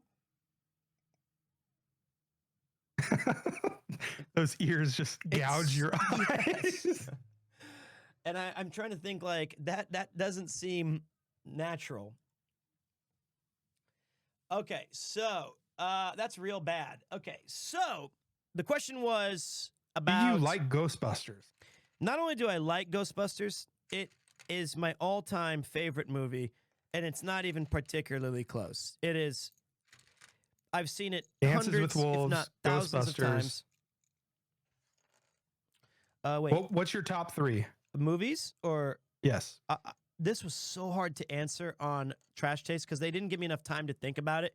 And now that I have the time to actually like reconsider, I can tell you certainly my top 2 movies of all time are LA Confidential and Ghostbusters. I think those are fantastic. And the reason I like LA Confidential, other than Jurassic Park and some other it's one of the few times where the movie adaptation is better than the book. Mm-hmm. And amazing performances. I like that kind of era of detectives and Los Angeles, and I just like the aesthetic. Guy Pearce is awesome in that. Yes. Wait, 6, 12, 18, 24 minus 2. There we go. That's one way of doing it. And then I also... Then it kind of gets like in a log jam, right? We have like, do I choose like a Studio Ghibli movie? Because I think like My Neighbor Totoro or Spirited Away are absolutely all-time classics. Like I think they're so good. Or do I say something like, have you ever seen a movie called Chinatown? No, but I've heard it's like incredible. It's like a filmmaker's. Well, it's made by a scumbag. 100 film. It's made by Roman Polanski, he's a piece of shit.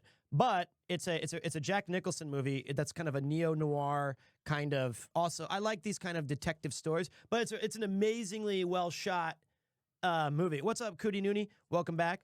But then you have things like 12 Angry Men's iconic, and I was really thinking like, God, there's actually, where do you even rank things like The Godfather or Taxi Driver, or like the all-time famous great films? And then I realized that not only is it 6, 12, 18, 19, 20, not only is it a kind of a fruitless endeavor to rank, I kind of just, I think it's better to just, I think it's better for me to, what movies make me the happiest, that I don't want to have to objectively say these are great films. You know what I mean? I agree. So in that regard, I'm trying to think about what are my all-time rewatchable movies that if I'm surfing and it's on and I will absolutely watch. Those 2 still count, Ghostbusters and LA Confidential. And then Big Trouble in Little China is very good. Yeah, you got Jack Burton, me. But it could also be Rush Hour 2. Like, I loved that movie. But, it's a tough one, man. What about you? Like, because the artist side of me wants to think about, the like No Country for Old Men, or like some sort of awesome epic. But what are your favorites? Well, I think you're exactly right. Like there are like I could rank films based off of like merit and like the cinematography, like all the work that goes into it and things like that.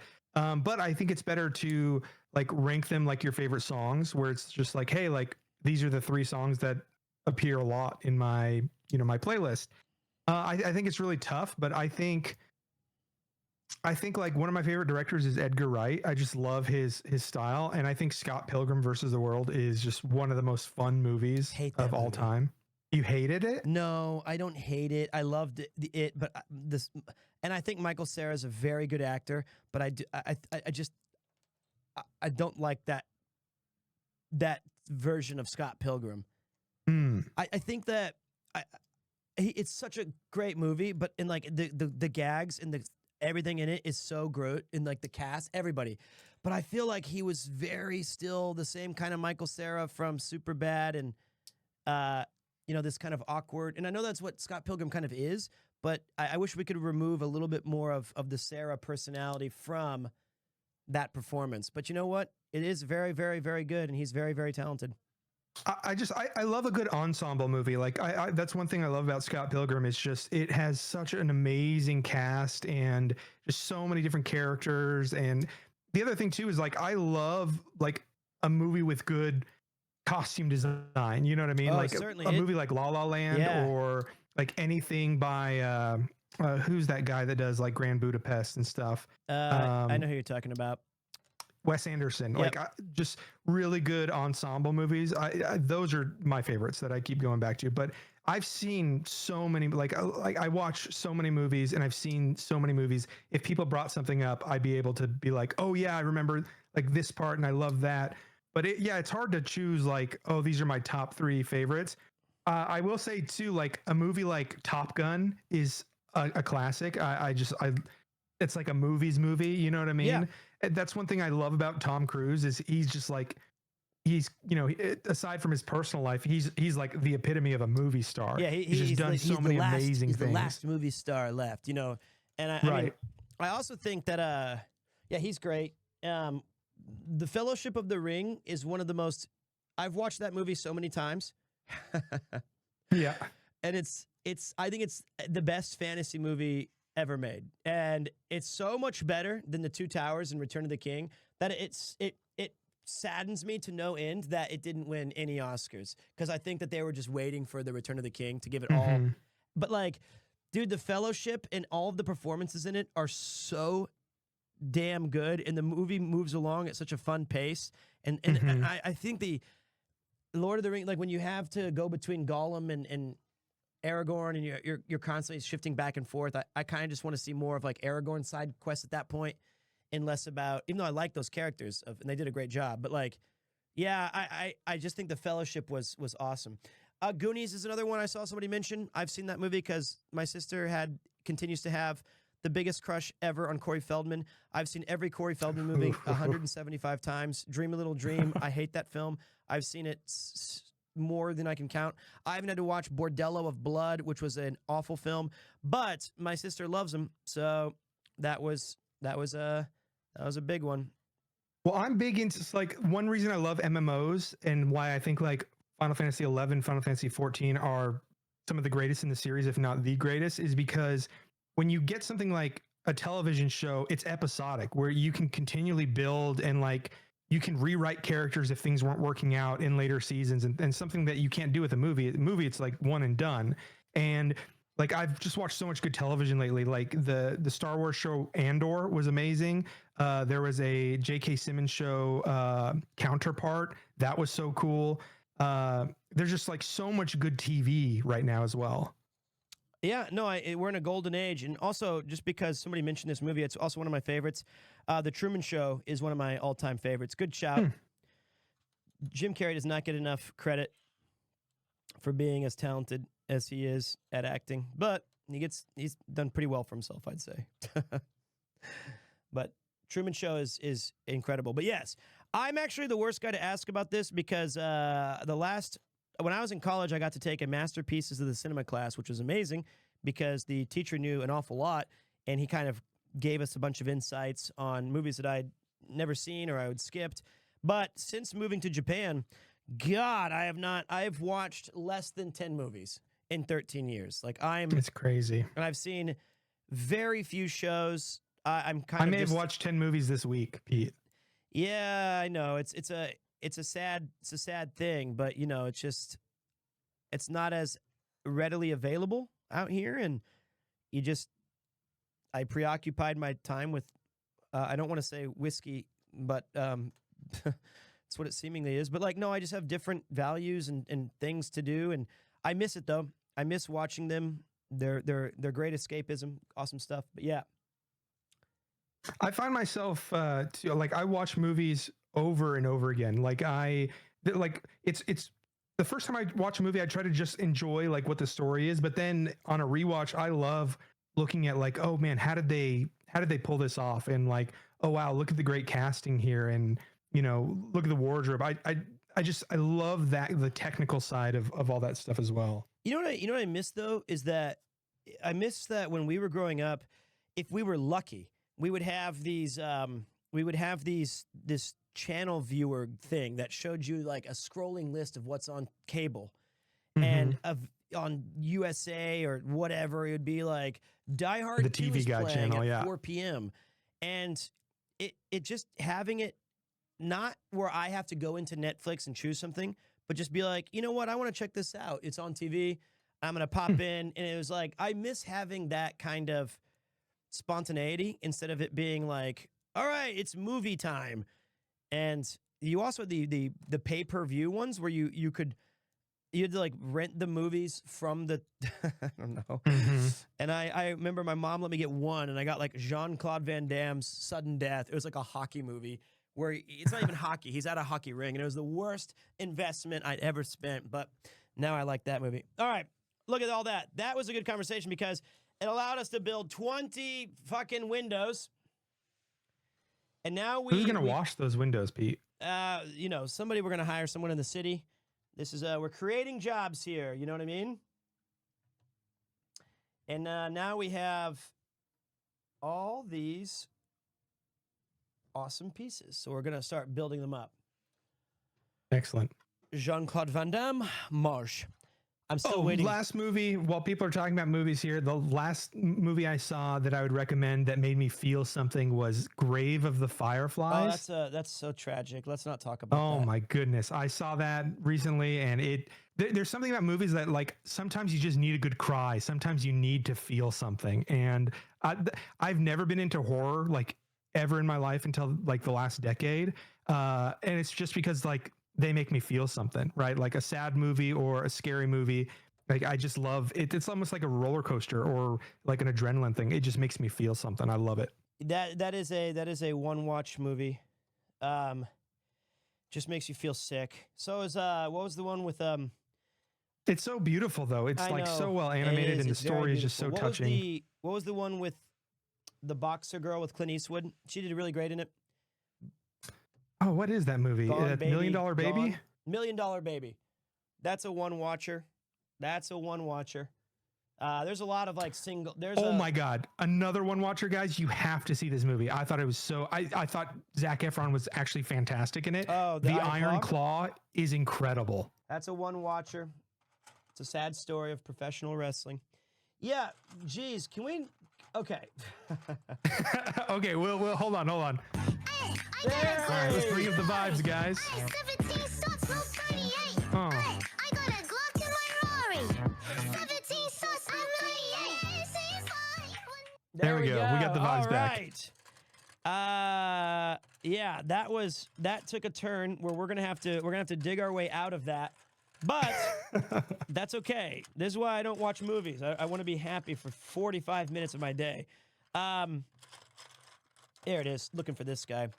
That was a great question, though. Top 3 movies is one of the most difficult questions to answer ever. And thank you very much to Mr. Darth Gaber. Woo! Way to save the stream, Pete. Nearly became too real. Yeah, that's okay.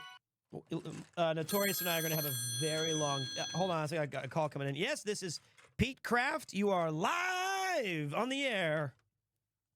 Yeah. So, if you became a social link in the Persona series, which Arcana would you be? I think I personally, I would be the fool, wouldn't I? Wouldn't I be the fool? Or would I be perhaps the lover? Okay, that one's not true. But do I have my button still?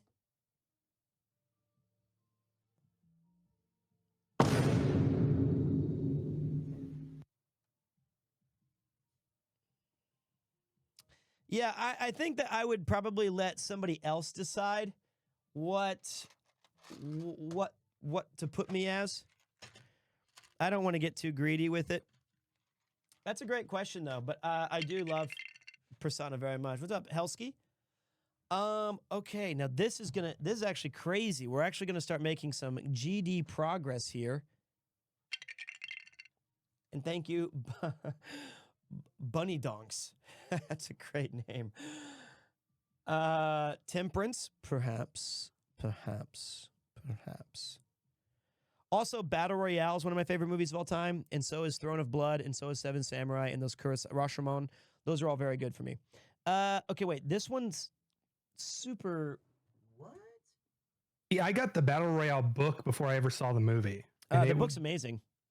It's crazy. Wait a minute.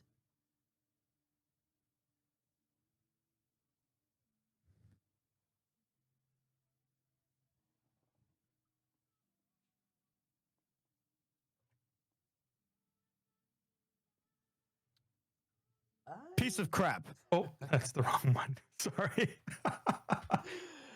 Okay, I'm trying I'm juggling my best. OBS and the soundboard and the Google spreadsheet. I'm trying my Sorry. best. And you're just sitting there saying I'm a piece of crap. I'm sorry. This is a tricky build. We have a call coming in. Hopefully it's better than our soundboard operator. This is PeteCraft. How are you doing today, buddy? Doing well. How are you? I'm good. Nice to hear your voice. Well, Master Pete, longtime viewer, big fan. How you doing? I'm doing great. Thank you, sweetie.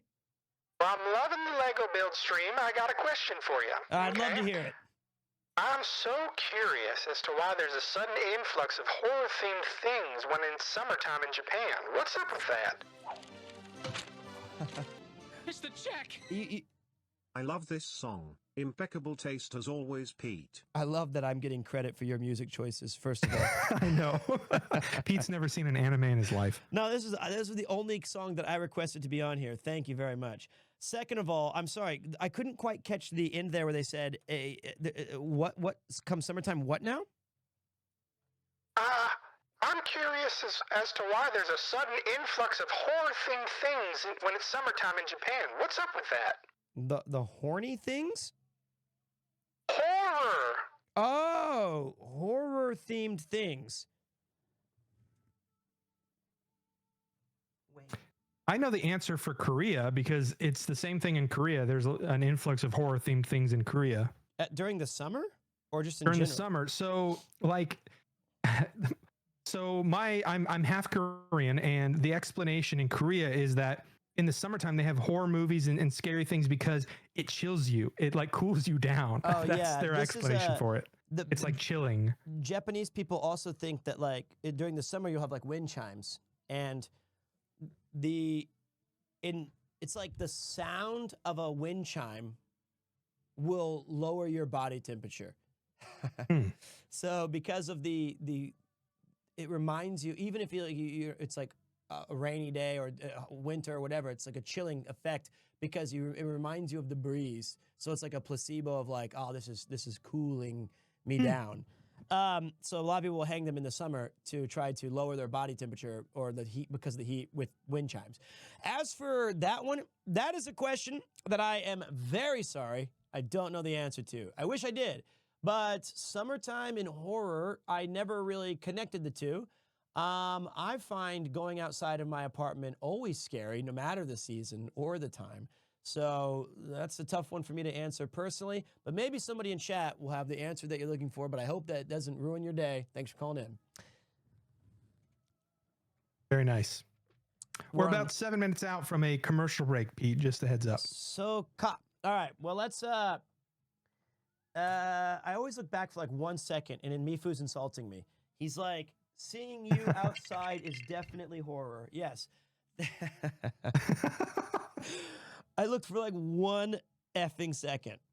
If we ever do the roast of Premiere 2, like Mifu has to be the host of the dais, and we got to have Nathan on there. Let's not get any ideas. Kiba's got to be on there. Oh God, I think that is a long way away from happening. Mifu's hosting though, for sure. I feel like, yeah, maybe. Yeah, he probably should. All right, we got a couple of tough pieces here. It is going to take me in my mental. You know how slow I am. One of these, one of those, 3 of these, hooked bobber thingies.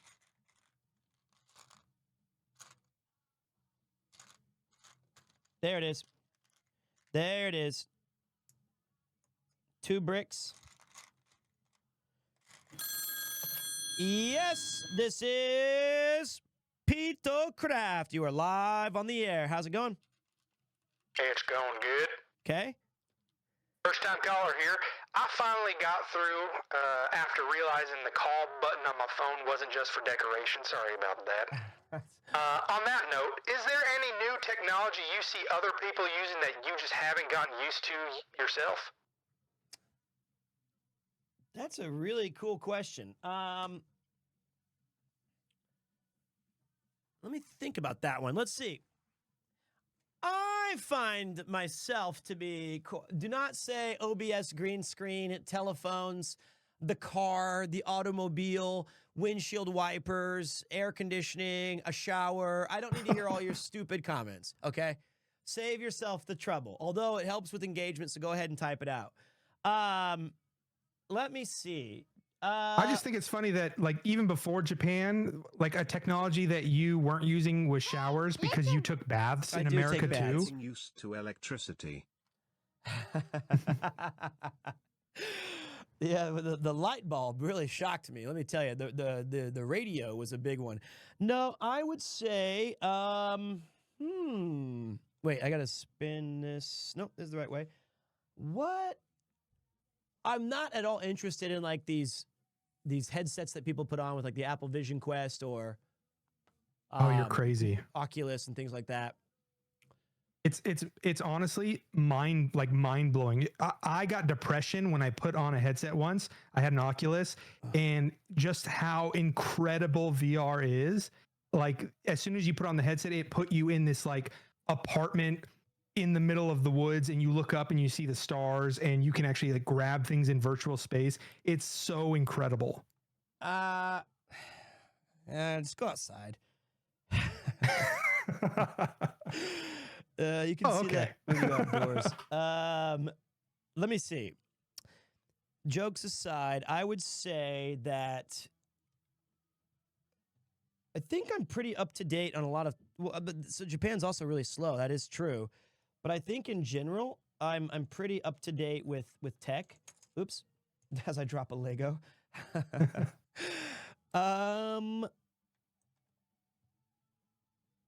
I never really got into the voice command stuff either, where you're like using Siri or those kind of like, you know, Alexa or something. Like that's not something I'm too familiar with. I guess I would say, okay, I got one, and it's not new tech. It's just something that I wish I had better understanding of, and that's how to use DSLR cameras. I find those to be very intimidating and very kind of not very intuitive or user-friendly, but I think it's not a particularly like, when I watch Paul use it, of course, he can do a lot more with it than a normal person can. But I think just turning it on, putting the lens cap, but messing with like the aperture and getting all of those kind of zooms and different angles and like setting up all that stuff can be, I think, way too difficult. And so that's something I need to get better at. That's fair. But that's some new, and those things are like I was talking to Gabe about this. You guys know the Premier Riz, the better TTV emote.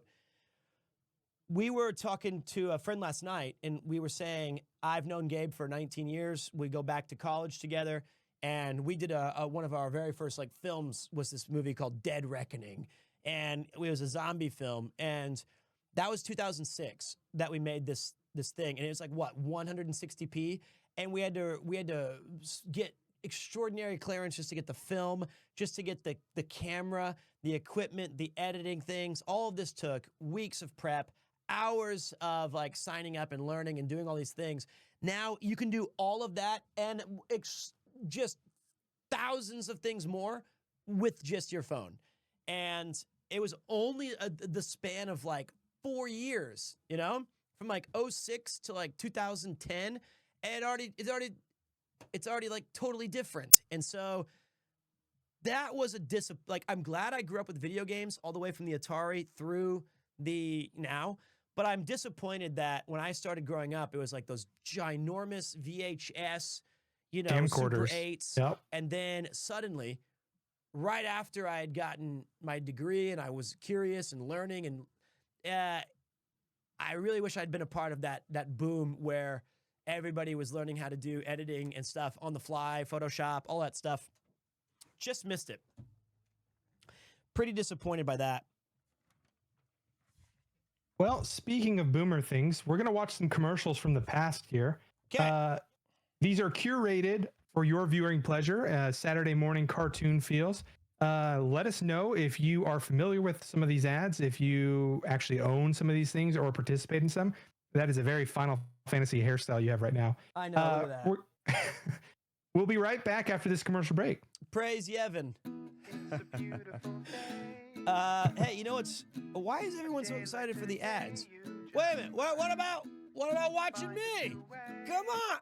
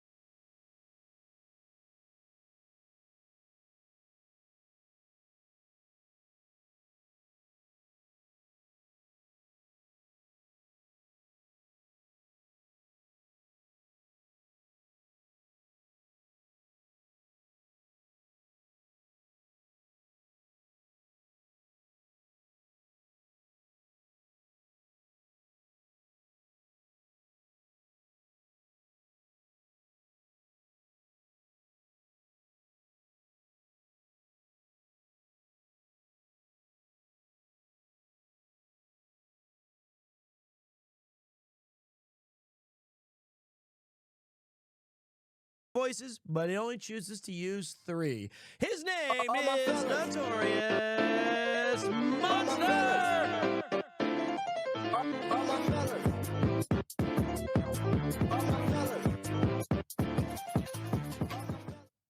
What's up, buddy? What's up, fella? Doing pretty good. Hour 5. We're still cruising. As you guys can see here, you don't need to switch anything yet. This is really starting to take shape. We're making some serious progress here from the ground up, and we've got the poll inside. It's really starting to look good. So the Firehouse, well on its way. The question is how much. How many more bags we got? Okay, never mind. Don't look down there.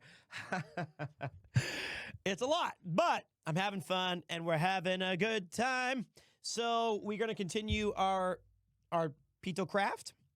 And if you guys are curious, there is a link at the top of the chat in Twitch, and you can use that to send a question to me and Notorious Monster, and your questions will be possibly read live on the air. So you have a chance to react to me. I want you to make this show better. Give me an A or give me an F. Reaction. All right, so we're back. We're live in Tokyo, Japan, and parts unknown for Notorious, and we're going to keep building. We're going to keep building. Oh, looks like we got a phone call. This is Premier 2. Who are you? Hello? Yes? Hi. Is my voice clear? Yes, it is. I could hear a pin drop. It's my first time calling here. I think this is the first time you've ever picked up a phone, but it's a pleasure to have you on the air. Thank you. What's up? Anyways, which is your favorite Metal Gear game from the franchise, and why? Okay, that's a great question, and there's a lot of great games to choose from. For me, it will...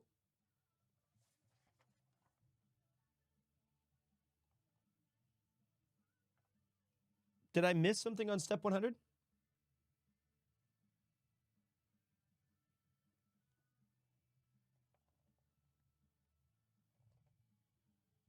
I did. Yeah, forgot my bricks.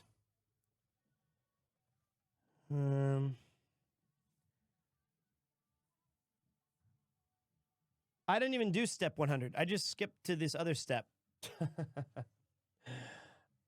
I totally skipped completely. Okay. We'll go back. To answer your question, my favorite is Metal Gear Solid, the one that came out on the PlayStation. I have very, very fond memories of that game. Thank you, Fabricio, for letting me know that I had skipped a step there. I think that at the time of its release, Kojima was almost a mythical figure in gaming. He was the man with the biggest ideas, the best graphics, the coolest controls, the most voice acting. All of it was creativity. It was unbridled. It was amazing. And Metal Gear Solid had so many what the fuck, oh my god, holy shit moments that I don't actually think, I don't know how they can be topped for future games. However, I think all of his games are super sick, but that one is definitely the number one in my heart. How about you guys? What's your favorite Metal Gear Solid? Was it 2, 3, the original Nintendo ones? By the way, I just bought a Metal Gear Nintendo shirt, but I'd be curious to know what you guys think. MGS 3, 4, 4. Nothing wrong with that. Unmetal, I've been meaning to play that. Gameplay 5, Story 4, Sons of Liberty. Huh. Peace Walker, not the PSP one. Cool. See, as you can see, bunch of different people take it in a bunch of different ways.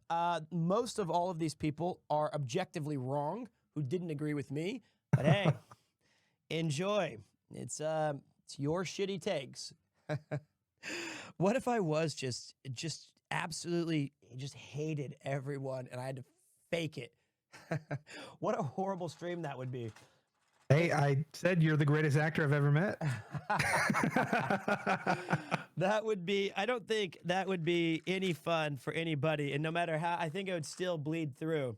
Not a single person said Metal Gear Solid, by the way, which that just shows me that they didn't play the game when it came out. That's what that means. I saw one Metal Gear Solid. Okay. There was one.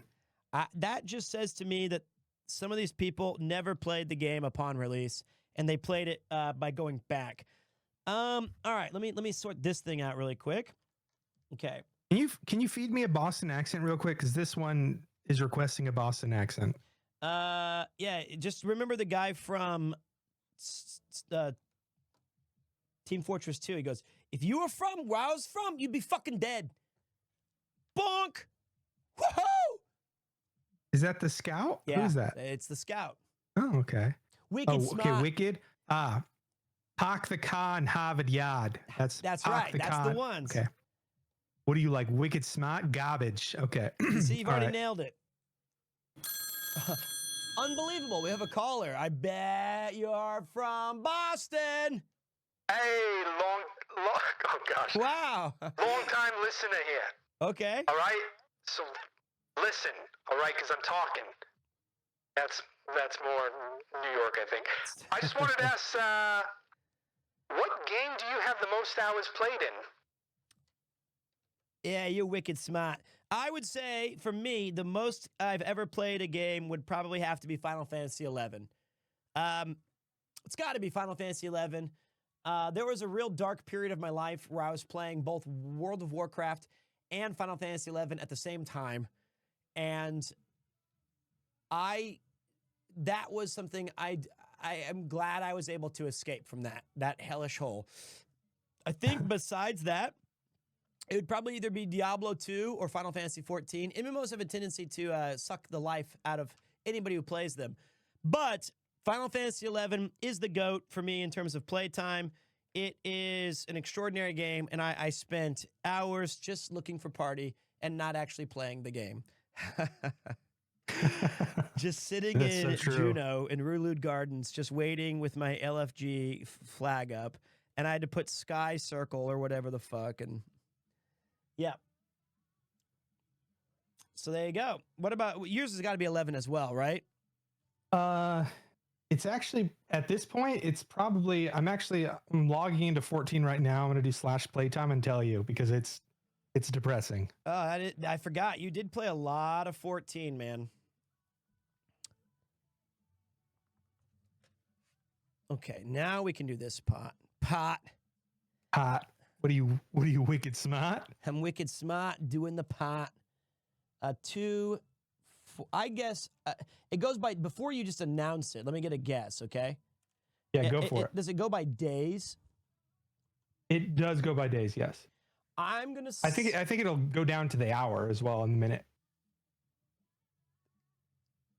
And I'm not one of those people that AFK in Limsa. This is like actual playtime. I'm gonna say you're at 1,100 days. Okay, I'm typing /playtime. All right, so I wasn't that close. You weren't that far, but I'm not at 1,100. I'm at 970 days, 1 hour and 44 minutes. That's crazy. Get some help. 970 days on a video game, man. That is 3 years. So since, because that's only counting Realm Reborn and higher, so it doesn't count 1.0. So since 2.0 came out, I've played for 3 years. That's crazy. On a computer for 3 years. Well, that's 2 of my intros, but yes, I agree that is crazy. Yeah, 970 is a lot, and I knew it was going to be something astonishing and scary. I didn't think it was going to be, I was overestimating trying to help you out, and I thought you'd be like, no, it's like 500. The fact that you're like, no, that's actually, I'm quite close. I think I can get that within this year. Just half, I still got, it's only February. I was like, well, they give you such a good deal because you got the legacy perks. So I got the discounted subscription. So I just say subscribe for life. Oh, can you actually sign up and just say, I want to subscribe for life?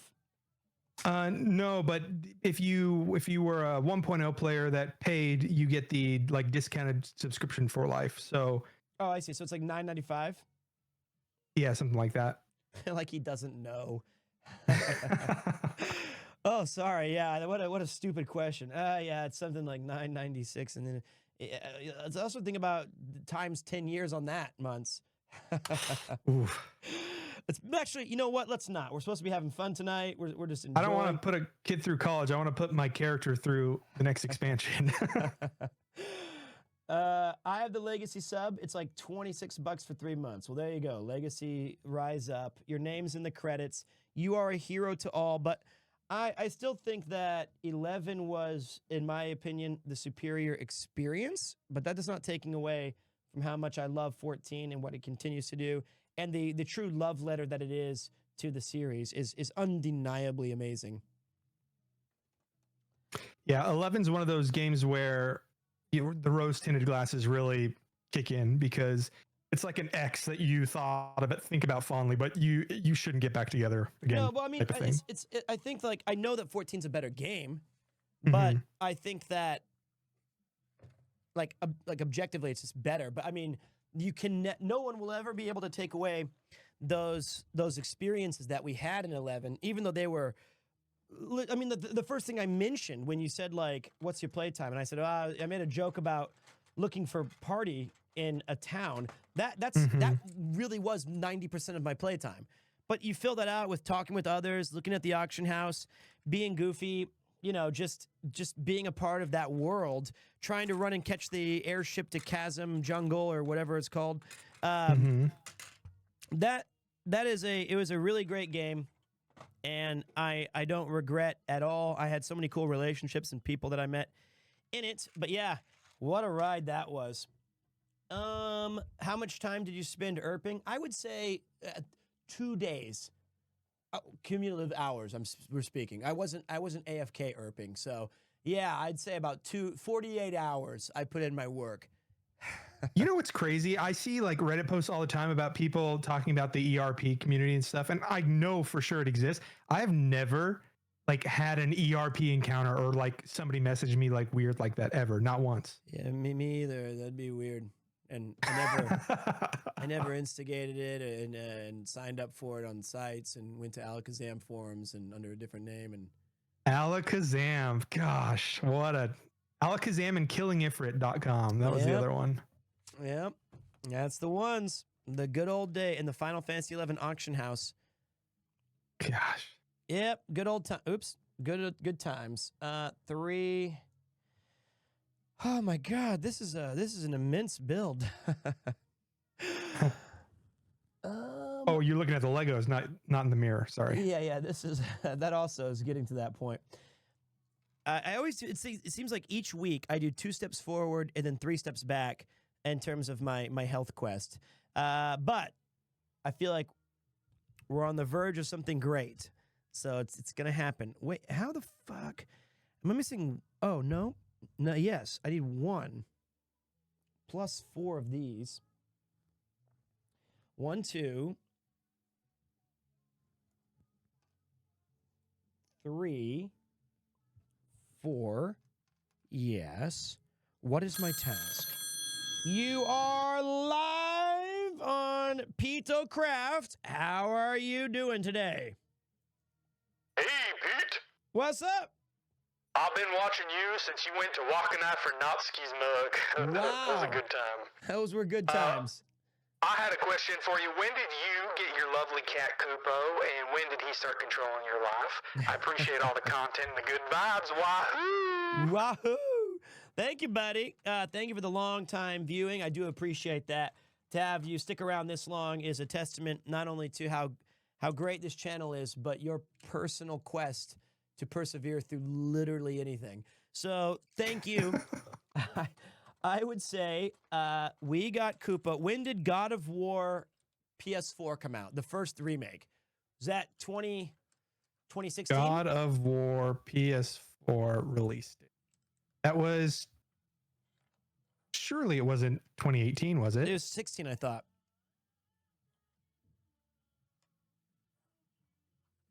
It was 2018? 2018, yeah. Okay, there you go. I got Kupo right when that game came out, or shortly after, because when we rescued him, he was in the we had this like 2-story cat house cage thing, and he did not leave that thing for 3 weeks. He was so scared.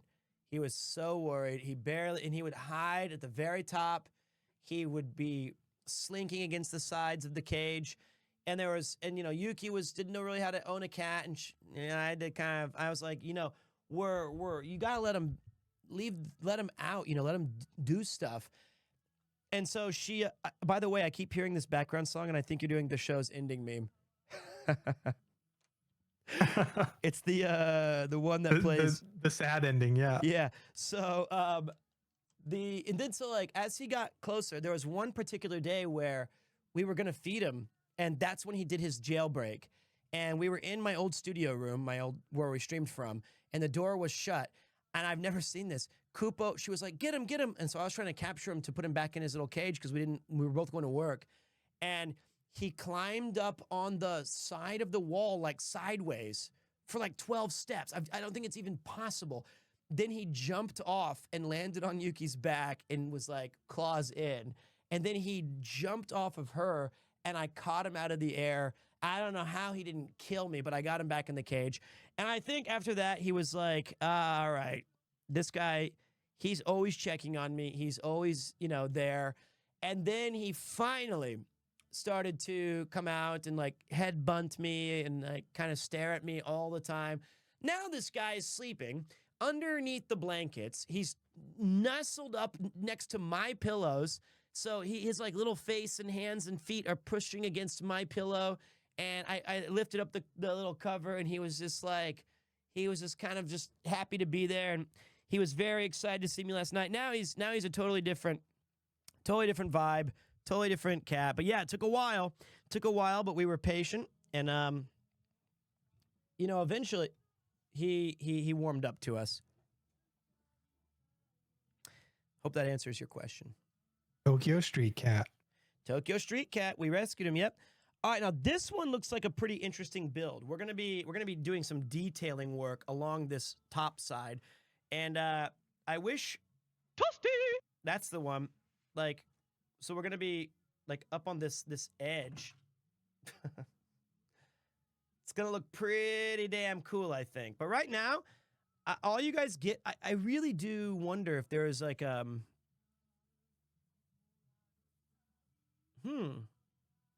let me see how the security cam does look really quick. Nope.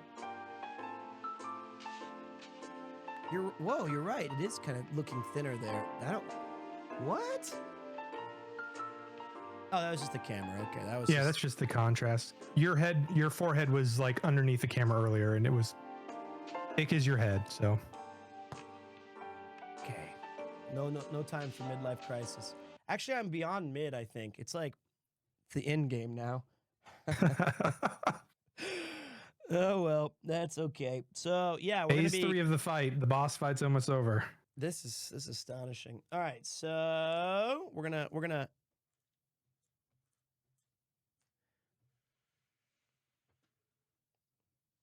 attach all along this ridge here. I do wonder. I don't know. I wonder, like, Ghostbusters, what do you want? I'm going to try my best here. I have an idea. Hello, Mr. Macy. Hello. First time caller, long time viewer. Yep. Were you always a fan of fantasy and theme park MMOs, or did you ever dabble into sci-fi or the true sandbox MMORPGs like the Anarchy Online, or better yet, even EVE Online? It said Eastern European. I don't know if that was Eastern European or not. I don't even think that nation has existed yet. Strangely, he had no emotion, but had a very long question. But I have not gotten into those kind of sandboxy kind of MMORPGs. Those are not really my speed, but I do think that they're definitely interesting, but not exactly my cup of tea. Sorry about that. Hold on 1 second. So speaking of EVE Online, I heard that that's like those ships are worth money in real life. Really? Yeah, apparently it's got its own market, it's got its own economy, like it's crazy. I saw like a YouTube documentary on it or something. This may have been like 10 years ago, but I want to try something stupid, okay? Yeah. I wonder if this will work.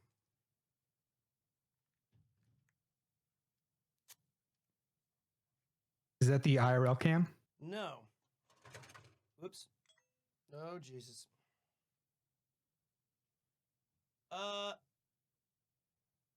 Click the security cam.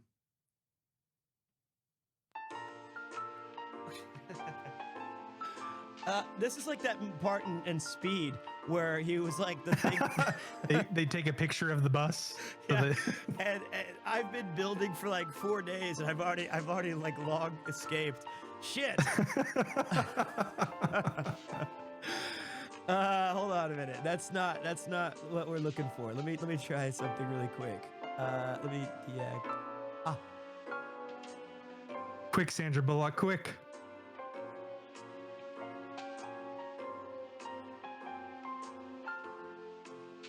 Wait.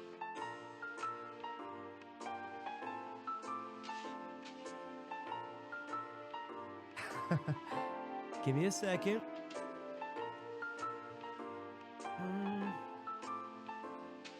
I think I can make the song. Okay, wait. Let me go. Okay, stop. Okay. Let me try this. Okay. I'm gonna add.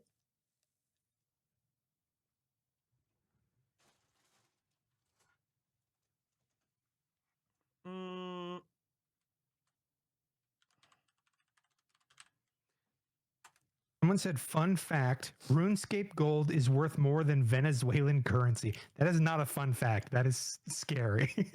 What's worth more than Venezuelan? What now? RuneScape gold is worth more than Venezuelan currency. That's scary. Also, everyone hold tight. Hold on tight. We might drop the stream. We have a bit of a technical issue. Wait, did you cause the technical issue? I did. I'm the one who caused it. And OBS is now not okay, wait. I think it's because Whoa, that's kind of cool actually. Well, not only that, this is the Action 3 that I got. And I could put this on a tripod and we can have a secondary angle that we could put from a different perspective. I've seen Rob CD do this with food, like when he's out and about. This is cool. This is like we're inside the fire station. Yeah, this is a surprisingly smart thing I figured out. Now here's the downside. I have no idea how this tripod connects to this thing. And it's I'm not smart enough. I gotta figure that out. So hold on a minute. Let me.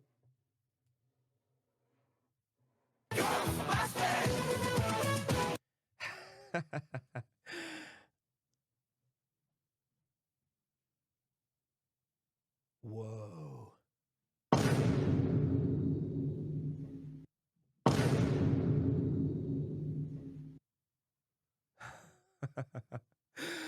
Okay, so this just looks like a weapon. You just hit things with it. It came with like this bag. Oh Christ. Actually, can you go back to the overhead? Not that one. No, not that one either. Stop! The one that's this one, yes. Okay. Let me see here. This is the one. Oh, it's sticky. This says do not apply to curved surfaces. I swear Yuki has the best comedic timing. I think that Yuki knows that this drives me insane, but she just like, and Connor, he'll be like, yeah, I watch your stream, but most of the time I see it. Production for what this stream is. It's just Yuki. Don't worry about it, honey. I just want to know what a messy boy you are that you you warrant this many cleanings. No. He's Yuki, messy. That's not true. What is this? I cannot even step inside. No, you don't need to step inside.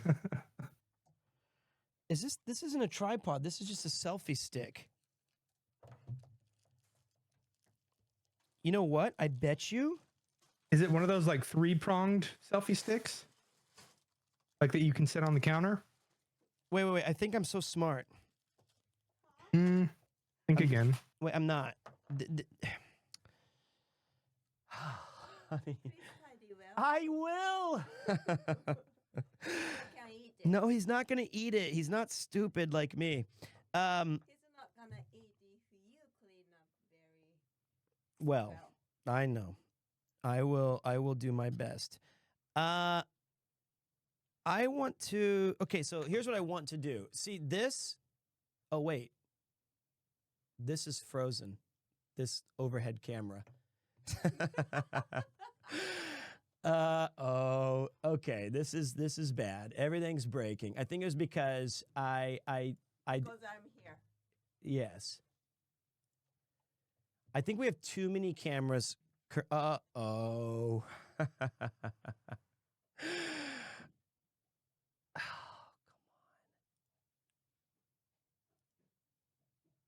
Listen. Okay.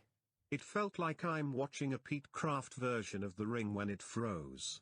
A cursed garage video ends up in an unsuspecting Japanese video store. Koji purchases a weird video titled PeteCraft Volume 3. It's nothing but a forehead on screen, but it seems to be moving closer. And out of the TV. Premiere Ghoul Premiere, wow. Okay. Your subscription will expire in 7 days. Okay, so wait, this thing is just for holding. Oh, wait.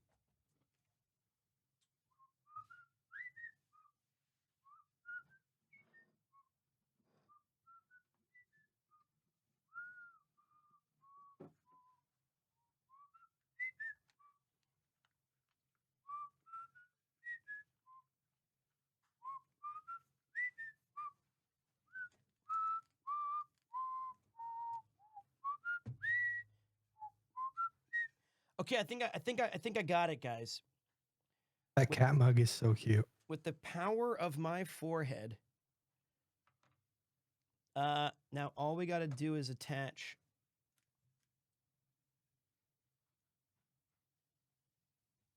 Oh no, it's too. Wait. It's too.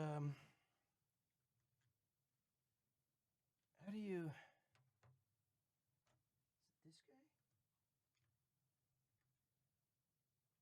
This is like one of those cutscenes I usually skip. Well, I'm glad that everybody's got a nice little joke today, you know. How do I Hey, can you tell us to wake up, Samurai?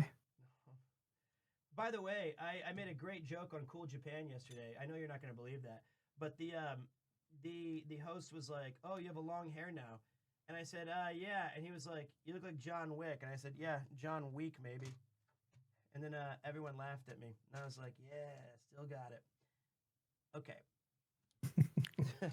John Week. It's great Japanese pronunciation. Here's the good news. I think this does work. The downside is I broke the other camera. The overhead craft cam? Yeah, but not totally, but like, let me see here. What I can fix that though, I feel like. Just gouged myself in the face with that. Was very painful, but that's okay. Okay, so these are unnecessary pieces. Okay. And then we put this away over here. God, this is actually a mess. Okay, then we go back to PeteCraft. PeteCraft.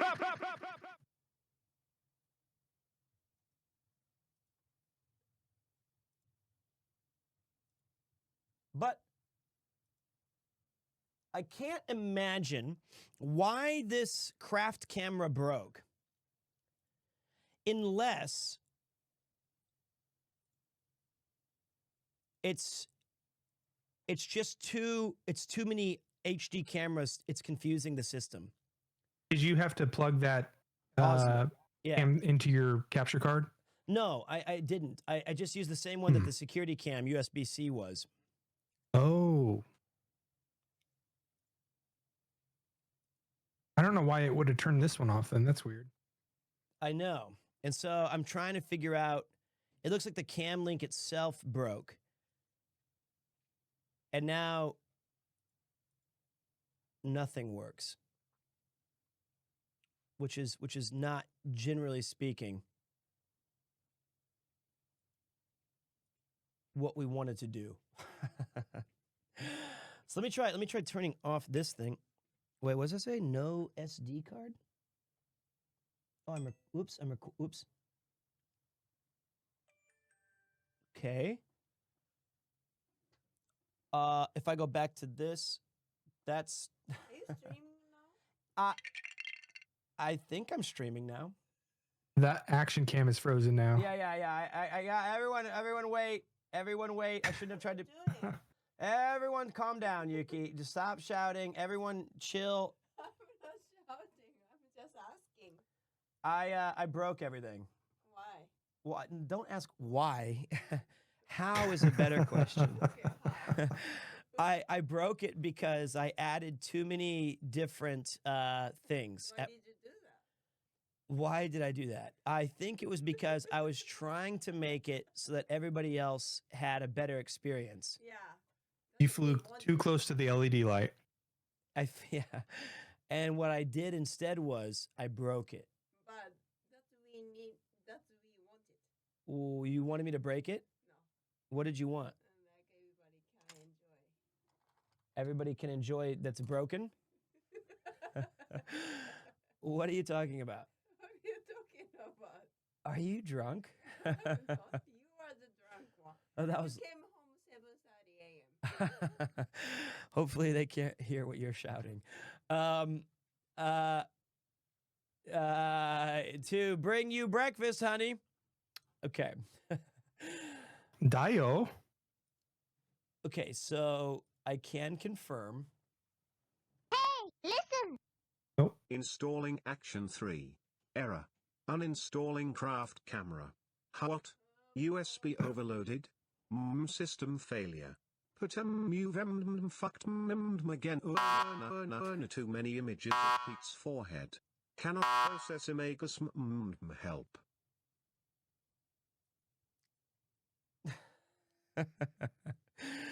It was my desire to help that you guys, it's you know, doesn't that mean anything to you? I think I found it. Wait. Oh, God, I broke it, didn't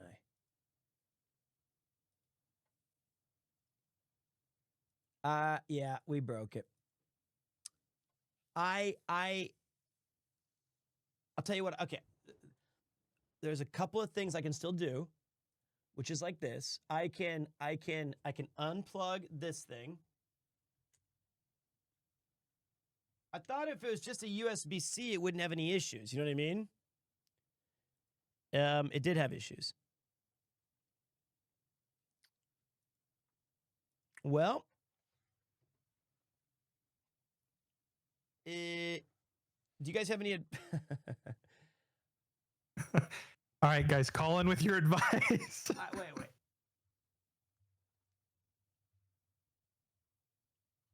I can try to do some stuff up here.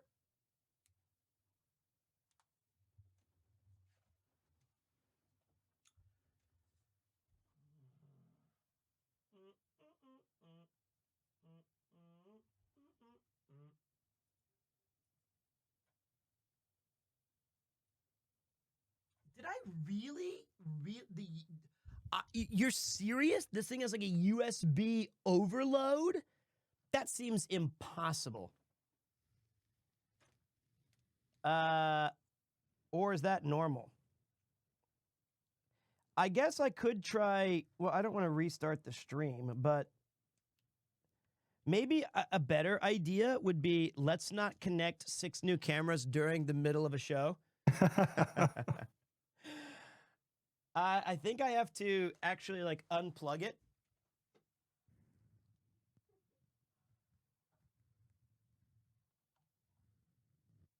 Okay. This is actually going to be awesome. Watch this. I have a better idea. I have a new idea. I'm going to, this is so smart. This is big brain. Okay, guys? We need more power. I got this. This is going to be sick. We're going to remove that camera. I'm going to add a new source. This all went downhill when it was like the OBS crashed upon itself. And then and I was like, no, it's fine. And turns out it was not fine. Yeah, so it won't show up at all on the Camlink 4K. So oh, you know, okay. I got one more idea. I got one more idea to salvage this. I wonder if in the control panel, maybe it got, that doesn't even make any sense, does it? That it would deactivate itself? That it would say like, this is, what do you guys... Did you try taking off the action cam? Yeah, I did, but then it... Unplugging it? Yeah. And I think if I turn it on, it's going to work again. Like, watch this. I think if I go back to here, and I go like this. Well, it's frozen, but I bet you I can oh, interesting. Oh, now it, oh, cool, it broke that one too.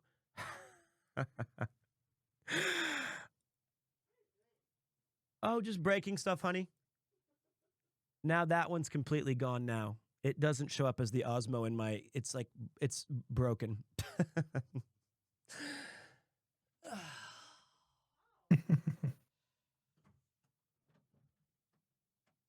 All right. Well, hold on. Okay, just everyone stay cool. I can still build this. I can still break this. I can still break this. I can still fix this. I can still fix this. Okay. I can still fix this. I can still fix this. I can still fix this. What a cool idea that was too, though, by the way, to have the action cam. All right. I'm going to put everything back the way it was. Ugh. Except not, say something, Monster. You're supposed to be helping me. No, I think I'm doing the right thing here. Hey, listen! Pete, I hate to be the bearer of bad news. Yeah. But fella, you know when I troll TTS diagnose a IT fault, then the fault turns out to be true. You know you've entered unreal levels of scuff, fella. And I know scuff.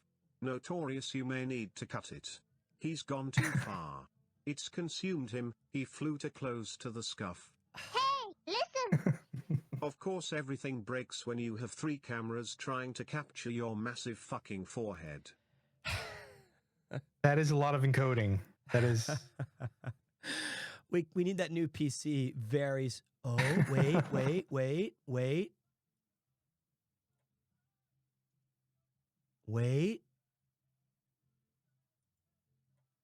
Nope, that didn't work. Please, I'll do anything for you to work now.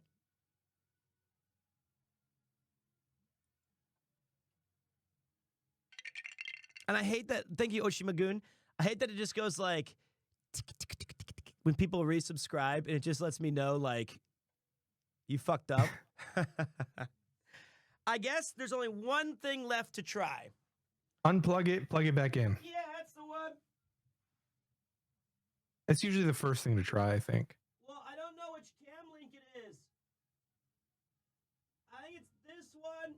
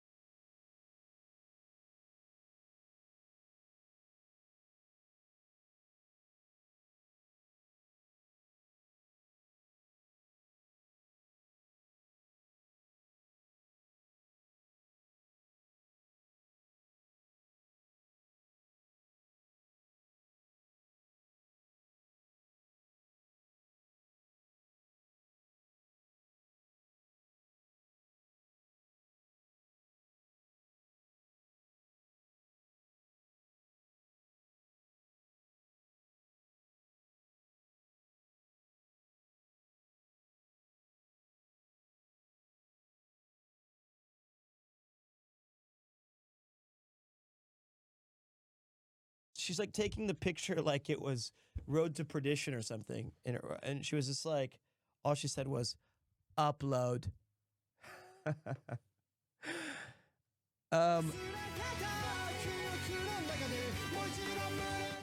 Jesus Christ. Okay, are you still there?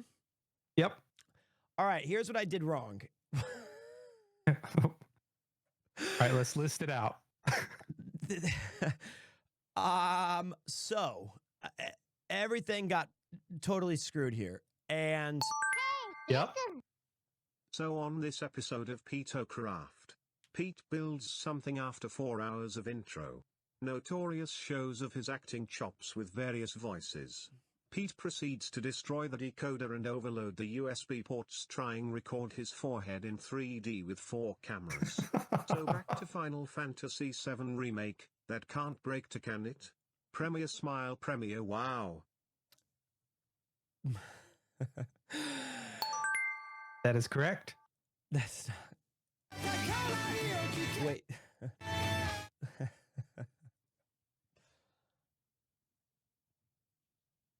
All right, Pete, what else did you do wrong? The sound now broke too. The sound broke because now everything's coming through the one source, not the, like, that's now no longer on the second channel. So it's just, that's why it was blaring. It's no longer being controlled by normal means. Okay, so here's what I think. Should we just, we have two choices. We can end the stream now, or I can restart it and just see if I can fix this. What do you, I was pretty close to finishing bag 3, and I feel like we have to finish bag 3. So, how did I fuck this up? Was I too greedy? Was that what that was?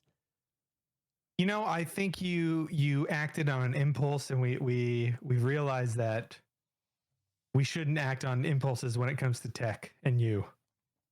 Really? Yeah, really. Yeah, you're probably right on that one. You know, that is weird that this isn't refreshing though. That's crazy. It is crazy. It's not refreshing.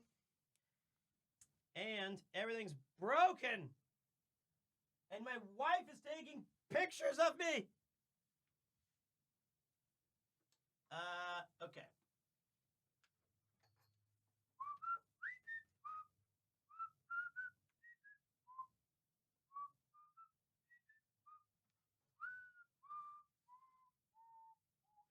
Tell you what. Okay. I can fix this. I know I can. So. It's an OBS issue. It's definitely an OBS issue because when I plugged in all these things, it all just went to shit. So, which would also, maybe you would be saying that is a me issue. That I understand. But give me a second. I'm going to restart the stream and I'm going to make sure all of it's working at the same time. That's a good idea. And I will be back in just a minute. And and if it doesn't work, I'll see you guys in the Discord. Can we get a poop break in chat? Can you guys spam poop break, please? Okay, so let me see here. I think we need a streamer mandated poop break. I think we need I think this thing's a piece of shit. That's as close as we're going to get. But, oh, wait, that's good. So that works again. So I figured that one out. Wait, this is not the one we need though. No, this is the one we need. But I did figure out that aspect. Hold your colons, guys. The only thing I can think of that might do it is the fact that it's, where's my key? God damn it. I feel like we pinch in full, guys. Pinch. He's working on it. It's a device manager, I feel like. And maybe it my God, I've never seen this in my life. Ah, there's a bunch of USBs right there. Let's see. Is this a generic USB? I don't think so. Oh my God, I have so much shit plugged in. This is horrific. Hey, Mifu has a point. Just to double check, you didn't accidentally like press the power button on the camera, No, did no, you? no, it's on, guys. Okay, just making sure. I'll turn it off and then back on again. What's weird is that it seemingly says it's there, but it's not. It's like it's getting no image. You know what I mean? Okay, so this didn't pop up, so I'll read it for you. Are you sure it's not an issue? Are you sure it's not an issue with the dummy battery? What if you try it with the actual battery and see if it works? No, no, no. It's not the dummy battery because the camera's still on. No, Camera's it's still on. dummy streamer, not dummy battery. That's just to clarify. It was, here's another thing I can check. Watch this though. I can go to Peter, I hate that emote your face with the blackout eyes. It's so scary. It's terrifying. It's I don't like it either if it makes you feel any better. I hate the Premier Ghoul as well. Oh, it's unsettling. I know. I wish.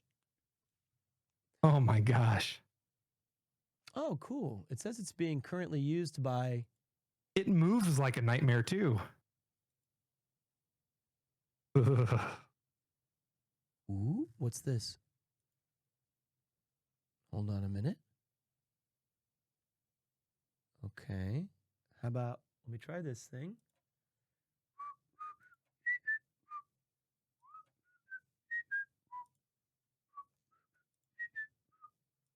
It looks like we got some raiders. They are probably not holding their poop in. No, So that's all right. Raiders, thank you. Thank you very much, Inaban. I'm working on it. I'm working on it. This is very complicated. We had a tech issue because I wanted to make something nice for stream. Chad didn't do anything. I didn't do anything. I wanted to bring a new angle to the chat, and now I'm being bullied by it. What in the fuck? We ghoul in full. Oh boy. Creepy. Elgato Screen Link, OBS, Virtual HD, Cam Link, Game Capture, Virtual Camera. There's so many of these. All right. All right, I'll be back in a few minutes, guys. Everybody, see you soon. And if I'm not back, hope you... God. I can't even wait.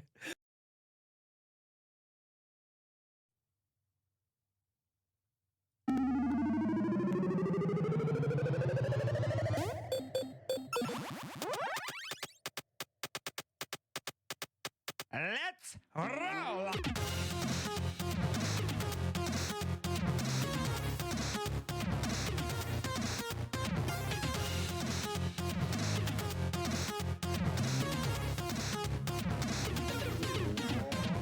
Welcome for another month of pain. 5, 4, 3, 2, 1.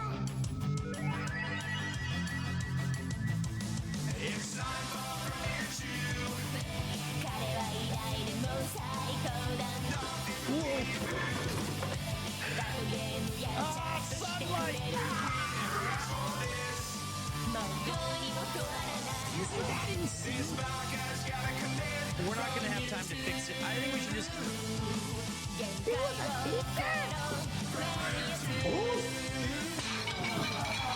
you, Goofy. かわいいですね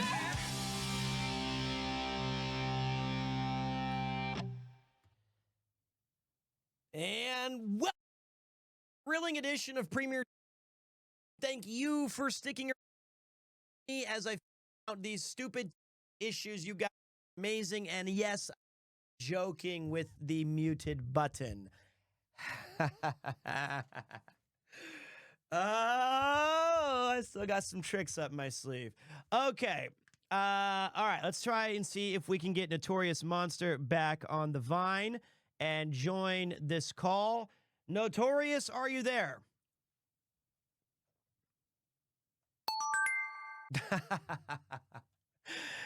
Danger.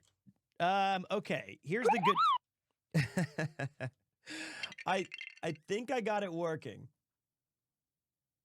Let's see what we got. Whoa, it's inverted.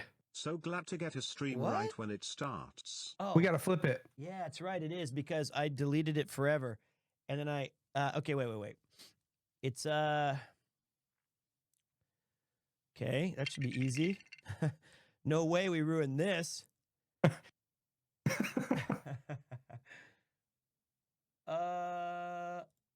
There we go.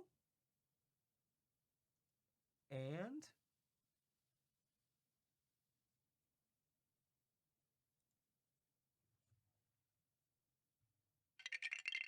that right? Hello? Is it right? I think so. Yeah. Yeah. And then Oh, maybe. Oh, you just have the tripod in the. and So then everything shifted over. technically, I should have tested this part. But I'm pretty sure it's going to be fine. Hey, Okay. listen.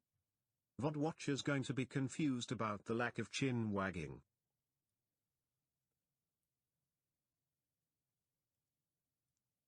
That's true. They're going to be very, very confused. So, all right, it looks like we got it working. So now you have triple. You can do a couple of different things, but now you can see, temporarily this is a decent start to what we're trying to do. Well, there's only one problem, Pete. Please don't. Hey, listen. What is it?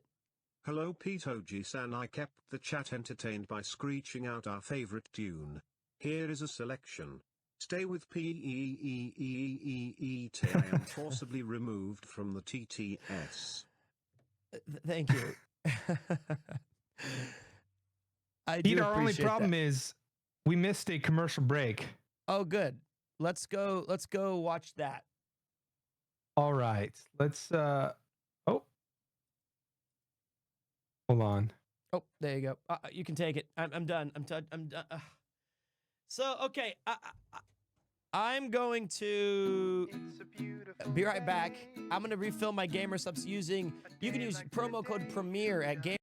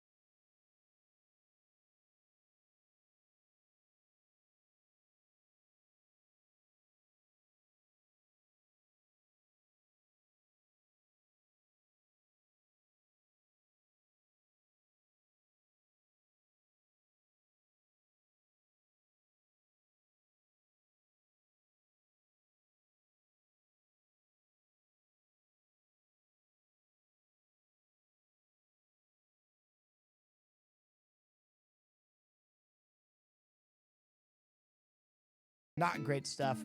Welcome back to PeteCraft. This is episode 3.5, I should say. We're on our way to building a Ghostbusters firehouse. And the... モカちゃんが教えてくれたいろんな見た目になれるアプリなんだって。どれどれ I hate this. I fucking hate that. Joining me, as always, is the host with the most, guiding us through the ups and downs, the lefts and the rights, the technical mishaps, Mr. Notorious Monster. Welcome back, Notorious. Good to be back. So, can we go to the alt cam 2? We're gonna see if hopefully, yeah, we have some pieces that are working. Wow, it's all lined up. This thing's gonna die soon because I didn't charge it very well, and I switched the battery. Totally worth the effort. It's fine. It's like it's not even. It doesn't even help, and we only lost 1,200 people. But it was anything to help make this thing more interactive and more fun. I was right. It was not me. It was a technical mishap as we were trying to get this back online. Oh, that's funny. Excuse me, Shash Droid. Thank you very much for turning a positive into or negative into a yeah. A negative into a positive. Pog 5. There you go. Pog 5. We got there. So now I'm going to keep building, and you guys can get some 3D evaluation. Like, now you can actually see what I'm trying to do because of this crappier quality camera that's to the side that I spent 17 hours trying to set up. So this is like those videos online where it's got like the main content, and then there's like the Subway Surfers footage on the side. The ADD crowd. I mean, I can probably fix it to make it look better with like the right colors and stuff, but it's a 1080p camera, so it's gonna be limited, I think, in what it can pump out. So that being said, I am excited though to finally have this thing.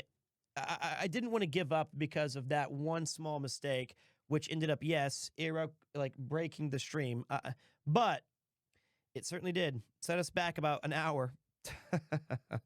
We're on bag 3, correct? This is true. This is bag 3. And we're going to finish bag 3 tonight and be finished with Pito Quest for the evening. So let's try to finish strong.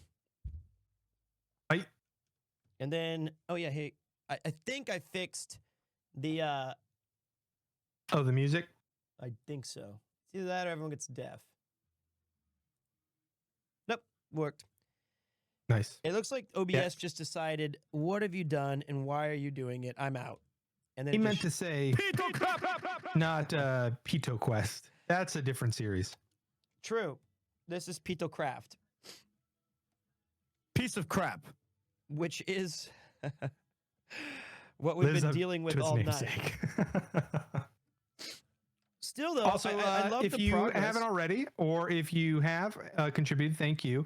Our Discord has the PeteCraft channel where you can post your builds. There's a lot of cool builds in there.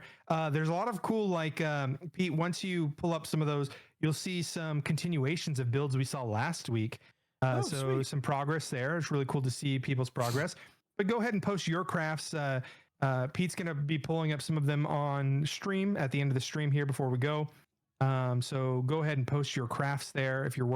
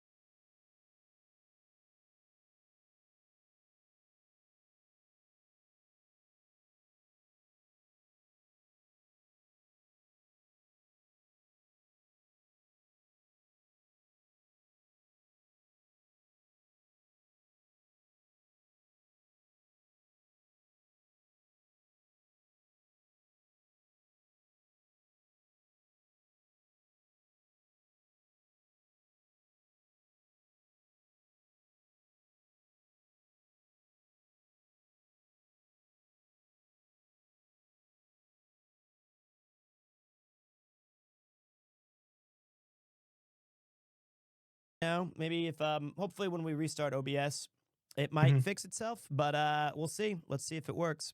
We have some sound again. Cool. There you go. Ugh. They said they can hear. I feel sorry for them now. It's like the monkey paw curled, and they have to hear me again. All my fellas. All my fellas. All my fellas. Yeah. All my fellas. All my fellas. All my fellas.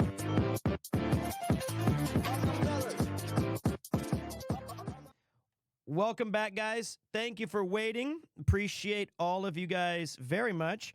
Having a tough night with the with the tech. However, I will fix it for next week.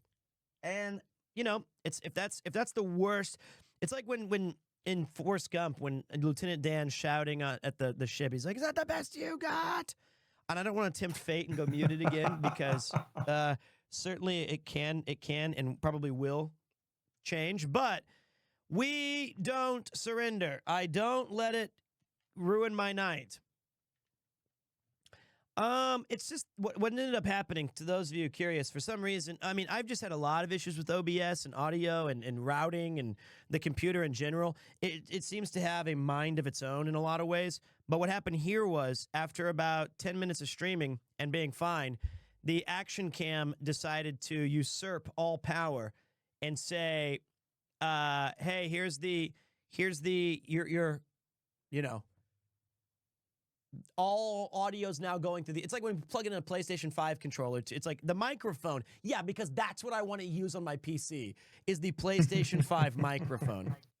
Unfortunately, it went through there.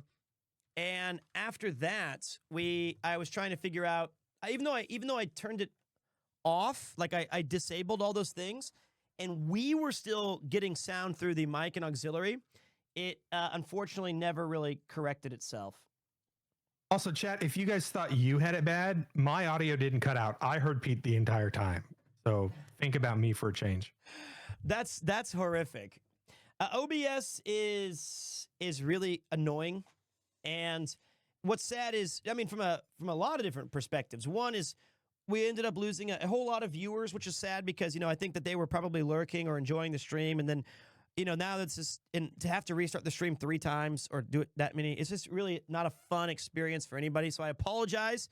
And I want to say thank you to everyone who stuck around and waited. So, woo! All right, let's finish this bag so that I can now go to, I'm not even sleepy. I just want to go, I want to do the Narcos meme where I'm just staring outside on like 3 different angles and wondering how it all went wrong.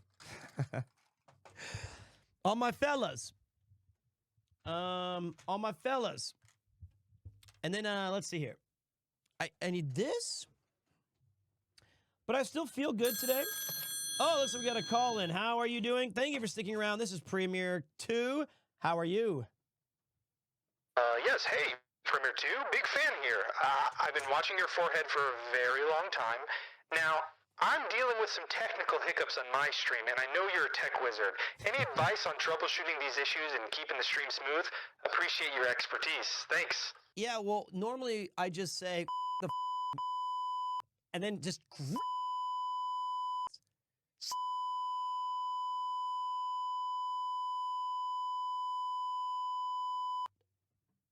and that usually sorts it all out. Okay.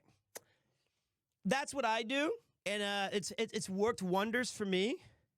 My psychiatrist says that I should learn to let things go, and you know, it's not going to ruin the stream. But that's how I feel.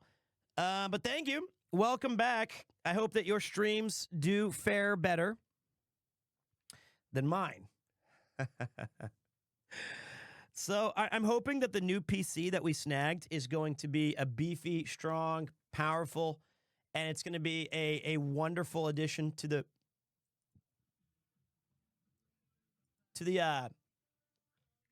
like having less technical issues, or maybe I'll invite someone over who immediately can understand, hey, here's what you need to do to make sure that this doesn't happen again, and we can kind of build that together.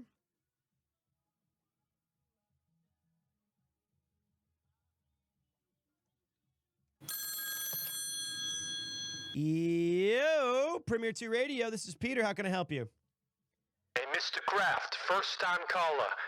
Great production value for what this show is. I got a question for you. It's philosophical in nature. Okay. The question is, does a drinking straw have 2 holes or 1? Please answer promptly or I will frown. Does a drinking straw have 2 holes or 1? It has 1. It's just 1 hole all the way down. That's a pretty easy one. That is how that works. It's 1 hole all the way down, and I don't know how to attach this. Am I stupid? Don't answer that for me. I'm just talking to myself right now. The odd.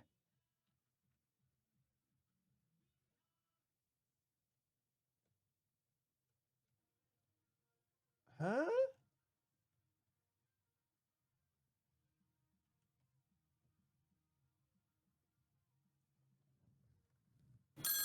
Oh, I got it. Yes, you are live on the air. What is your desire?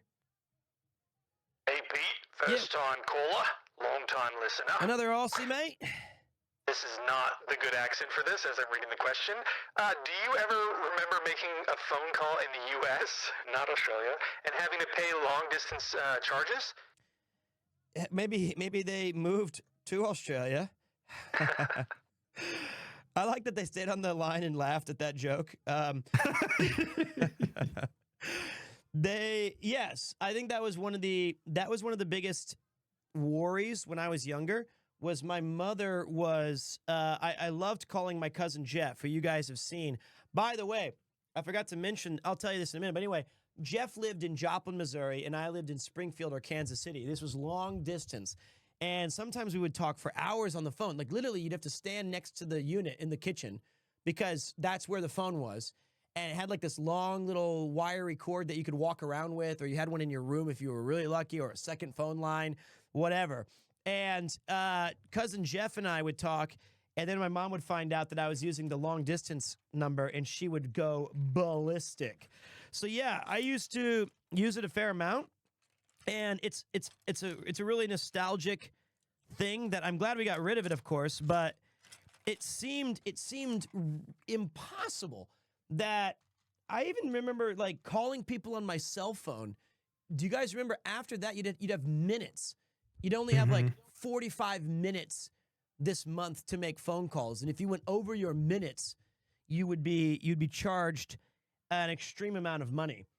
So that was the evolution of that.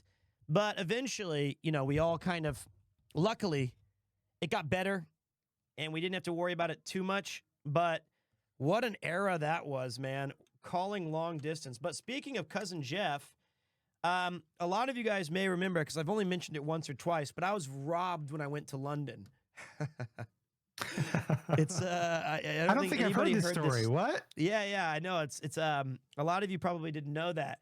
And is that right outside Big Ben, actually? So Jeff and his fiance went on vacation to Hawaii, and her purse got stolen yesterday. So there you have it. $500 taken. What's that? In Hawaii? In Hawaii. Oh. So it's the curse of the cool dudes. That's what I think of us. You know something about like long distance minutes and things like that. You remember back in the day, like you would memorize people's phone numbers, like all of your friends, you knew all of your friends' phone numbers. Yeah, for sure. That was like a thing. And I remember group calling was like a big thing too. Like after school, you'd call your friends and then you'd make a group call and get a bunch of other friends on the group call. And that was like what you would do to hang out. It's crazy to think that that's no longer a thing at all. You know what I mean? Right. But yeah, I definitely remember all of that. It was a great era, actually. And I also just kind of miss phone calls. Like it has become very much a texting kind of culture, which in and of itself is pretty awesome. I like that we have this style of like being able to communicate that way.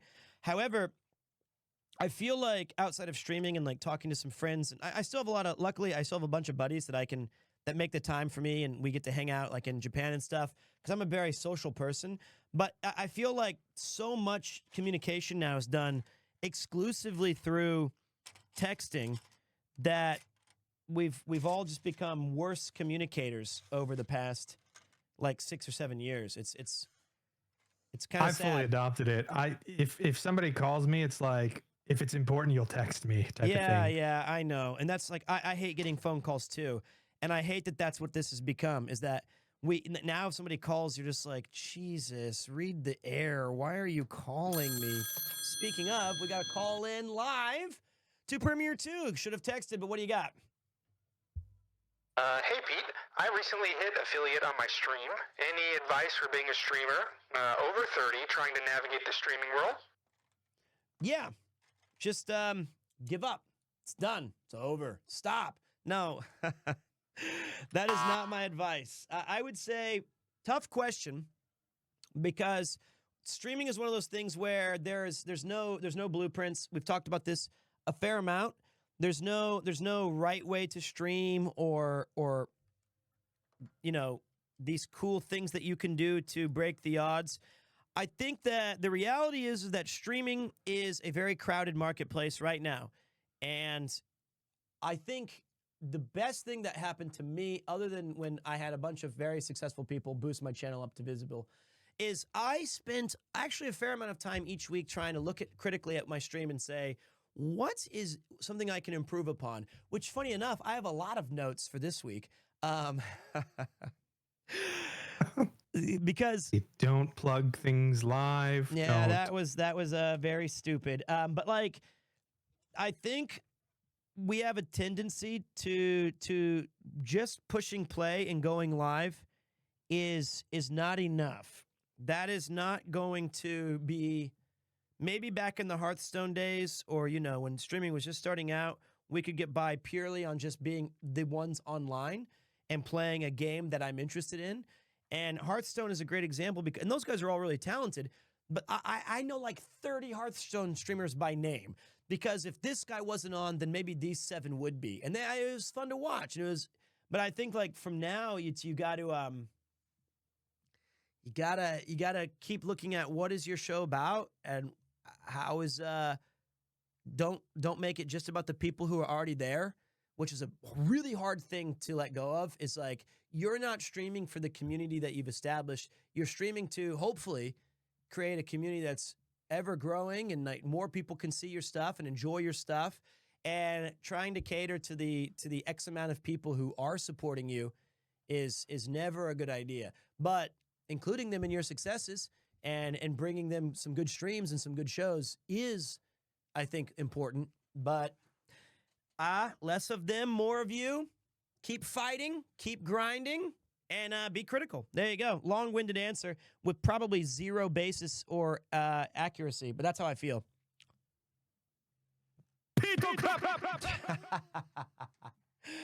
So there you go. That's what it was. Also, don't stream the Olympics. Also, don't plug things in live on the air.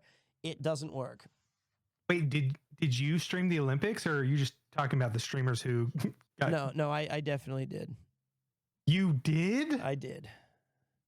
Oh my gosh. I thought it was like only XQC and people like that. Well, I am like that, I guess you could say. It wasn't really my fault. It was more Nathan's, but it wasn't that I streamed the Olympics, like the Olympic Games, and was like, this will be fun. I'm going to show you guys a 100-meter sprint. What I wanted to do was, I had just reached partner, so there was kind of some optimism. And after, I'm a huge Olympics fan, or at least I used to be. Now I hate them. And the games were in Japan after all these taxes that I'd already paid and all these moments that I was looking forward to.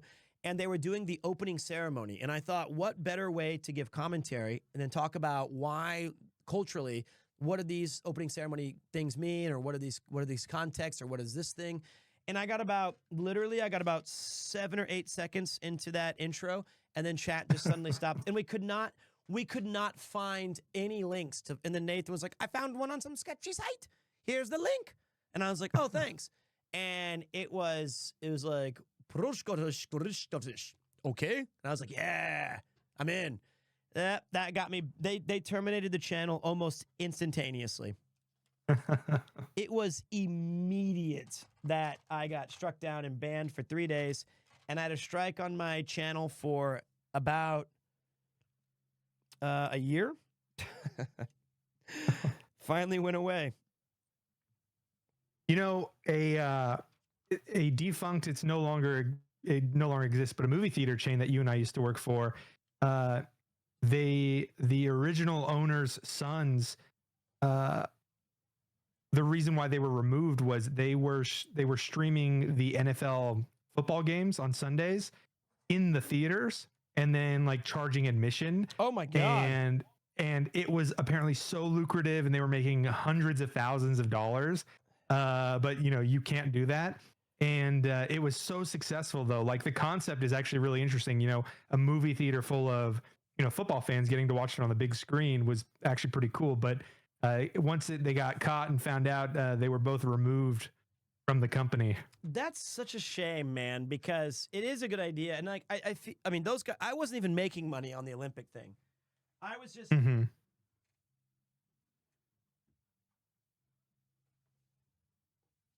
I just thought it was cool to talk about the Olympics because I was such a big fan. But yeah, okay. Careful. Yeah, that theater no longer exists. So AMC bought them out and absorbed them, and then if there's still buildings up, they are now AMC's. Interesting. I had no idea that they'd relinquished. Yep. Hey, PeteCraft PC build win. Good news, everybody. The PC's been built, and I had the presence of mind and the intelligence to ask it for pre-build so that I couldn't possibly screw it up. So we're going to be waiting, and hopefully the good people at Ironside who hooked me up with an awesome build, and I've already paid for it, and it's going to be on its way here, and we can just try to... Why don't we see if we can get the stream working first? But that is exciting. I'm very much looking forward to that. Let me grab all these. Okay.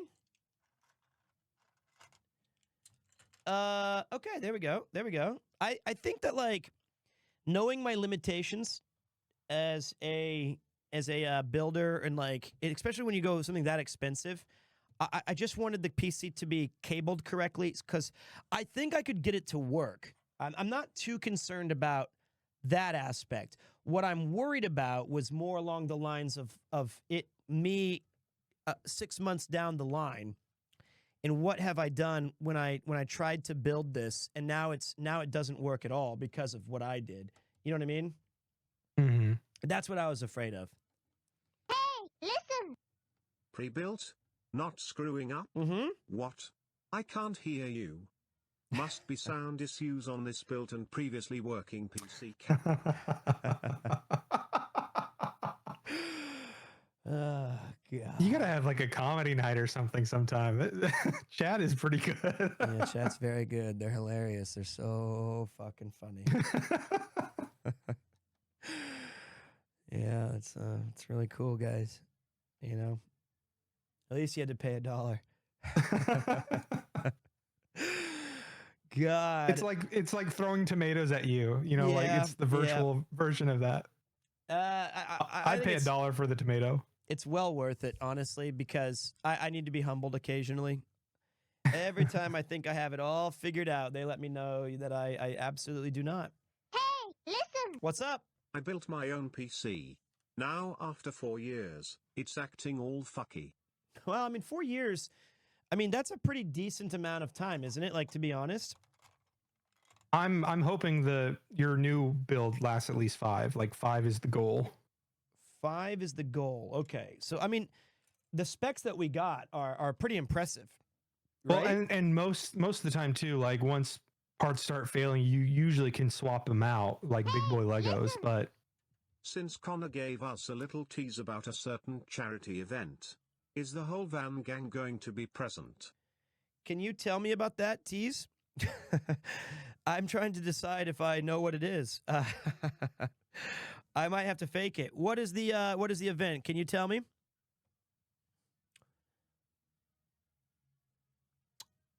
What's the LEAK? He gave no info. What is he? What are we even talking about? I don't even know. The April. You've got a hype train going. You know what? I wish I could promote it, but we don't deserve anything anymore.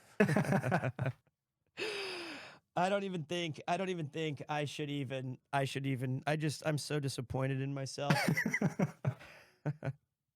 What's there to be hyped about when I can't even turn on a goddamn machine?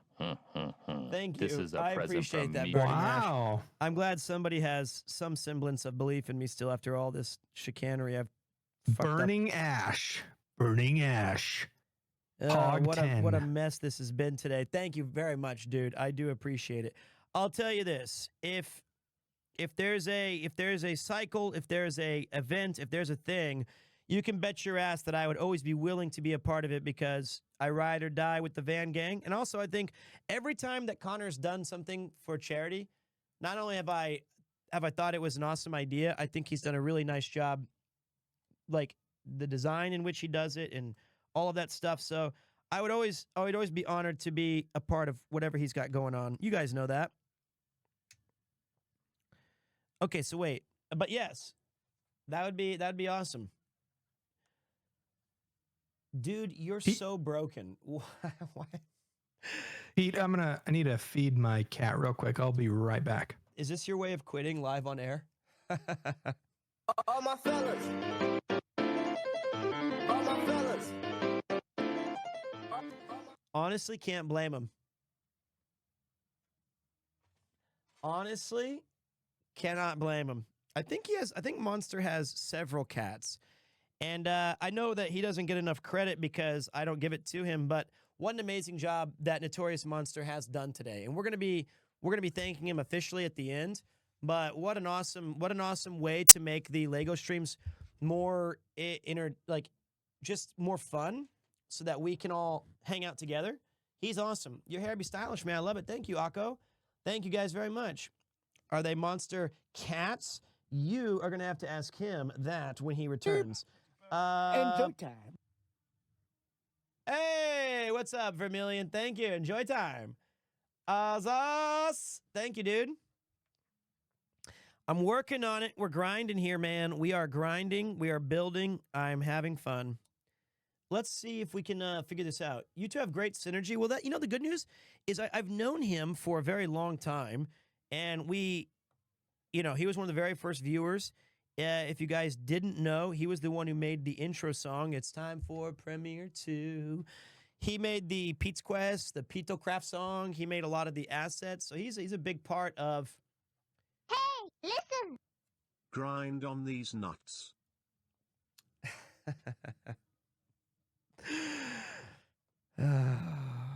Thank you, buddy. Thanks. I will be grinding on these nuts, having some good vibes. So now we're making these little windows, and when we snap the windows in, it's there we go. It's very this is the most satisfying craft part right here, is making the windows. I'm really excited, mate. I'm also really excited to get that Osmo Action 3, because that actually, on the ground level, looking into or maybe getting a different tripod for it, but looking in on the actual build was pretty cool. I would like to do that again. So the door is here. Oh, it looks like we've got a call coming in. Hello? Bonjour, salut. Bonjour. Hopefully you are enjoying the build. Yes, thank you. It's been very good. Oui, I have been an avid Lego fan, and I have spent the last 2 years building a Lego sorting machine. It's quite impressive. I am almost done. Oui. Anyways, what is your favorite Lego set?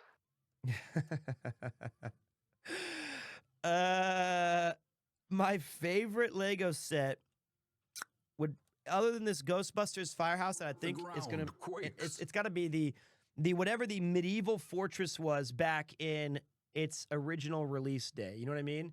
Like in the OG, whatever that was a pretty awesome build. Having the knights and with the shield and the swords, I played with those all the time. So I do miss those very, very much.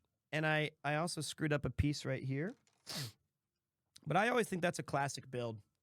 Okay, that was my best French accent. Someone said Fremen from Dune. I've never seen I'm that. catching strays now. I think you did a great job. Don't listen to them. Okay, wait. Je suis monster. I don't know any more French. Oh, that's so sick. Is that the windows? No, this is a door to the thing, but there's no place to attach it because, I mean, there is, but let me see if I can show you really quick. So, God. Okay, so no, go back to that one. You can see there's these brown, right on the edge here, there's these brown poles. And we're going to attach the door to it so that the entrance to the firehouse can swing in. So it's going to look like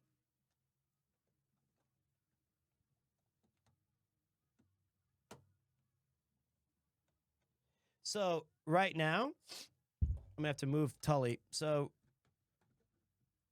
how heavy is the set right now? So like the door opens in addition to the other door. Oh, you can't even. Yeah, you're gonna have to turn it for.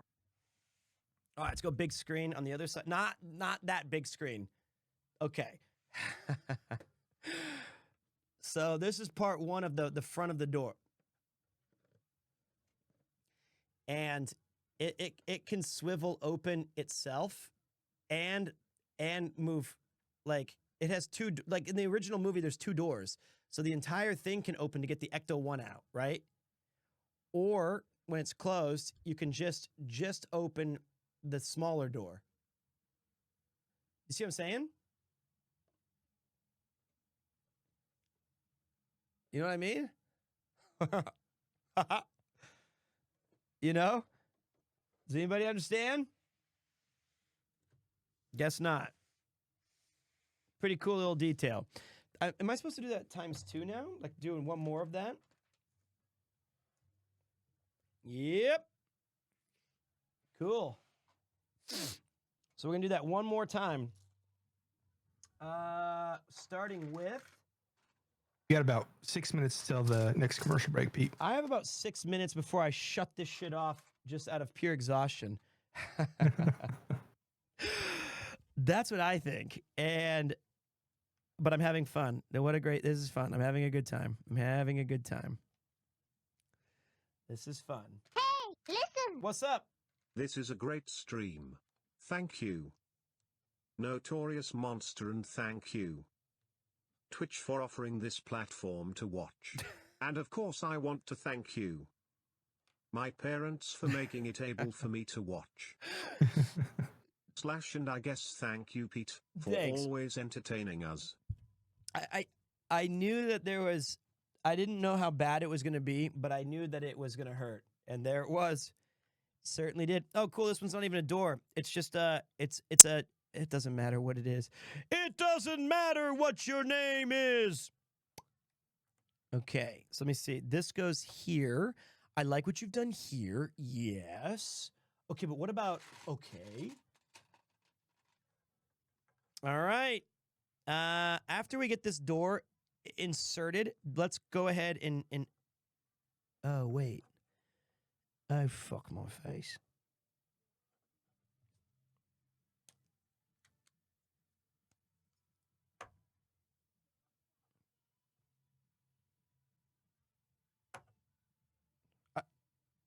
Wait. Oh no, did you lose a piece? No. Trying to figure out if I built this piece right. That's the main one. I think I got it though. I think we're good. So this one needs. We're running out of pieces, which is good. That means we're getting near the end of this particular build. Okay. Me likey. I'm going to take the nicest bath today after this stream. It's going to be great, but I'm already looking forward to the next PeteCraft. But I can't believe that. I mean, I'm really kind of worried about how much ridiculous amount of work of remake I'm going to have to put in on Monday and Tuesday because I still have Integrate. I still have the Yuffie DLC. Plus, I think we're like 65 to 70% done with the, what's it called? The remake part. And I think it's going to go pretty quick. And I think I can beat it by Tuesday. It's going to be tough. And then Wednesday will have to be Integrate all the time. Let's go. And then Rebirth is right around the corner. So it's just like, what a mad dash. But I might have to put in some heavy duty, and I mean heavy duty streams coming up on this week. You gonna Super Mario RPG it and just I might not have sleep to. until you finish? I might have to. It's that dire at this point, you know? Mm-hmm. So we're getting close to that. Yeah, and poor Mifu's the only mod left. Nathan got too drunk last night and didn't even bother to show up. It means he's still asleep. Listen. If you dream, you got to dream big. You're damn right. That is correct. And hold on. I think now I got to attach this part. Okay.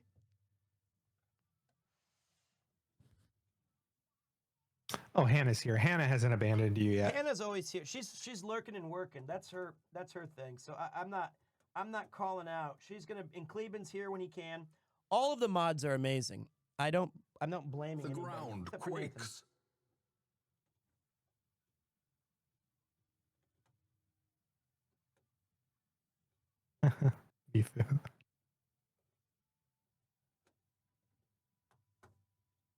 Boom! Got the doors shut. Very nice. Nope, it didn't work. Oh, fuck. All right, well, Pete tends to his broken door there. We'll be right back after these commercial messages. I got it. I swear. Beautiful day. A day like today, you just I don't know how this happens. find a new way.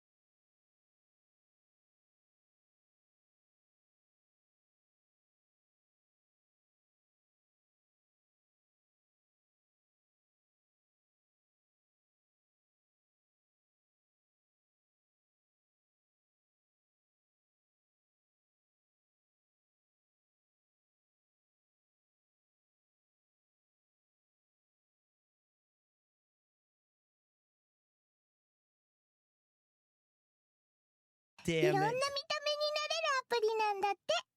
どれどれ？ I hate this. I fucking hate it. それそれ。I don't know what the fuck. Anyway, Notorious Monster, you're here. We're on the final push of finishing bag 2 and 3 of our Lego challenge. Hey, listen. This week. Did that actually happen, or do I need to increase or decrease the medication? Anyone? That was real. That was a real thing, my friend. It was gnarly. God, what a nightmare fuel that was. What was I? Let's go back to the big board so we can knock this out really quick. One of the so my favorite commercial. I have my request. If you got to find the Shaquille O'Neal Burger King Shack Pack, because I've played it on stream before, but I know all the lyrics. It's who is the man that can jam over any man? Shaq, because it was like a shaft, and then it's talking about this new bacon lettuce whatever burger. Oh, and he's like, and then Shaq goes, "Gotta have a Shack Pack." It's fantastic. It's a great commercial, and I have a very fond memories of that one. So we'll have to add the Shack. Well, I don't want to call it that, but How many McDonald's slogans do you remember? Because that one showed there was "Have you had your break today?" So which I don't remember that one. No, I remember "Have you had your break today?" And then there was, of course, the most ubiquitous, most annoying one is the I'm loving it. And boy, did they make a gajillion dollars using that. Have you had your break today? I don't remember that one. Well, I was talking about it briefly during the break, but do you remember the Arch Deluxe? I don't. So the Arch Deluxe so McDonald's was bleeding, like they weren't getting a lot of sales. So they released the Arch Deluxe, which was supposed to cater to a sophisticated, more adult. It was like a longer sandwich. And I actually thought it was quite good, but it had like a different kind of vibe to it. And that's where I can remember like the "Have you had your break today?" kind of thing. But yeah. Hey, what's up, Death Dude? Welcome, man. We're still building. We had a couple of technical issues when I thought I am a streamer, like the doctor meme, but and I broke everything almost immediately. So we were humbled rapidly by my inquisitive nature of trying to make the stream better. I ended up making it worse. But Royale with cheese and Dino. Wait a minute. Have you had your break today? Did somebody say McDonald's? I remember that one. Uh-oh. Then there was, "We love to see you smile."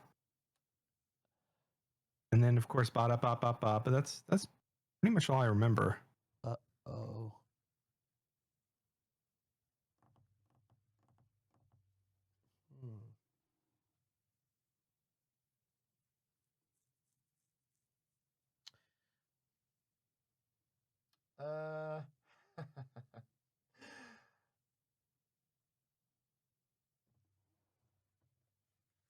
Well, it was cool seeing there was the N64 ad too. Like the 90s was so aggressive. 90s and early 2000s was so aggressive. It was N64's "Get Into It." Yes. Wait. Oh, did you do something? No. It's fine. It's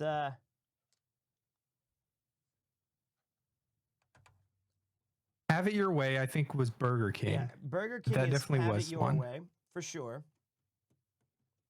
Have It Your Way. What was Hardee's or Carl's Jr.? Was it oh, fuckery. Oh, stop it. I can't remember what. I don't remember Carl's Jr.'s.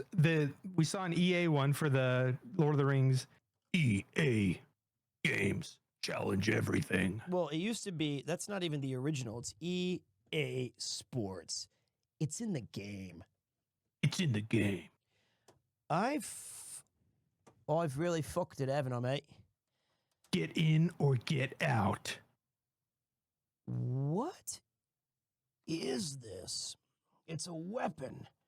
It's really powerful. especially against living things.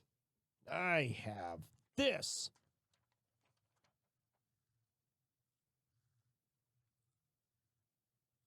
Oh.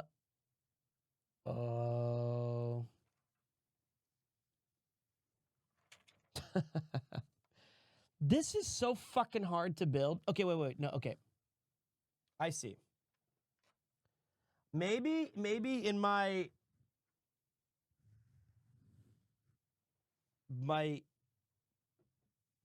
Oh. That is. If I had a Chewbacca sound effect. Well,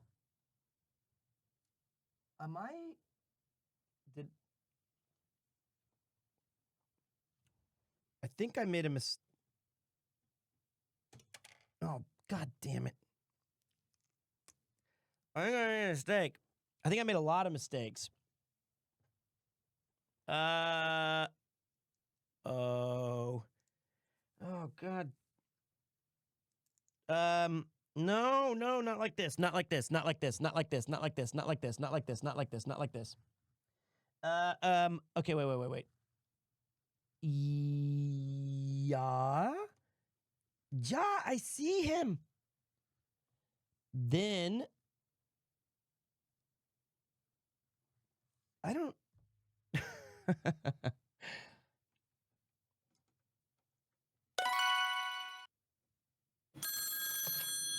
Yes.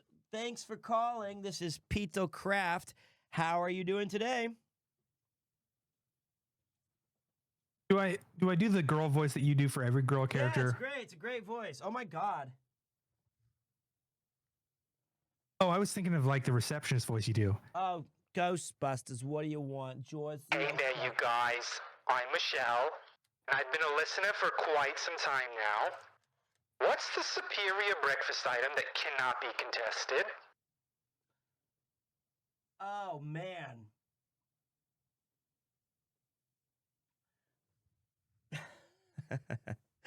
It's a very tough question. The absolute goated cereal. I would say cereals. Cereal is one of my favorite foods ever anyway. So when you're asking me to rank various types of like, what do I think about food in general? Cereal, it always reaches the apex. It is the top of the top, the best of the best. And other than cereal, I would say a breakfast burritos. That is, I think burrito for me on any situation is usually a go-to. And I'm very scared that oh no. I missed something somewhere. Is it hot in here? I feel like it's kind of hot. All right, hold on. All right, look, somewhere along the way, these steps got very confusing. It was like add this black piece here, then add this gray one on top, and then this other gray one on top, and then I lost that little gray one. And I put the wrong one on here initially because it looked very similar. And I found it, son of a bitch.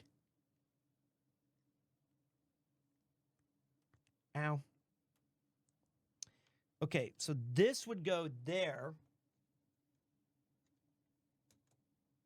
Okay, then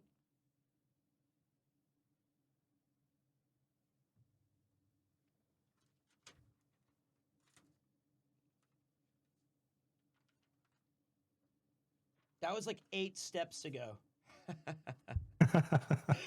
So it was a very subtle mistake.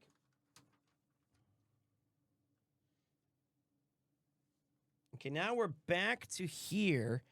And the confusing thing is I've already added this part and this part. And it says I go like this.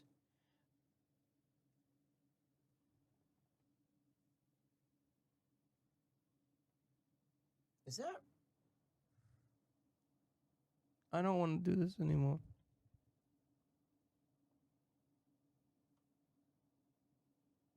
I can't.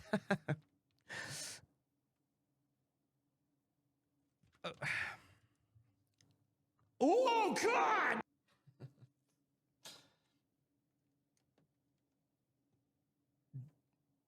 This is fucked. How did I do this? Okay, wait. No. I don't. All right. So, this is really confusing. It's this front part on the goddamn. It looks like I'm missing a flat line of bricks underneath that. That's I am. I remember now. It's this one. Kind of like you were doing an auction. I couldn't put that on earlier because I used like a slightly wrong piece. I got it now. We did it. Okay. That's now we're back in business. Okay. Good job, Pete. That was a scary one. I know I sent us through the ringer there, but we came through on the other side. All right, there we go. Then we yep. Bang. Yap. What are you gonna do with your free time tonight? After you've been up like all day, haven't you? A medically induced coma. That's what I'm gonna do. Well, that sounds fun.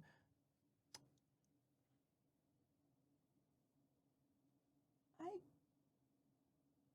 can't see shit. I think it goes like that, and then you take 3 small ones over there. You know what, though? 2 giant bags. I mean, it was actually 8 bags of Legos, but, like, if we can get done with 2 and 3 today, I think that's a huge W. Am I just trying to lie to myself and try to pick myself up here? How many pages of the book are there? I'll tell you in a second. I need to bring our music back. I would say... Here's the okay, we're on page 117, right? Is it like 400 and something pages? Yeah, it is. Okay. Who cares? So what? It's like 400 pages or something, okay?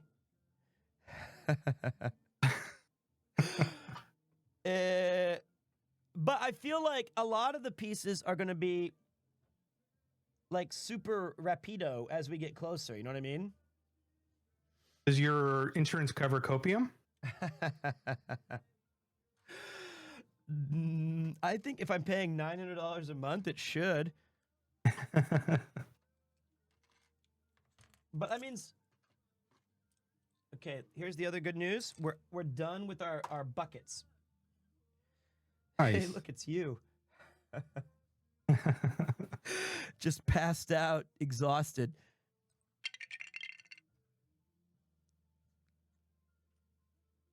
I think these like hang over, and then we...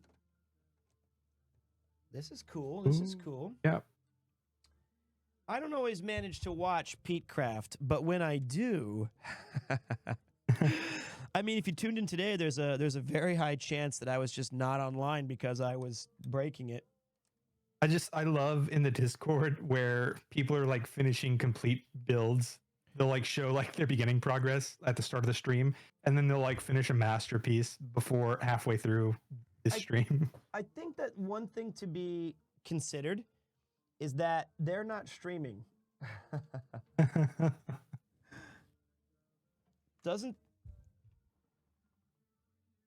You're gonna get a challenge accepted, and a bunch of people are gonna go live.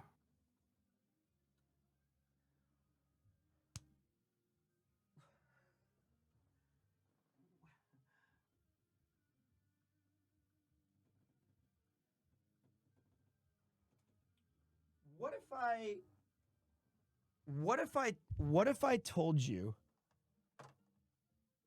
that I can't find another piece? You got a bunch of little ones up top right. Ow. From our view.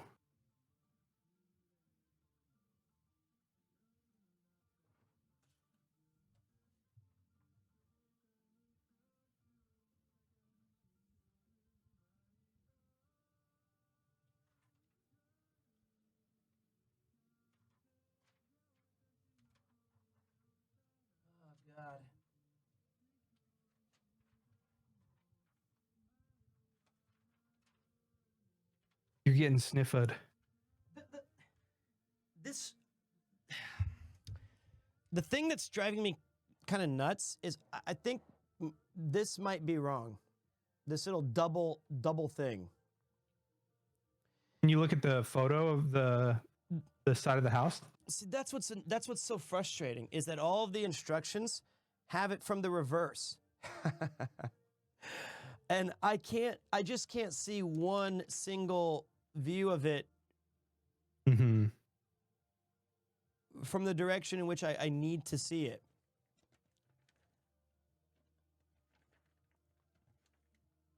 And then when it does show it, it's like conveniently like covered. What about the front of the book? Or the box? Yeah. I bet it's where the sign hangs. I just showed myself.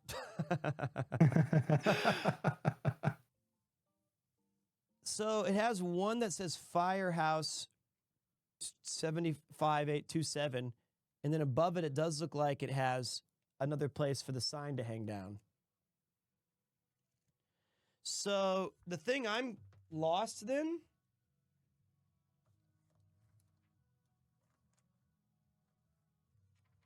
is one of these.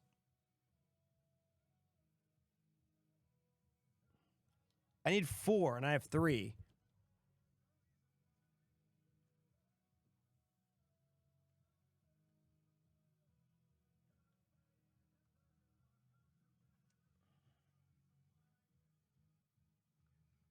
Maybe I already did that one or something. I don't know. Why don't you turn it upside down and see if anything falls down? No, we're okay.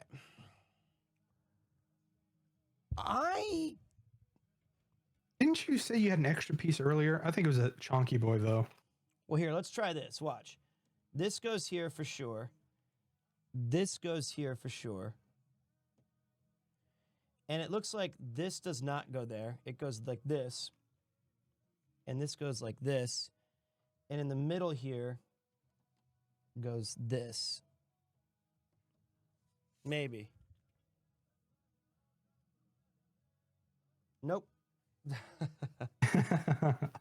But like, it's like, fuck me, this is hard.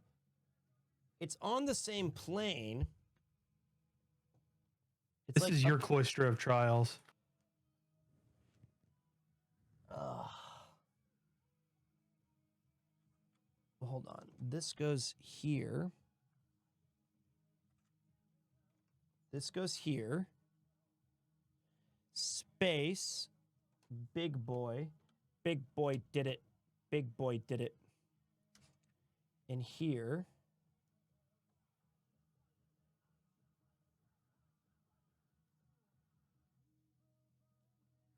I wonder what I'm missing.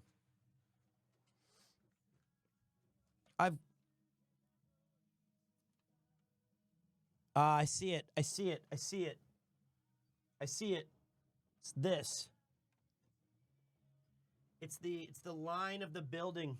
I got it, boys. We got it. Ladies and gentlemen, we got him. I got it. See, you guys shouldn't wait. I have an extra piece. Wait. That's impossible.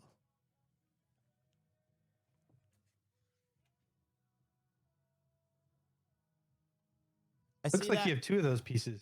No. It's you right got one here. down there and one up top. There it is. Oh boy, that was a tough one. That was a rough one. But in the end, we had the power of the Keyblade. And you guys got a close-up of my scalp 75 times. Honestly, it looked healthy, though. Well, that's good. That is actually very good to know.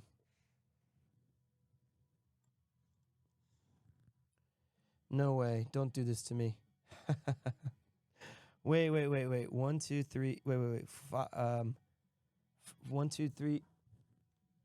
Got it. Okay.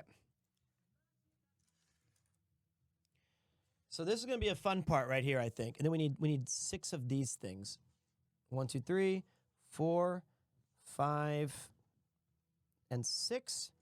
Perfect. So now we just add the cool little borders at the top to give it that luxury look, that New York skyline style.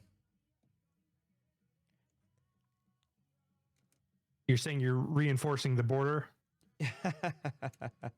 Somehow I've sparked a debate in some, like now we have people arguing. No, I'm just trying to build a Ghostbusters house. This one goes here. Kimi no ten ten ten. Samashi. I don't know any of these tracks. Is this anime? It is. It is. Is this Death Note? Oh, I can't hear anything on my side, so. It's a Rad Wimps. I think I fought one of those in Fallout 3. The Rad Wimps. This track is from Your Name, which you definitely don't know what that is. Namai. But you've actually seen the poster for it for sure. Yeah, the one with the blue sky and the girl and the boy talking or holding hands or moving. Exactly. I know that one. And then the guy recently got arrested for the CP charges. Oh, the producer? Yeah. So he's on the way out, though. Not the director, though. The producer of that movie. Mm-hmm. That was in the news. Yeah, I saw that in the Japan. news. Yeah. Okay, so this one's good. That's good. I cannot believe this is working. What a fucking relief, mate. Fuck off. All right. Oh, God, no. Do you know what's next? It's a sticker. Uh-oh. This is precision. Hey, listen! Hot take, Your Name is just an anime version of The Lake House. What's the Lake House? Is that another anime? Or is that a Patrick Swayze movie? I don't think I've seen The Lake House.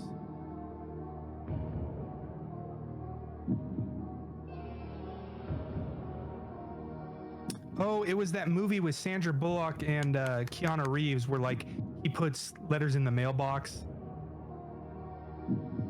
You remember that movie? It sounds like Cyan from Final Fantasy VI. It's like a mid-2000s movie. Is it a horror film? No, it's like a romance. I don't know if it's a drama or not, but it's like a romantic movie. Hey, we nailed that, guys. I nailed that piece perfectly. Like, no lying. That was a really good, we did it. And now we add this weird golden thingy. Like this. And that goes... What is that supposed to be?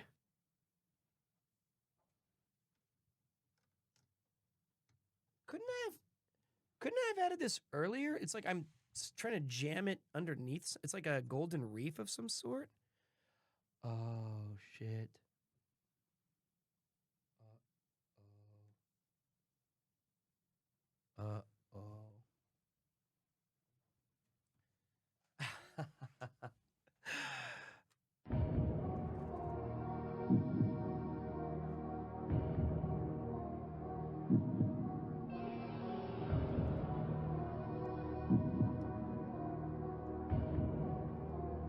You know what? After watching you build this, I understand why contractors mess up houses all the time. I got it. Now wait, I am missing something.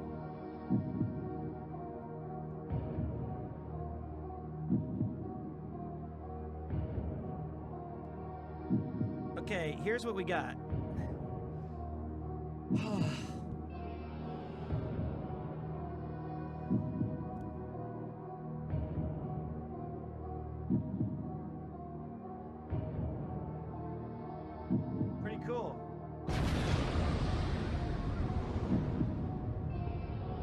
It's missing. I don't know where that's at.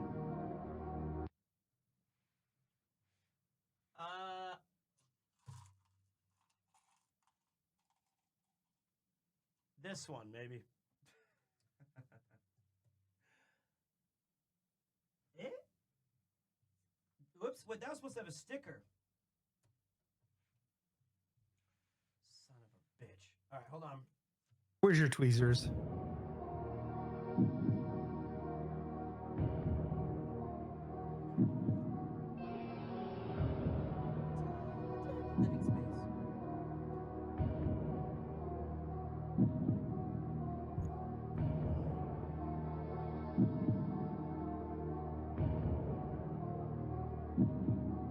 Steady. Steady. Crooked. Cock it. Nah, fuck it. I don't care. Yes, I do. Why did they fuck with me?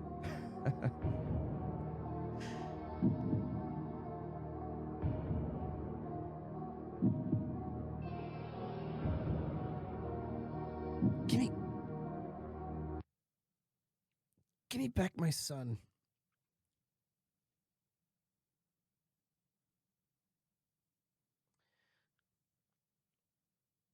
I can't. My shitty fingers are too tiny. My nails. Where's your little tool? I don't know where it went. It's built into the foundation of the building now.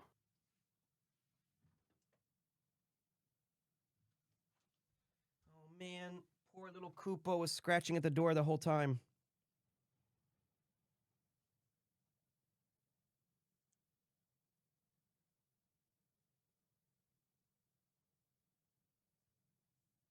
It's even. Come on, buddy. Come on. Come on, Koopy. Koopo. Koopo, come on.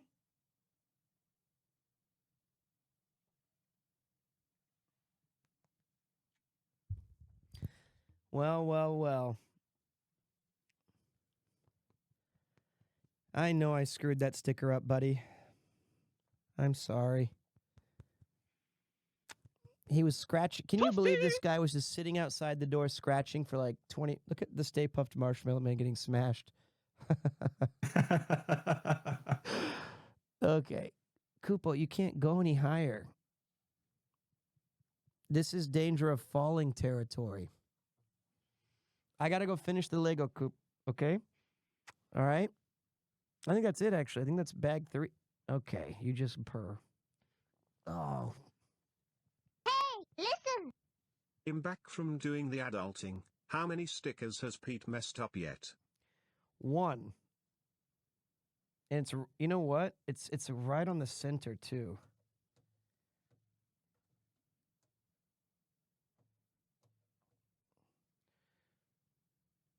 Koopo?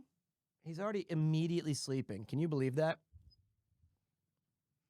Like he walked into the room, dug his face into my elbow, and just conked out.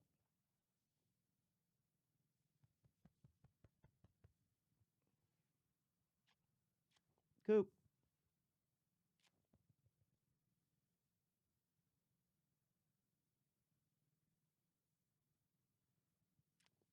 Okay.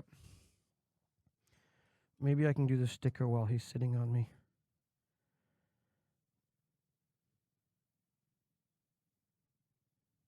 Yeah, Koopo, give me good luck. Yeah, that's right, Koopy. Come on. Okay. No, no, no, don't move, don't move. Don't move. Don't move. No, it's more crooked.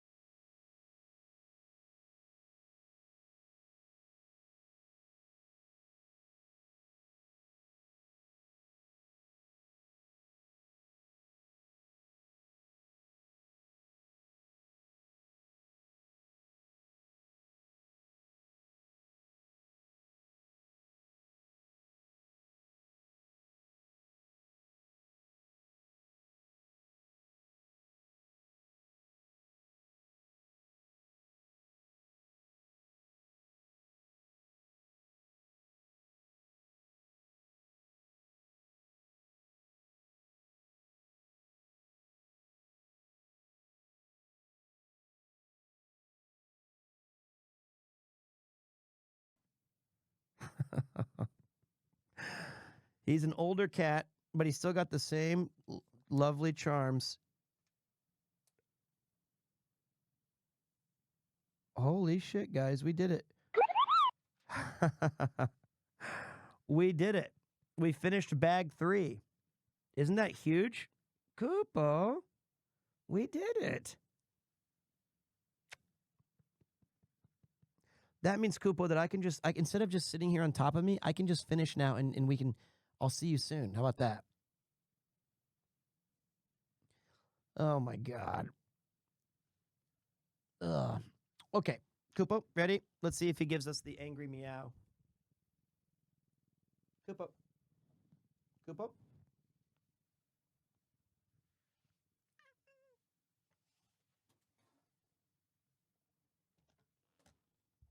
Oh, that was sad. Did you guys hear that?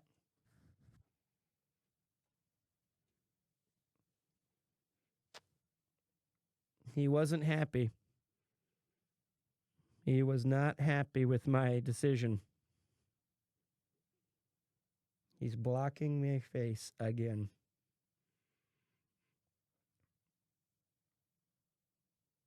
Good boy. Listen, I know that you didn't get any Pete time today, okay? But I promise, when I'm done, I'll come hang out. Okay? All right. This is Koopo. He's my best friend. He loves me very much. All right. Everyone say goodbye to little Koopo-chan as we finish up our craft. Coop. Look. Beep, beep, beep, beep, beep, beep, beep. I can touch his nose because he trusts me.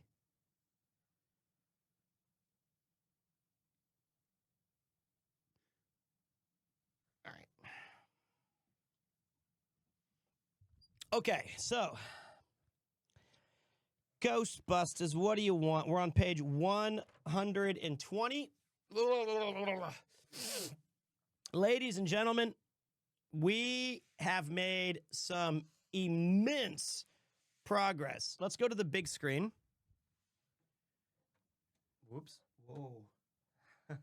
Oh my God. So,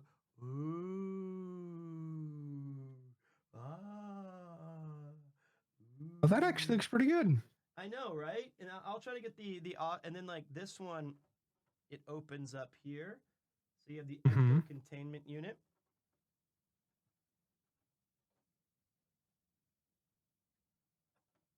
It opens up here. Hey, does this pole still work? And then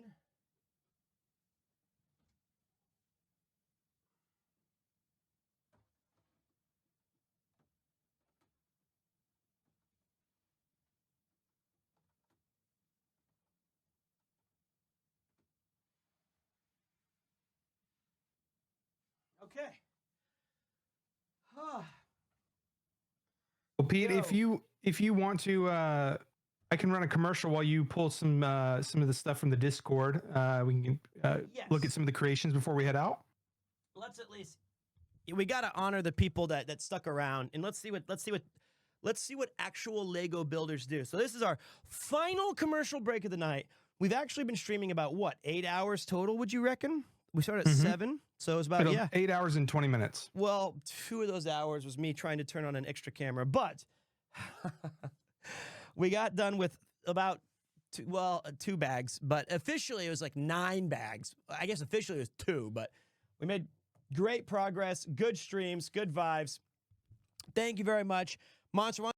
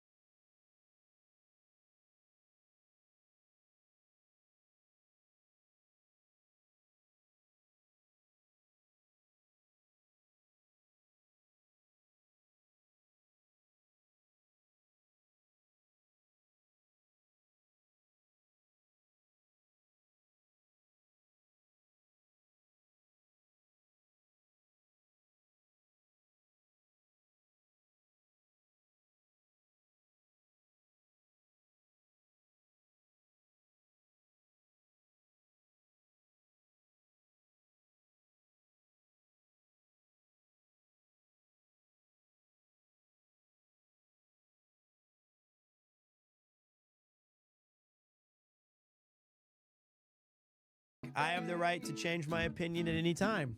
A day like today, you just might find a new way. I mean, that's pretty awesome. All right, we're back from commercial break, our final commercial break of the night. Thank you all for sticking around through the multiple technical issues.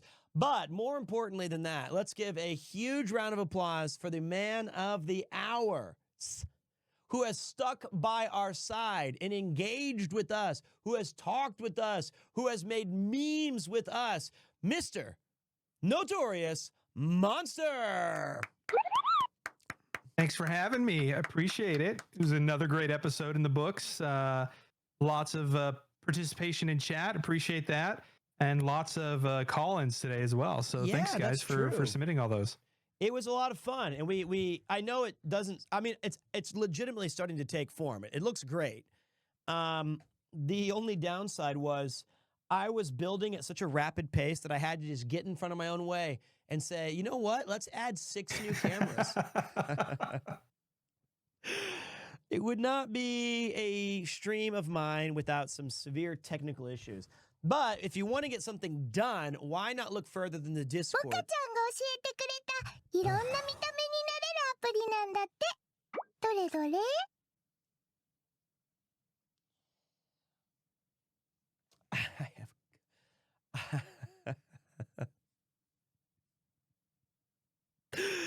Never again will I let you tack on one. Oh, no, there's just one more little acting thing. It's going to be great. It's a TikTok thing.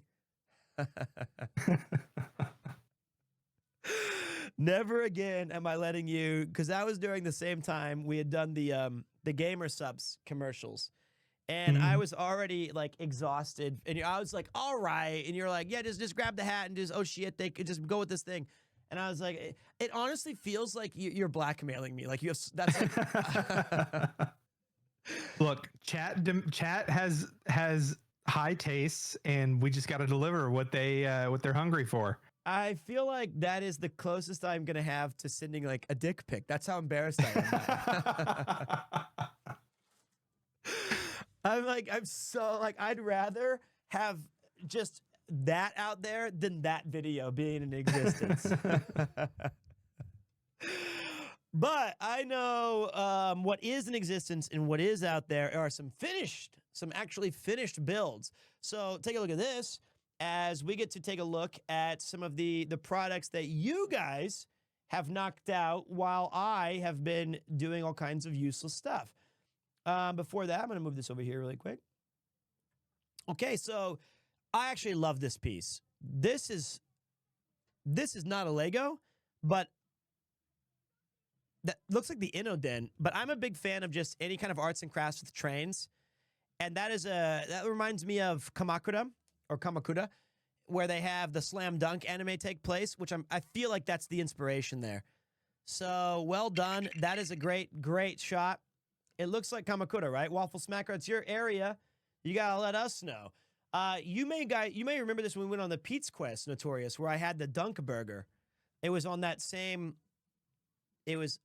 We went to this location, if that is indeed what it is. Next up, we've got. I'm gonna guess this is. Is this PeteCraft? This is Osaka Castle. I'm pretty sure. Reading the kanji here. Osaka Joe.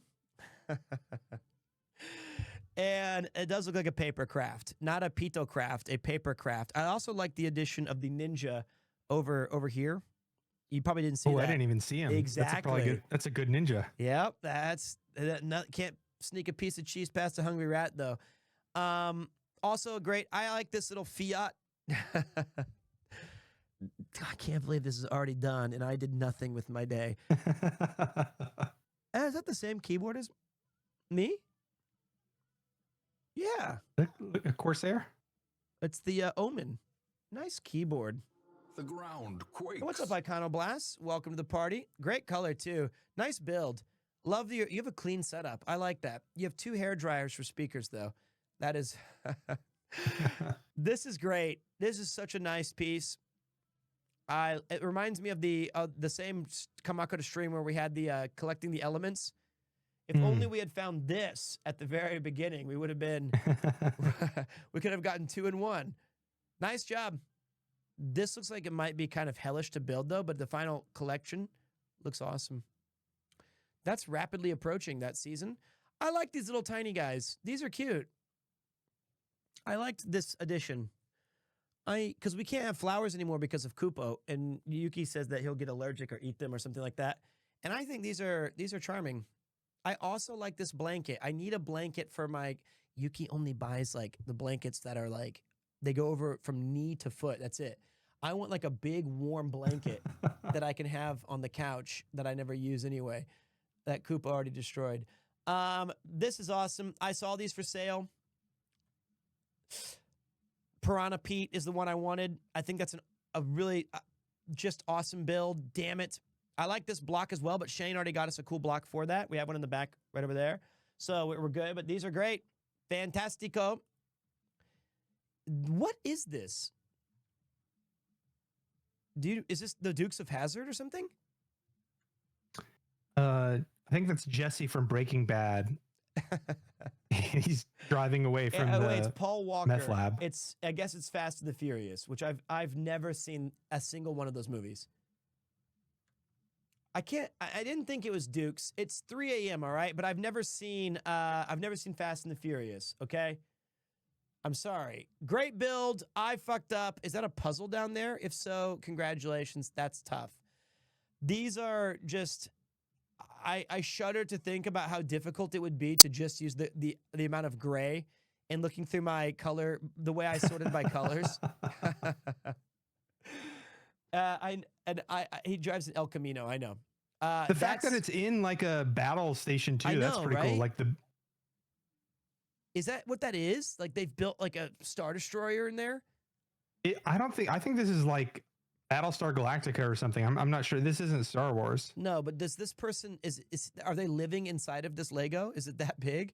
But no, they put their Osmo Pro Action camera inside to take that.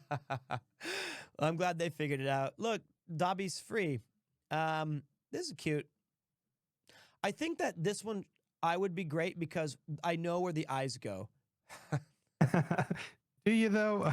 No, I'd probably put those in the wrong spot, and then I think those eyes might be stickers too, based on the background picture. That up. Yeah, you're right. Those eyes would be.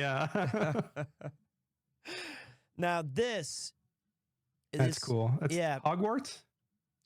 I believe this is Game of Thrones. This is I think this is Indiana Jones and the Temple of Doom, Molmart. Mm-hmm. So, that is pretty awesome. What do you think the HOA rates are there? I'm going to say slightly less than my health insurance per month, but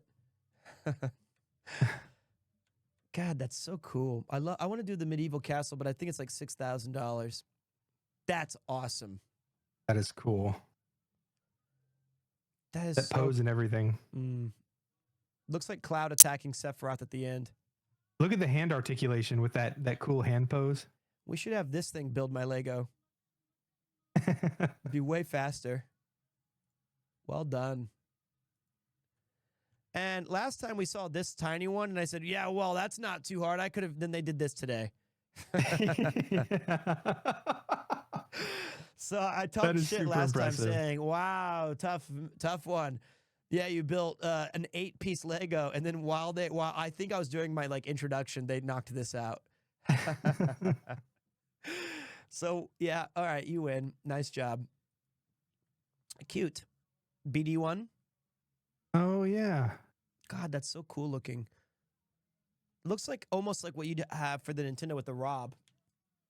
Mm-hmm. Maybe I can remake. I like that each one of the Star Wars ones comes with like the one that you make, and then the Pete version. Like which and yet we still managed to make that in 6 hours. Yeah.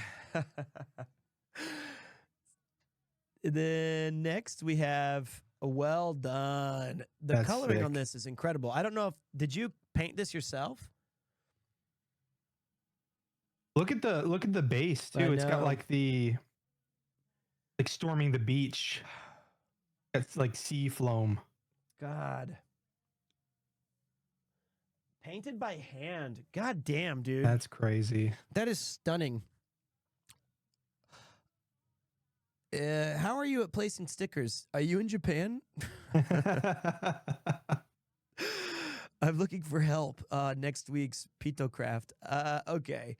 This We need is to find also those kids you hired for the crane game. They've got good precision. I don't know which one you're going to fawn over hands. the most. We have Riku in the back, and it's signed by them. They have the Final Fantasy wow, 12. it's by Tara Strong, the voice actress. Yep.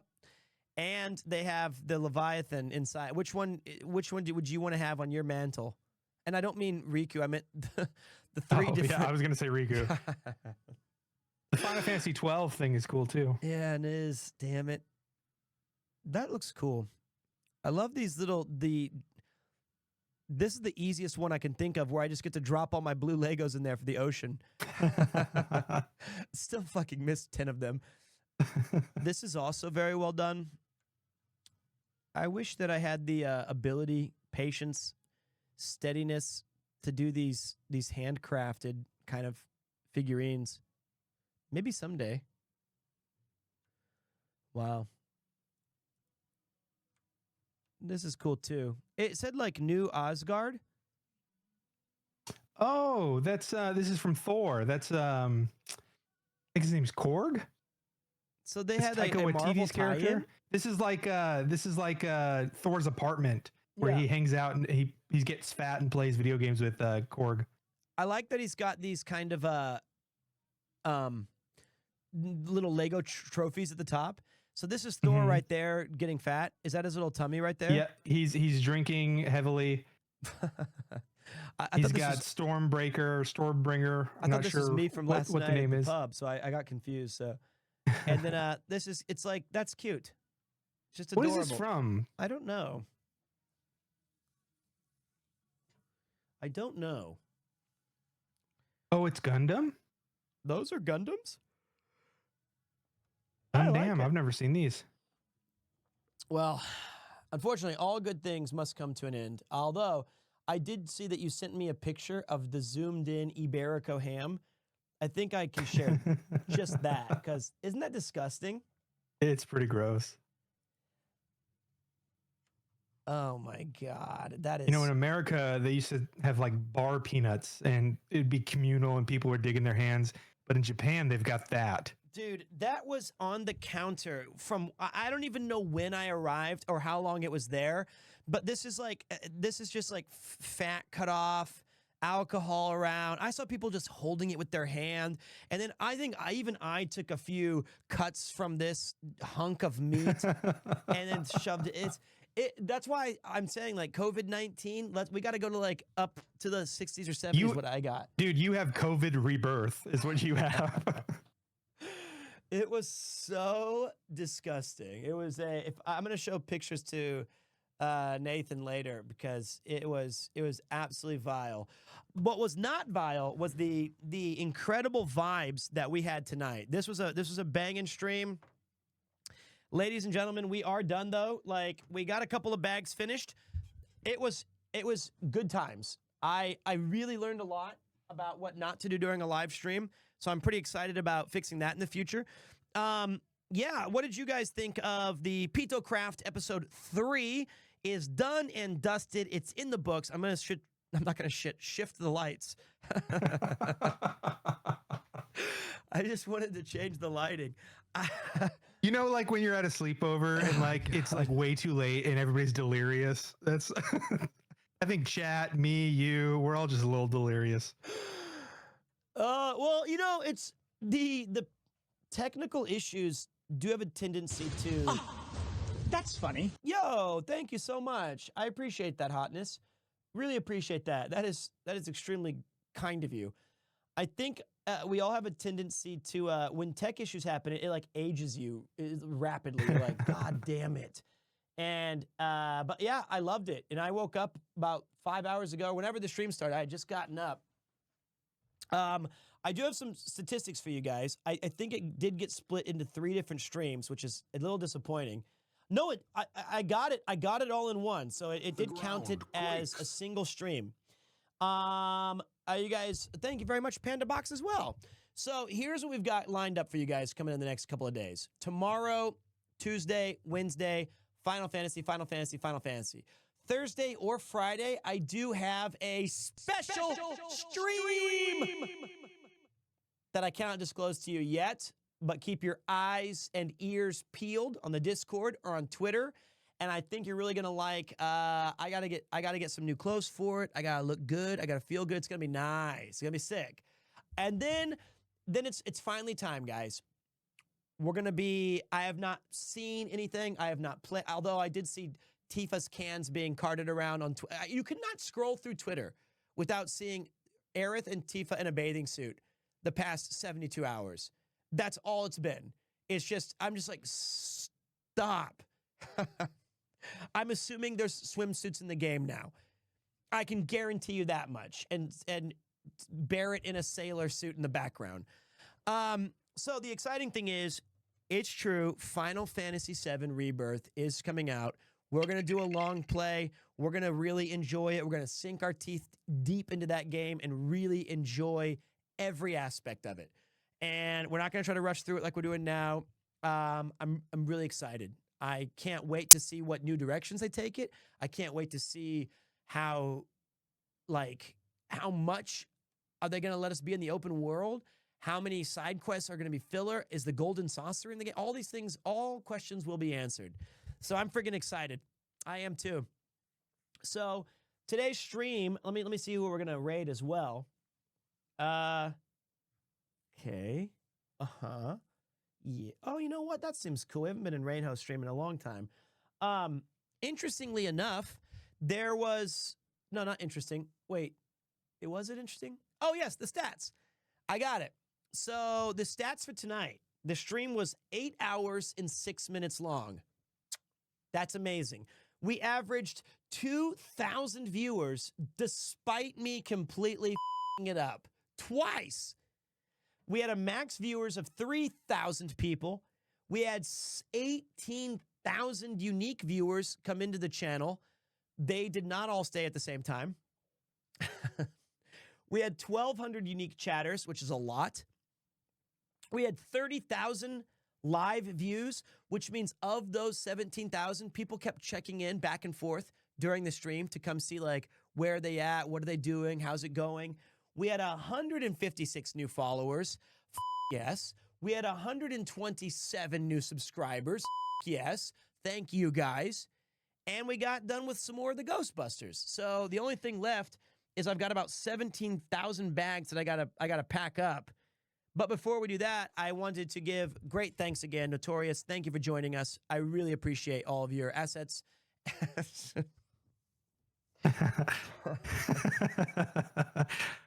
I won't play it anymore. Thank you for having me, as always. Thank you, chat. I had a great time. Thanks for keeping us company. And we are Delulu right now. Oh boy, this is horrible. I think that you should. Hey, listen. What's up? AS sets. I think that when Notorious does start streaming, we need to support him more. And you know what? You have you're going to have a better start than a lot of streamers have. So your streams better be good, because we can funnel these great viewers who already like what you're doing. When you go live, we can just send them over to you. So don't f it up like I did for 2 years. I learn so much every time, like not to plug things in, not to, yeah. It's going to be a great head start. Yes, it will. So speaking of great head starts and getting in front of the year, we got Premiere 2 is our channel, so we can already drop a follow. There is. Let me erase what I was writing. Is it the same one that it is now, right? For my channel? Yes. It's Notorious Monster TV. I don't know anything about Twitch or how to do anything. Okay. So right there, guys, all you got to do is click the heart at the top. I can unfollow you. I won't, but I could. So there it is. Thank you, Mifu. So if you guys would do us a solid. Wait. Stop. There you go. Drop the follow. He's not live yet, but he is going to be streaming in the near future. He is looking for some advice on rigging for VTubers. So if you know someone or if you're a VTuber yourself, please join the Discord, find Notorious Monster, and maybe let us know so that we can help you guys out, or we can help him out, get this thing set up, because that'd be awesome. Thank you guys so much for being here. It really, really, really appreciate it. We're going to go say hi to our good friend Rainho. She's awesome. We really like her. She's a great person. A video on Onigiri's channel just came out, and it's already got 100,000 views, where it was us cooking together. So if you haven't seen that yet, go take a look at that on Onigiri's YouTube channel. Mouse has a Discord thread. Oh, does she really? I did not know that. Okay, thanks. I'll link that to... I'll figure that out. Okay, I did not know that. The other thing is this. Thank you to everyone who followed the channel, who lurked, who chatted, who joked, who waited, who supported. Thank you so much, Mifu and Hannah, and the rest of the mod team. Thank you, Notorious. Thank you guys all so much. And if you want more great Pete content, I'll be back tomorrow. And in just a few hours, we're going to be dropping a YouTube video. I believe it's tonight. And thank your Lexi. I was going to say it last. I was going to make a joke at the end where I was going to say, and you know, we forgot one more person. And then I was going to end. I'll still do it. We have the Gundam build. I think that was edited down into a PeteCraft YouTube video that's going to be releasing tonight. So there you go. Ladies and gentlemen, what more do you need? See you soon. We'll be playing some games. I'm going to go take a bath, eat some pizza, hug my cat. That's not a euphemism. Oh, and how could I possibly forget? Thank you, Lex. Oh, for the, shit, it's too late. Next time. Shame.